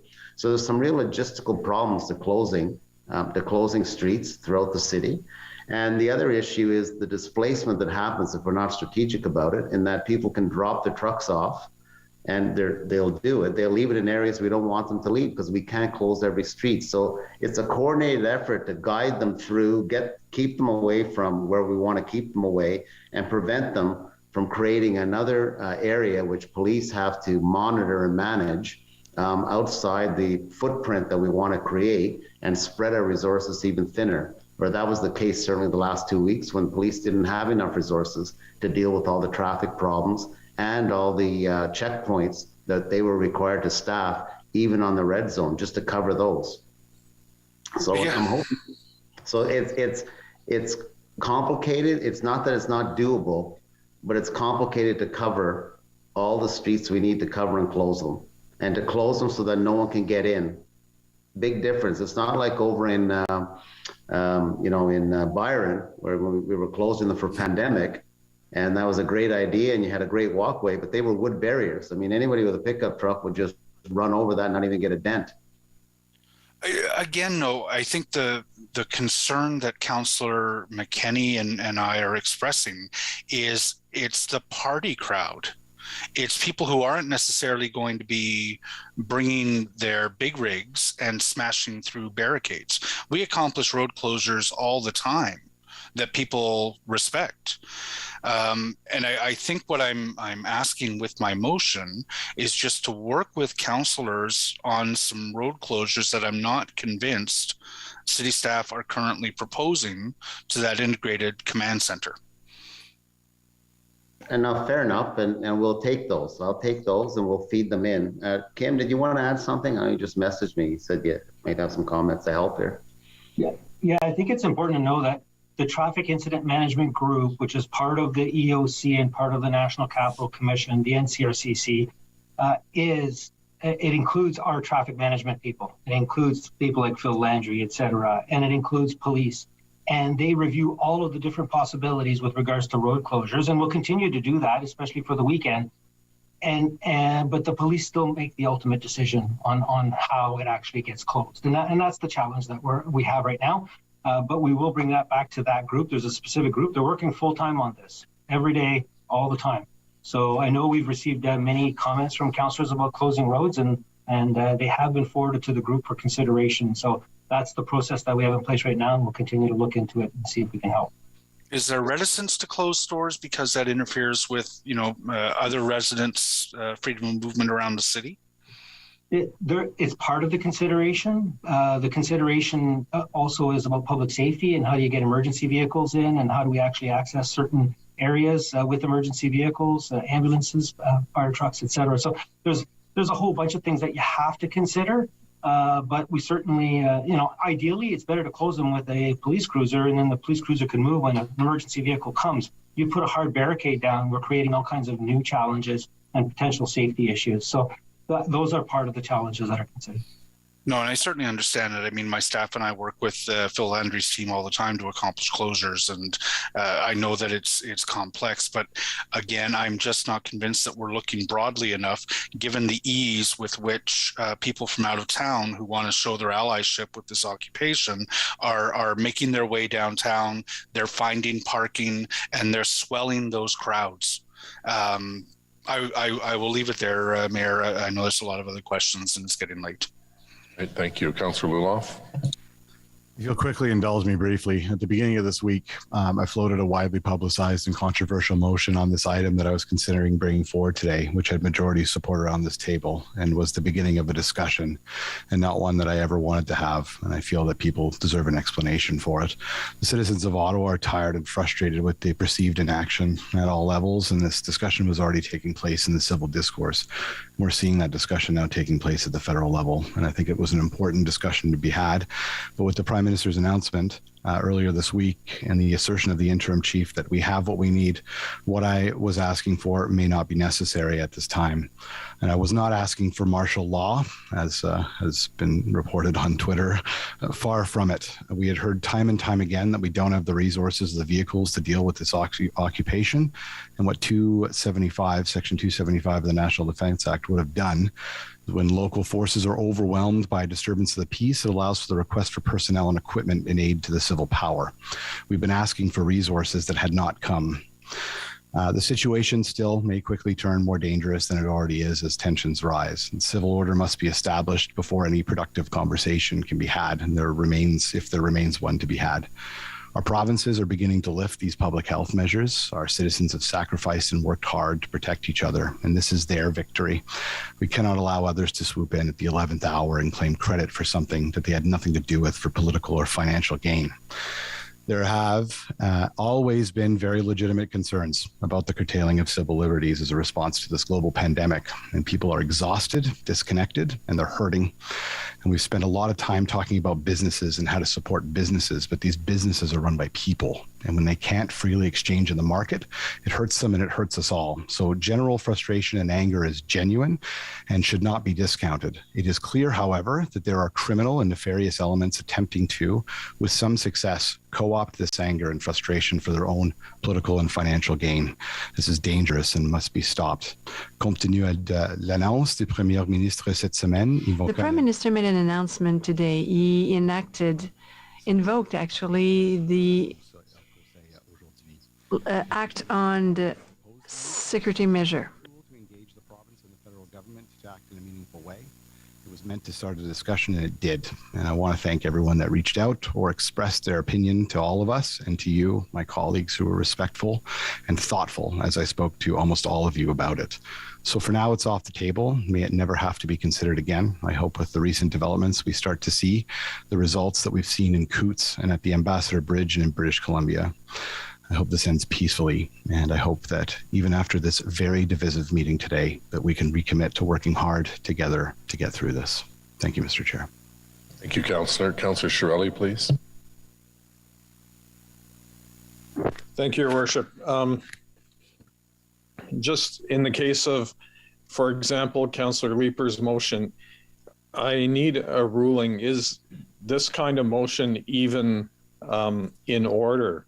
Since you've declared a state of emergency, and under a state of emergency, you have a command center, and all of the related logistics and orders come from that and come from you, Your Worship, but they are specifically not to come from council.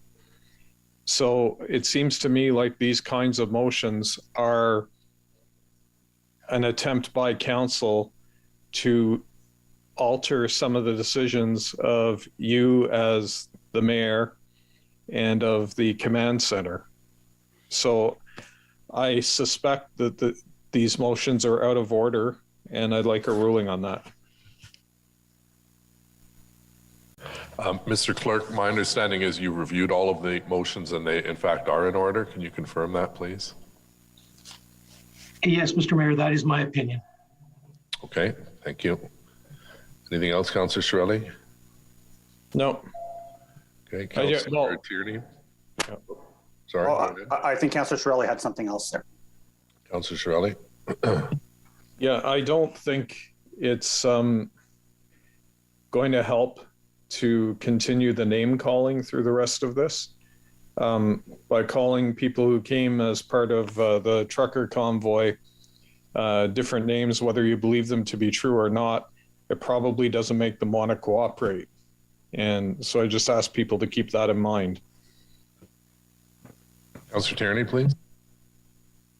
Great. Thank you, Mr. Mayor. Steve, I just want to, first of all, say thank you to all the staff that we forget about during this entire, well, at first it was just pandemic, and now it's occupation, our road clearing staff, our garbage staff, all the people that are out there that are dealing and bobbing and weaving. They've done a tremendous job, and they keep going on. So please pass on our thanks that they're able to keep up. I mean, let's face it, a road's closed here. How do I pick up the garbage? It's got to be some really large challenges. And I hear from the road clearing perspective, it certainly is. So thanks to them for trying to stay ahead of this. I do have a question. Councillor Hoobley and I had that motion at a special council before about doing the review of what's gone on here, what went wrong. I just want assurances from you because, again, we were looking at trying to get some of these answers back by May to ensure that we're better prepared for the future. And in speaking with my colleague, we have opportunities here, if we're starting this process now, to from an observatory perspective to see what's going on. And plus, I know a couple other council colleagues added some questions to that amendment, the addendum, forgive me, that was a part of that motion. Are we still proceeding with that? How is that going to be executed? Mr. Mayor, to the councillor, we have that motion. We haven't commenced that because we're still in it. We still intend to do a review, even if it's a cursory review within the timeline that council passed. So I don't see any issues with that in terms of having something for May, but I don't think it'll be an extremely, comprehensive thing that you would normally do in an after action report, but we should be able to satisfy the intent of the motion. And including the questions that are part of the appendixes as well, Steve? I just want to be sure of that. Yeah, we're going to look at those questions. That's the heart of the motion, and we'll have something back. That's terrific. Thank you. That's all, Mr. Thank you. Councillor Leeper, please. Yeah, thank you very much, Mayor, for your indulgence. I'm sorry to get on the list one more time. I know that I think it was a couple of weeks ago, I heard from military personnel about the logistics equipment that is available to help move trucks. A good list of the equipment that they have and the qualifications of the people who offer it. In light of the Emergency Act, are we able to lean on the Canadian Forces for logistics help and equipment? Are they able to put that in service of moving vehicles or cleaning up vehicles without our having to go to the extent of more formally involving the Canadian Forces in this effort?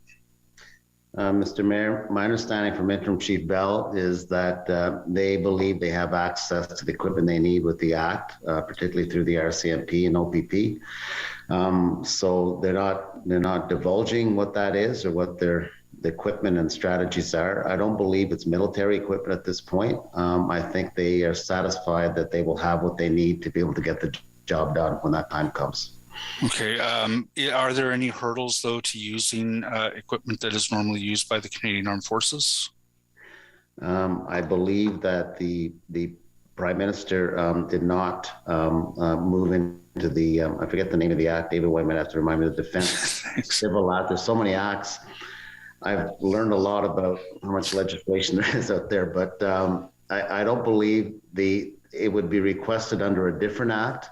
And the Prime Minister didn't open the door to military use with the enactment of the Emergency Act this week. So, David White, are you still there? What's the other act we'd have to go through in that legal? I just forget the details. I think what you're referring to, Steve, would be the National Defense Act. There are provisions that allow the Attorney General of the province to ask the military to requisition the use of the military for that purpose. So that bright line still exists. I'm just wondering, when we have military involvement helping with the floods, for example, sandbagging and that's, under what authority is the military brought in for that?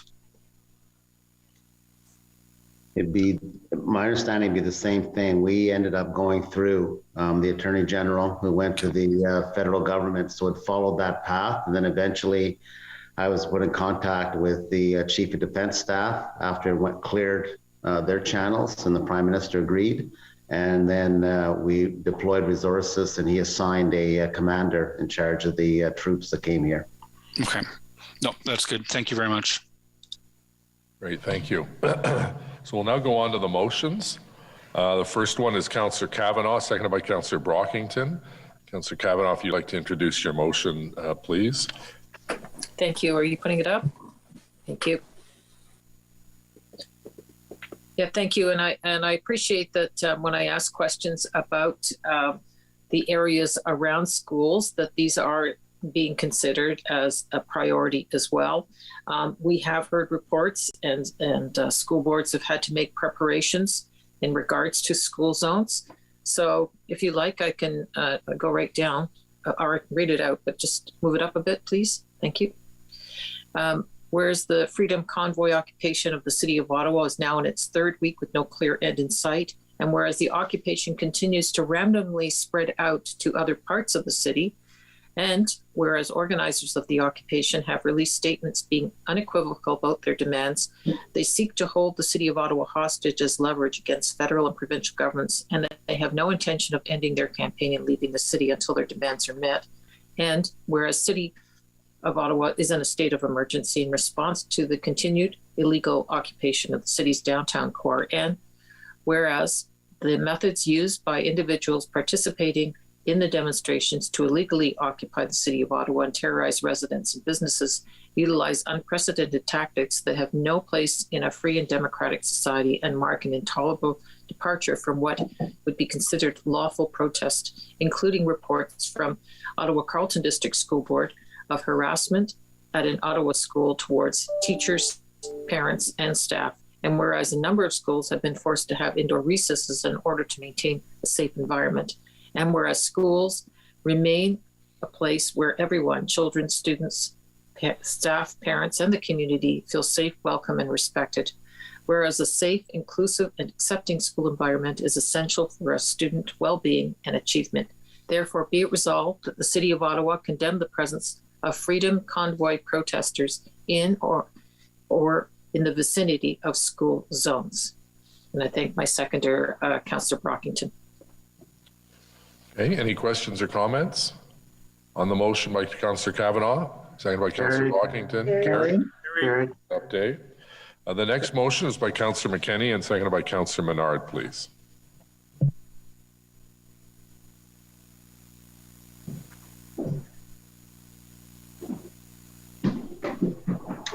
Thank you.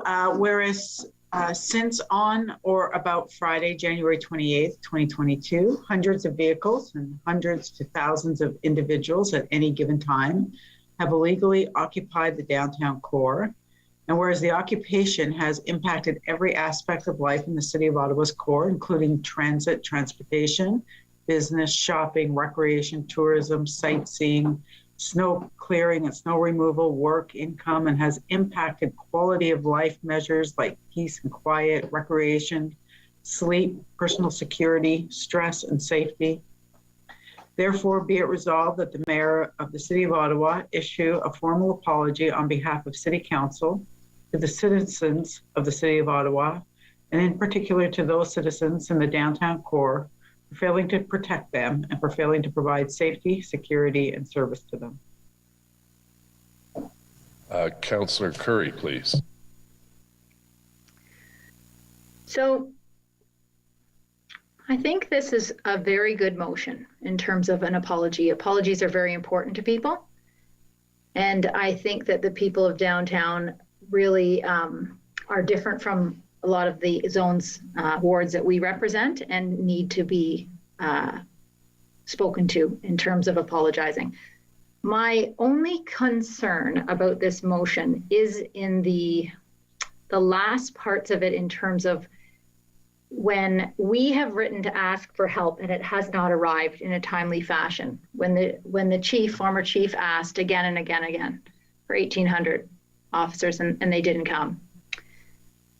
I wonder if it is, I guess I feel it's not really we're not the only people to have an apology. And I would like a real thought on that in terms of wrap up. Does this at all say to the federal government or the provincial government that it is all our fault? Because I really think an apology is a valuable thing to do. And I wonder about that because it's so frustrating to all of us that all levels of government, and there will be an inquiry to see who played what role, but all levels of government have a role to play in where we are right now. So I guess I just would like to understand that in terms of what does that say to the federal and provincial governments that we are taking sole responsibility. Well, at the same time, I do see the value of an apology. I just want to understand that a little bit better. Is that to Councillor McKenney or to our city solicitor? Actually, city solicitor too, and definitely to Councillor McKenney. Okay, Councillor McKenney, first. Sure. Yeah. I guess. Yeah. We can't ask other levels of government to apologize. Certainly expect that they will, because they have also been quite negligent in their response to what is happening. We have a federal government that's lost its capital and didn't do much about it. continues not to do enough, and provincial government that reacted far too slowly as well. So, I don't see that it's appropriate to put it into this apology. This is from us, but I expect that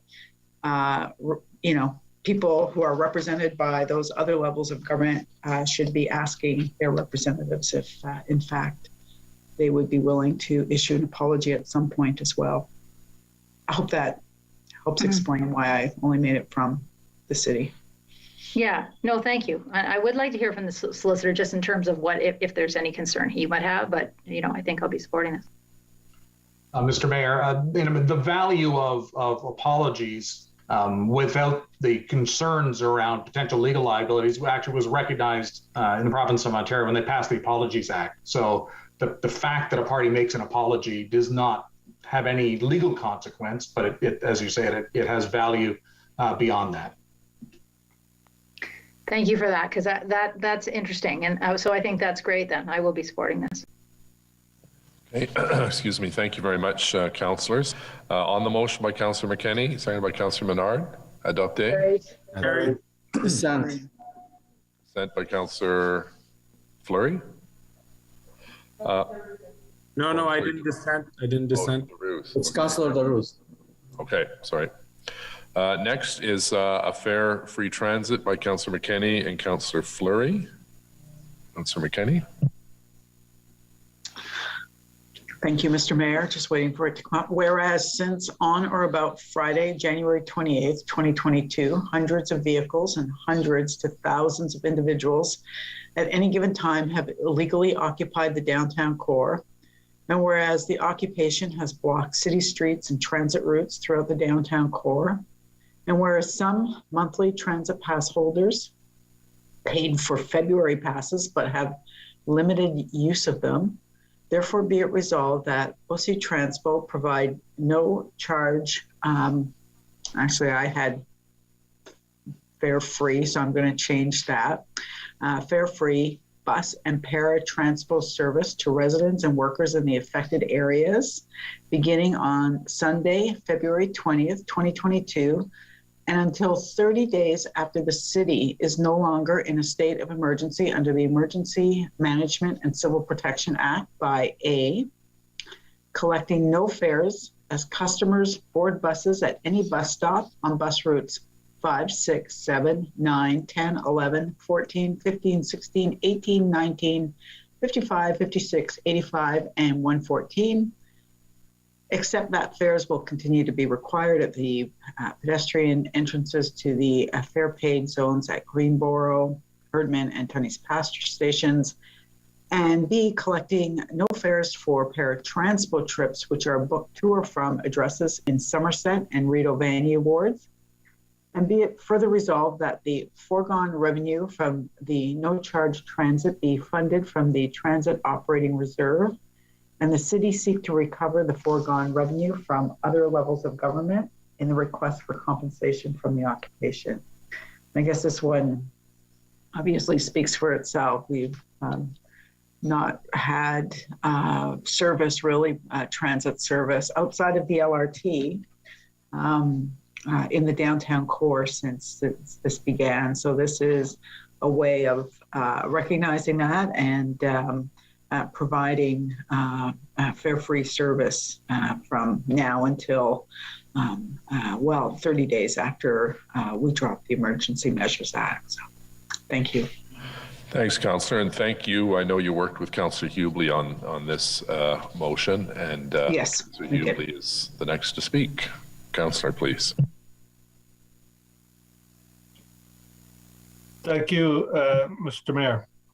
I want to thank Councillor McKenney because I know she's got a lot. They have a lot on their plate right now with everything that's going on. But Councillor McKenney took the time to work with staff to make sure that this was something doable. I can tell you staff were honored to be a part of working on this for the people that have been so affected by this occupation. And so I'm definitely supporting Councillor McKenney's motion and hope that everyone else does as well. Thank you, Mr. Mayor. Thank you, Councillor Hubley. Councillor Fleury, s'il vous plaît. Yes, Mr. Mayor, and thank you, Councillor Hubley, for that, and thank you, Councillor McKenney, for bringing the motion up.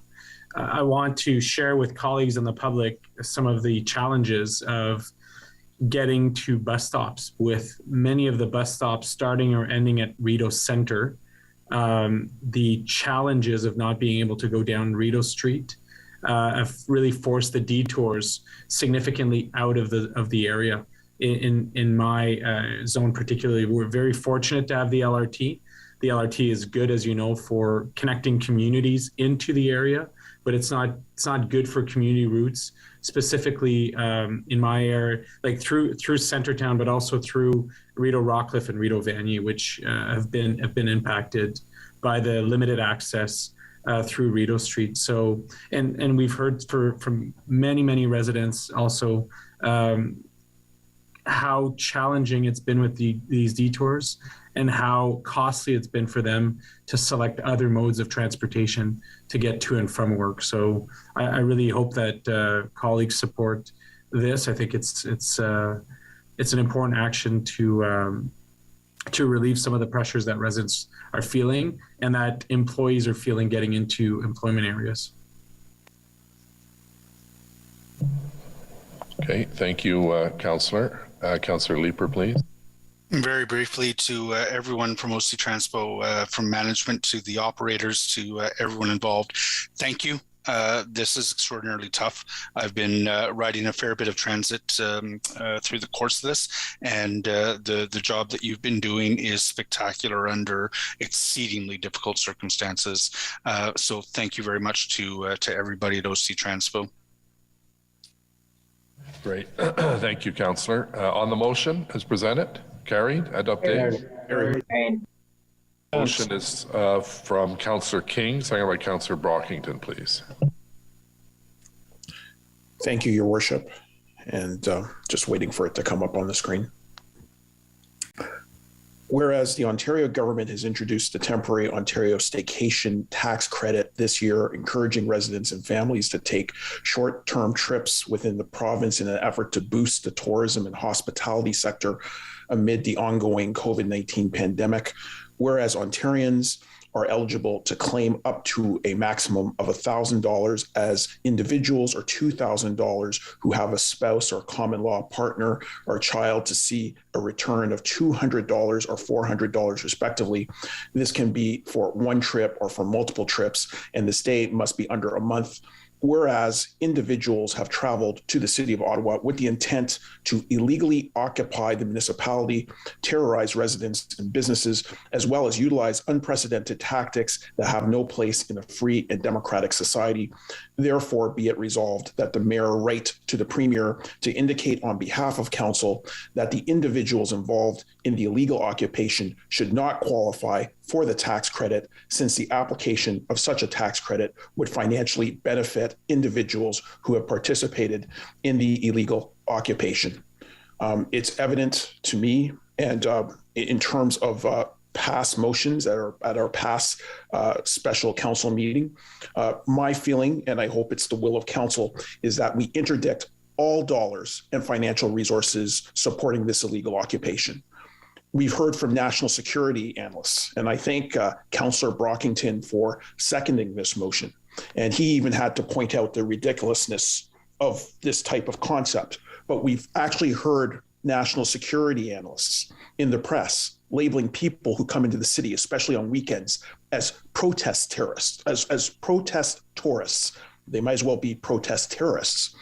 But these protest tourists should not get tax breaks for the chaos that they brought to this city. That's why I've brought this motion to the table. Thank you, Mayor. Great, thank you, Councillor King. On the motion, carried. Adopté. Carried. Dissent. Carried. Dissent by Shirelli.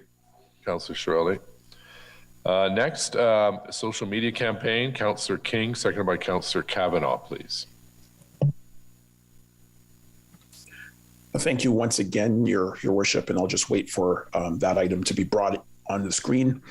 Whereas Ottawa City Council condemned the use of racism, anti-Semitism, and xenophobia, the mockery of Indigenous culture, and the harassment and denigration of residents within the 2S LGBTQI plus community during this illegal occupation. Therefore, be it resolved that Council directs staff from the Anti-Racism Secretariat to work with the community-led Anti-Racism Advisory Table to consider the development of a public service campaign to promote awareness about the negative impact of racism, anti-Semitism, and xenophobia in the wake of the illegal occupation as part of the anti-racism strategy. Just very briefly, we heard the concerns of many community members about the impacts of the negativity, the racism, the xenophobia that has been characteristic of this illegal occupation that has taken hold in the city. We also heard clearly the want and the need for action of the anti-racism table, who is doing diligent work to move forward the anti-racism strategy in the city. So we wanted to ensure that they knew that council is supporting them in their efforts. And so this is why I brought this motion to the table. I think it should say Council Agenda 71, should it not, instead of 69? I have it on my sheet as 69, but it should say 71. Yes, and it's Mr. Mayor. a motion, not a notice of motion. So unless it's, I have a different sheet than you. Mr. Mayor, yes, the header of the motion should reference that this special meeting has Agenda 71. Okay, that's good. Thank you. Councillor Shirelli on the motion.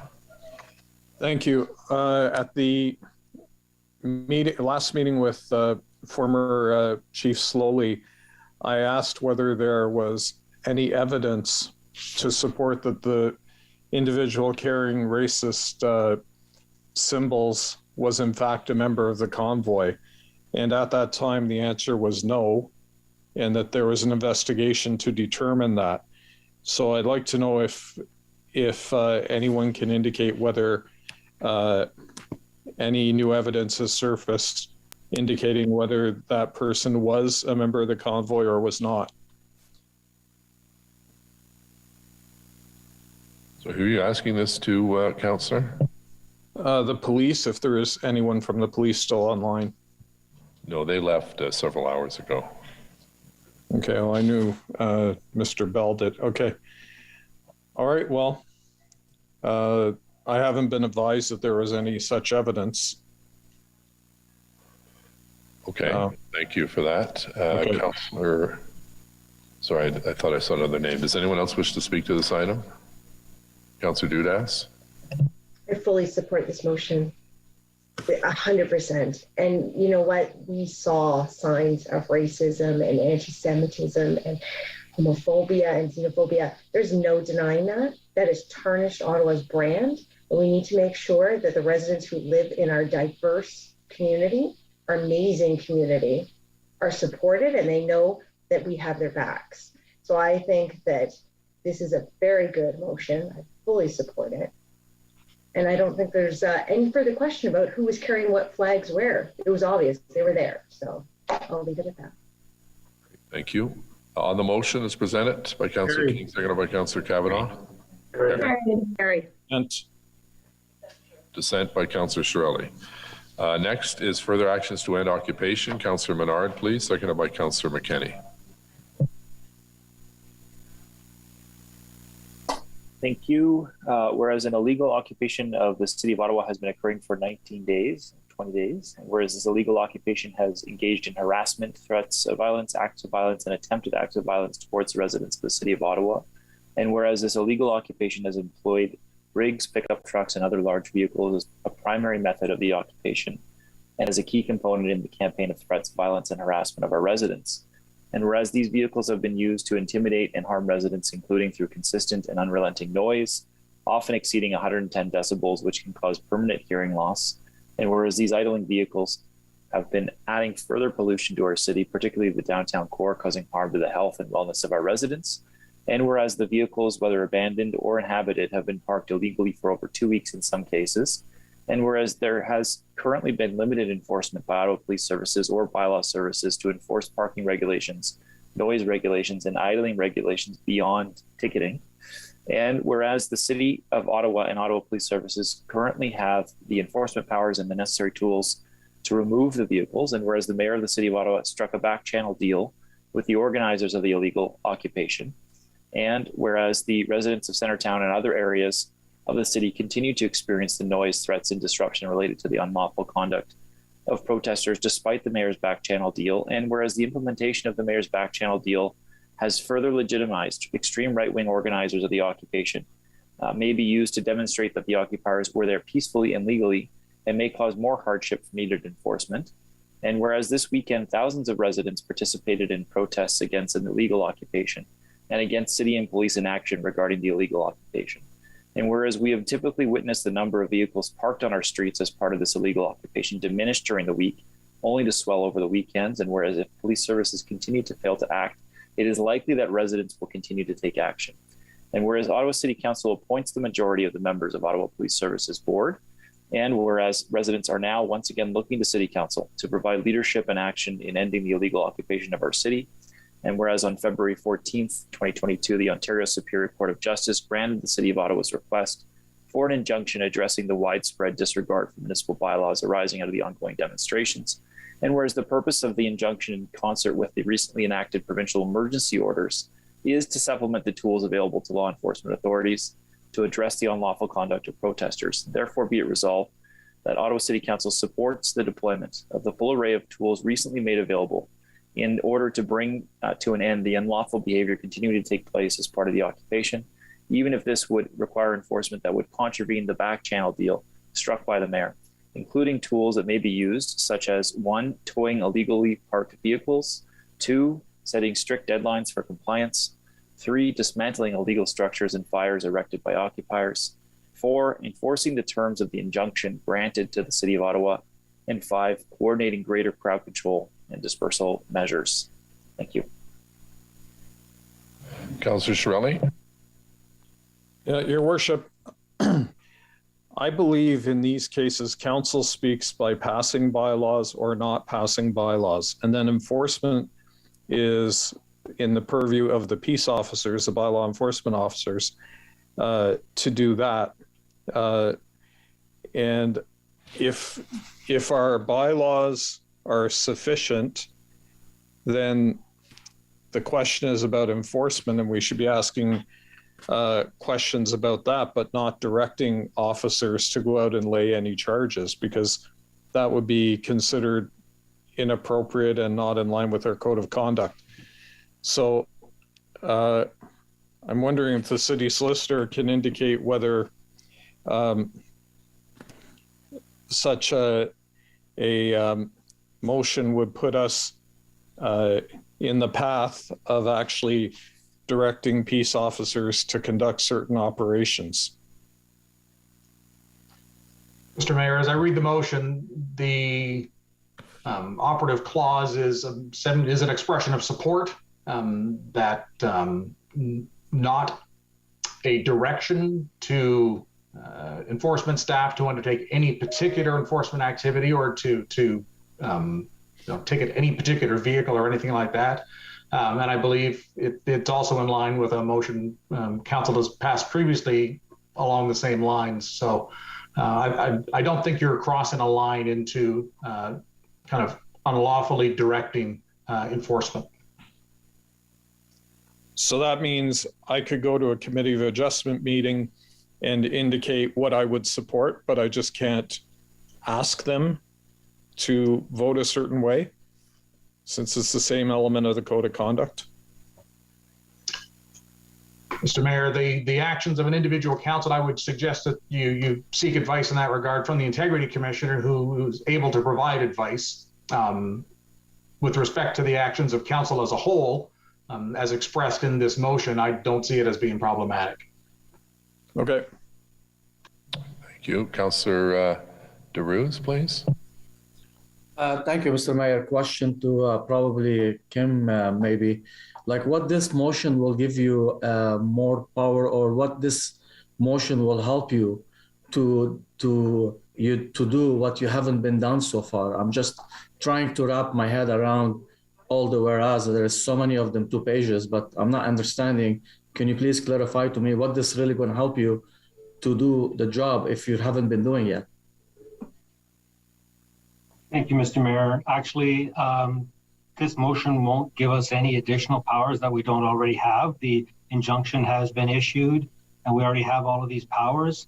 Our current challenge is getting the police available to offer us security and safety when we go out and enforce these actions. So it still comes down to a safety issue for our staff in enforcing. So we want to have the police available to us to go and enforce them. But and that's always been the roadblock, I guess, if you will. Thank you, Kim. So my question, second question will be to the city manager. Like, you've been doing all that all along, and I'm not sure if this motion really necessary is like, because you've been doing your job anyway. I'm not sure if this motion is just an emotion motion. Thank you, Mr. Mayor. The one thing that, because today I was speaking to the police services, the police forces that are involved, police services that are involved in this, and one of the issues that came up is the Prime Minister's declaration of the Emergency Act basically covers all those things, because it's in fact illegal now to be in that area that police deem to be a protest area. So David White, could you tell us, my understanding is the police lawyers are interpreting the enforcement of the act that's just been enacted by the or declared by the Prime Minister as giving us all those powers and more. So it might be a moot point to give us that motion. Yes, Mr. Mayor, the invocation of the Emergencies Act and the creation of what is in essence a no-go zone, I think it certainly provides a more readily used enforcement tool than our own bylaws in that regard. I think that was the intention, was to ensure that the law enforcement authorities had the ability to establish those areas to prevent people from entering them, but to also move vehicles out as necessary. Okay, thank you. Councillor Dudas. This is not meant as any disrespect to our city staff. However, we have seen that just as there has been a lack of police action, we have not seen the actions of our bylaw officers. And I understand that there's reasons to not put their safety in jeopardy, nor do I want them to do so. I support this motion. I think the timing of this motion is impeccable, being that we now see the ICC stood up and that we're going to see greater police action with them handing out the flyers this morning and giving those timelines. I don't see any problem with reinforcing that we support our staff and that we're going to be supporting our police in actually acting on enforcing the rule of law, including our bylaws, as well as the injunction. So if this acts as a strong reminder and maybe a support for our staff so that they can go out and know that we support them and have their backs on this, I think that this is a good reminder to them that that's the case. Even if it doesn't give you any additional powers, I think it needs to be maybe recognition of the work that we want them to do and to be safe doing. So I will be supporting this motion. Okay, thank you. On the motion as presented, carried? Dissent. Carried. Dissent. Dissent. Okay, DeRuse and Shirelli. Next is Councillor Leeper, seconded by Councillor Brockington, please. Councillor Leeper.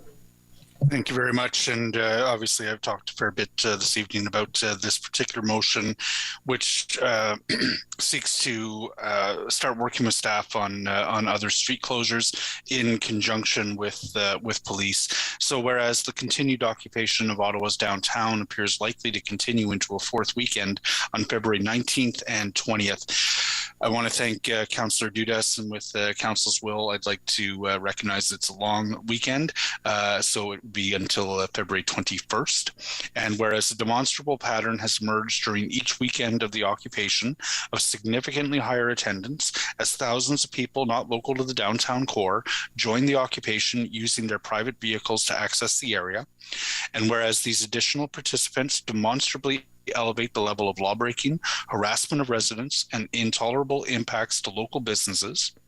And whereas a significantly elevated crowd level increases the challenge to law enforcement officers of maintaining order, and whereas the preponderance of additional protesters access the site via motor vehicle, therefore be it resolved that the Council direct the General Manager of Public Works to work in collaboration with the Somerset Ward Councillor in particular, but also affected ward councillors, to accomplish such road closures anywhere in the city as can be expected to diminish the volume of motor vehicles able to access the downtown core on February 19th through 21st, and that the General Manager of Public Works or designate review these requests with Ottawa Police Services to ensure these can be accommodated as part of a coordinated response to the ongoing city emergency.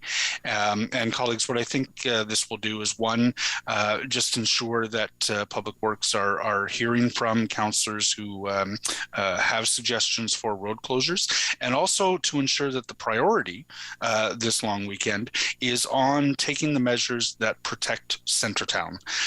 There are a lot of competing priorities with respect to our road network, and above all, I think we need to consider the protection of Centretown to be our most important priority this long weekend. Thank you, Mayor. Thank you. And Mr. Kanalakis, is this, from a logistical point of view, implementable for this weekend?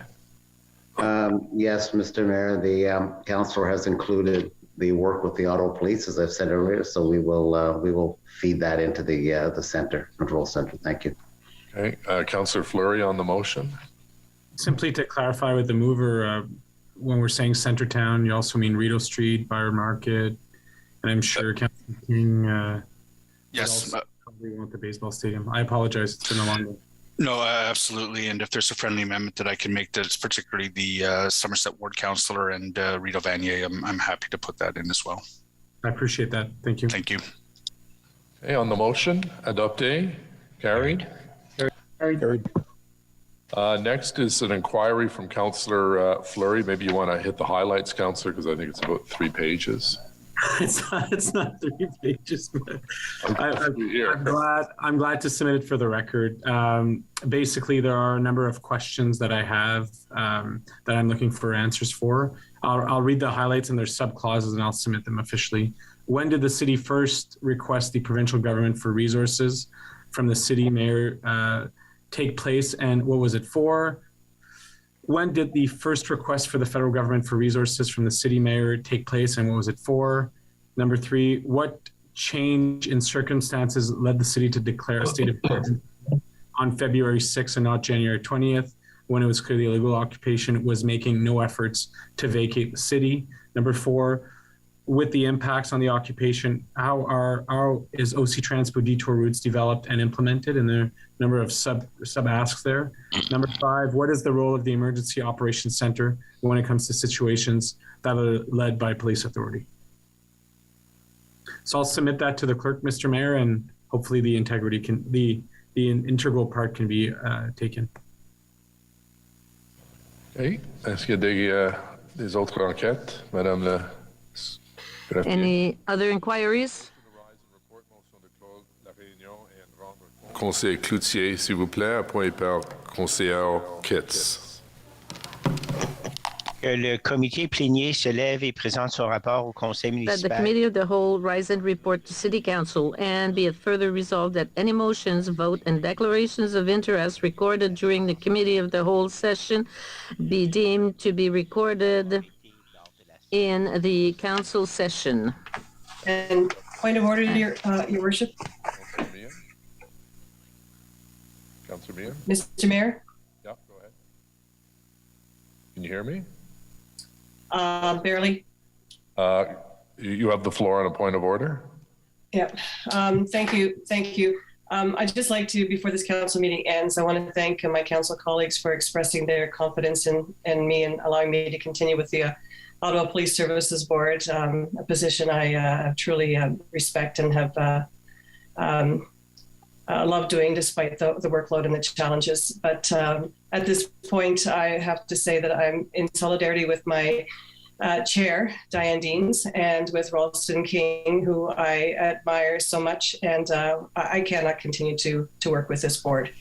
So I respectfully decline the vote of confidence, and I will be resigning my position. So thank you, and that's it for me tonight. Thank you. Okay, maybe what we'll do is just take a recess with this new news from Councillor Meehan. So we'll recess for 10 minutes. And I think we should just come back at another meeting to decide this. There's no need to do that tonight. Yeah, I don't want to do that tonight. We need time. So I've already been just wondering from colleagues whether there's a desire to deal with this issue tonight, because my understanding is there'll be a board meeting tomorrow. Yeah, Mr. Mayor, I think we should deal with it tonight, because we cannot, if we're going to be missing a board member and the new chair is taking over tomorrow and they're going for a meeting, I think you should have full board, especially in this difficult time. Yeah, well, George, you don't have to get up at 5 a.m. and work 18 hours tomorrow. So like, easy for you. I've been There is absolutely no reason why come this on to the can't be done downtown, George, and help us out here. All right.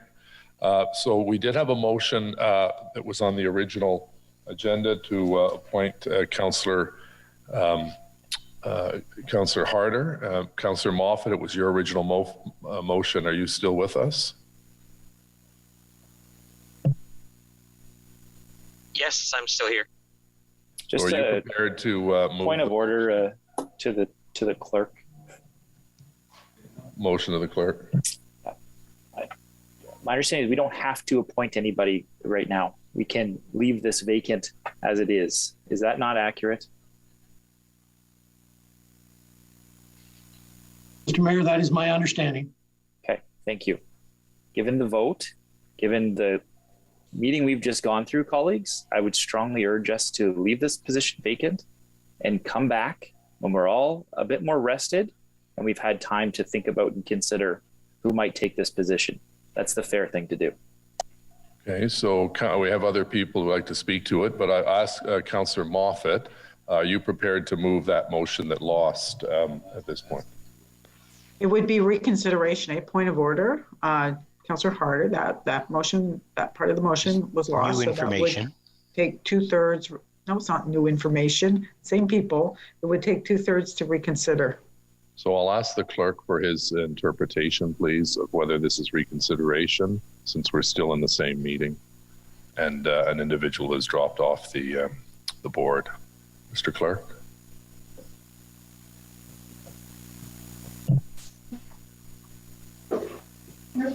No, I'm thinking, Mr. Mayor. I do not believe it is reconsideration under the circumstances. Okay, Councillor Dudas has the floor. My preference is we wait. There's been a lot of conversation tonight. This isn't an easy decision. And once again, I think we're all really tired. And we don't know if Councillor Harder, we haven't had a chance to talk to her to see if she's interested in the position, or if anyone else is for that matter. So my vote would be to wait and get a good night's sleep. And if we have to revisit it by another meeting at some point, then so be it. I'm happy to make myself available. Why don't I suggest that the clerk circulate the vacancy and we'll deal with this at the next council meeting. Agreed? Much better. Thank you. Agreed. Okay, thank you. Next is confirmation bylaw, règlement de ratification. Councillor Cloutier and Kitts, please. That the following bylaw be read and passed to confirm the proceedings of the council meeting of February 16th, 2022. Adopté, carried. Adjournment, Councillor Cloutier. That the proceedings of the City Council meeting of February 16th, 2022 be adjourned. Carried. And the media availability will begin at 11 o'clock. Meeting adjourned. Thank you.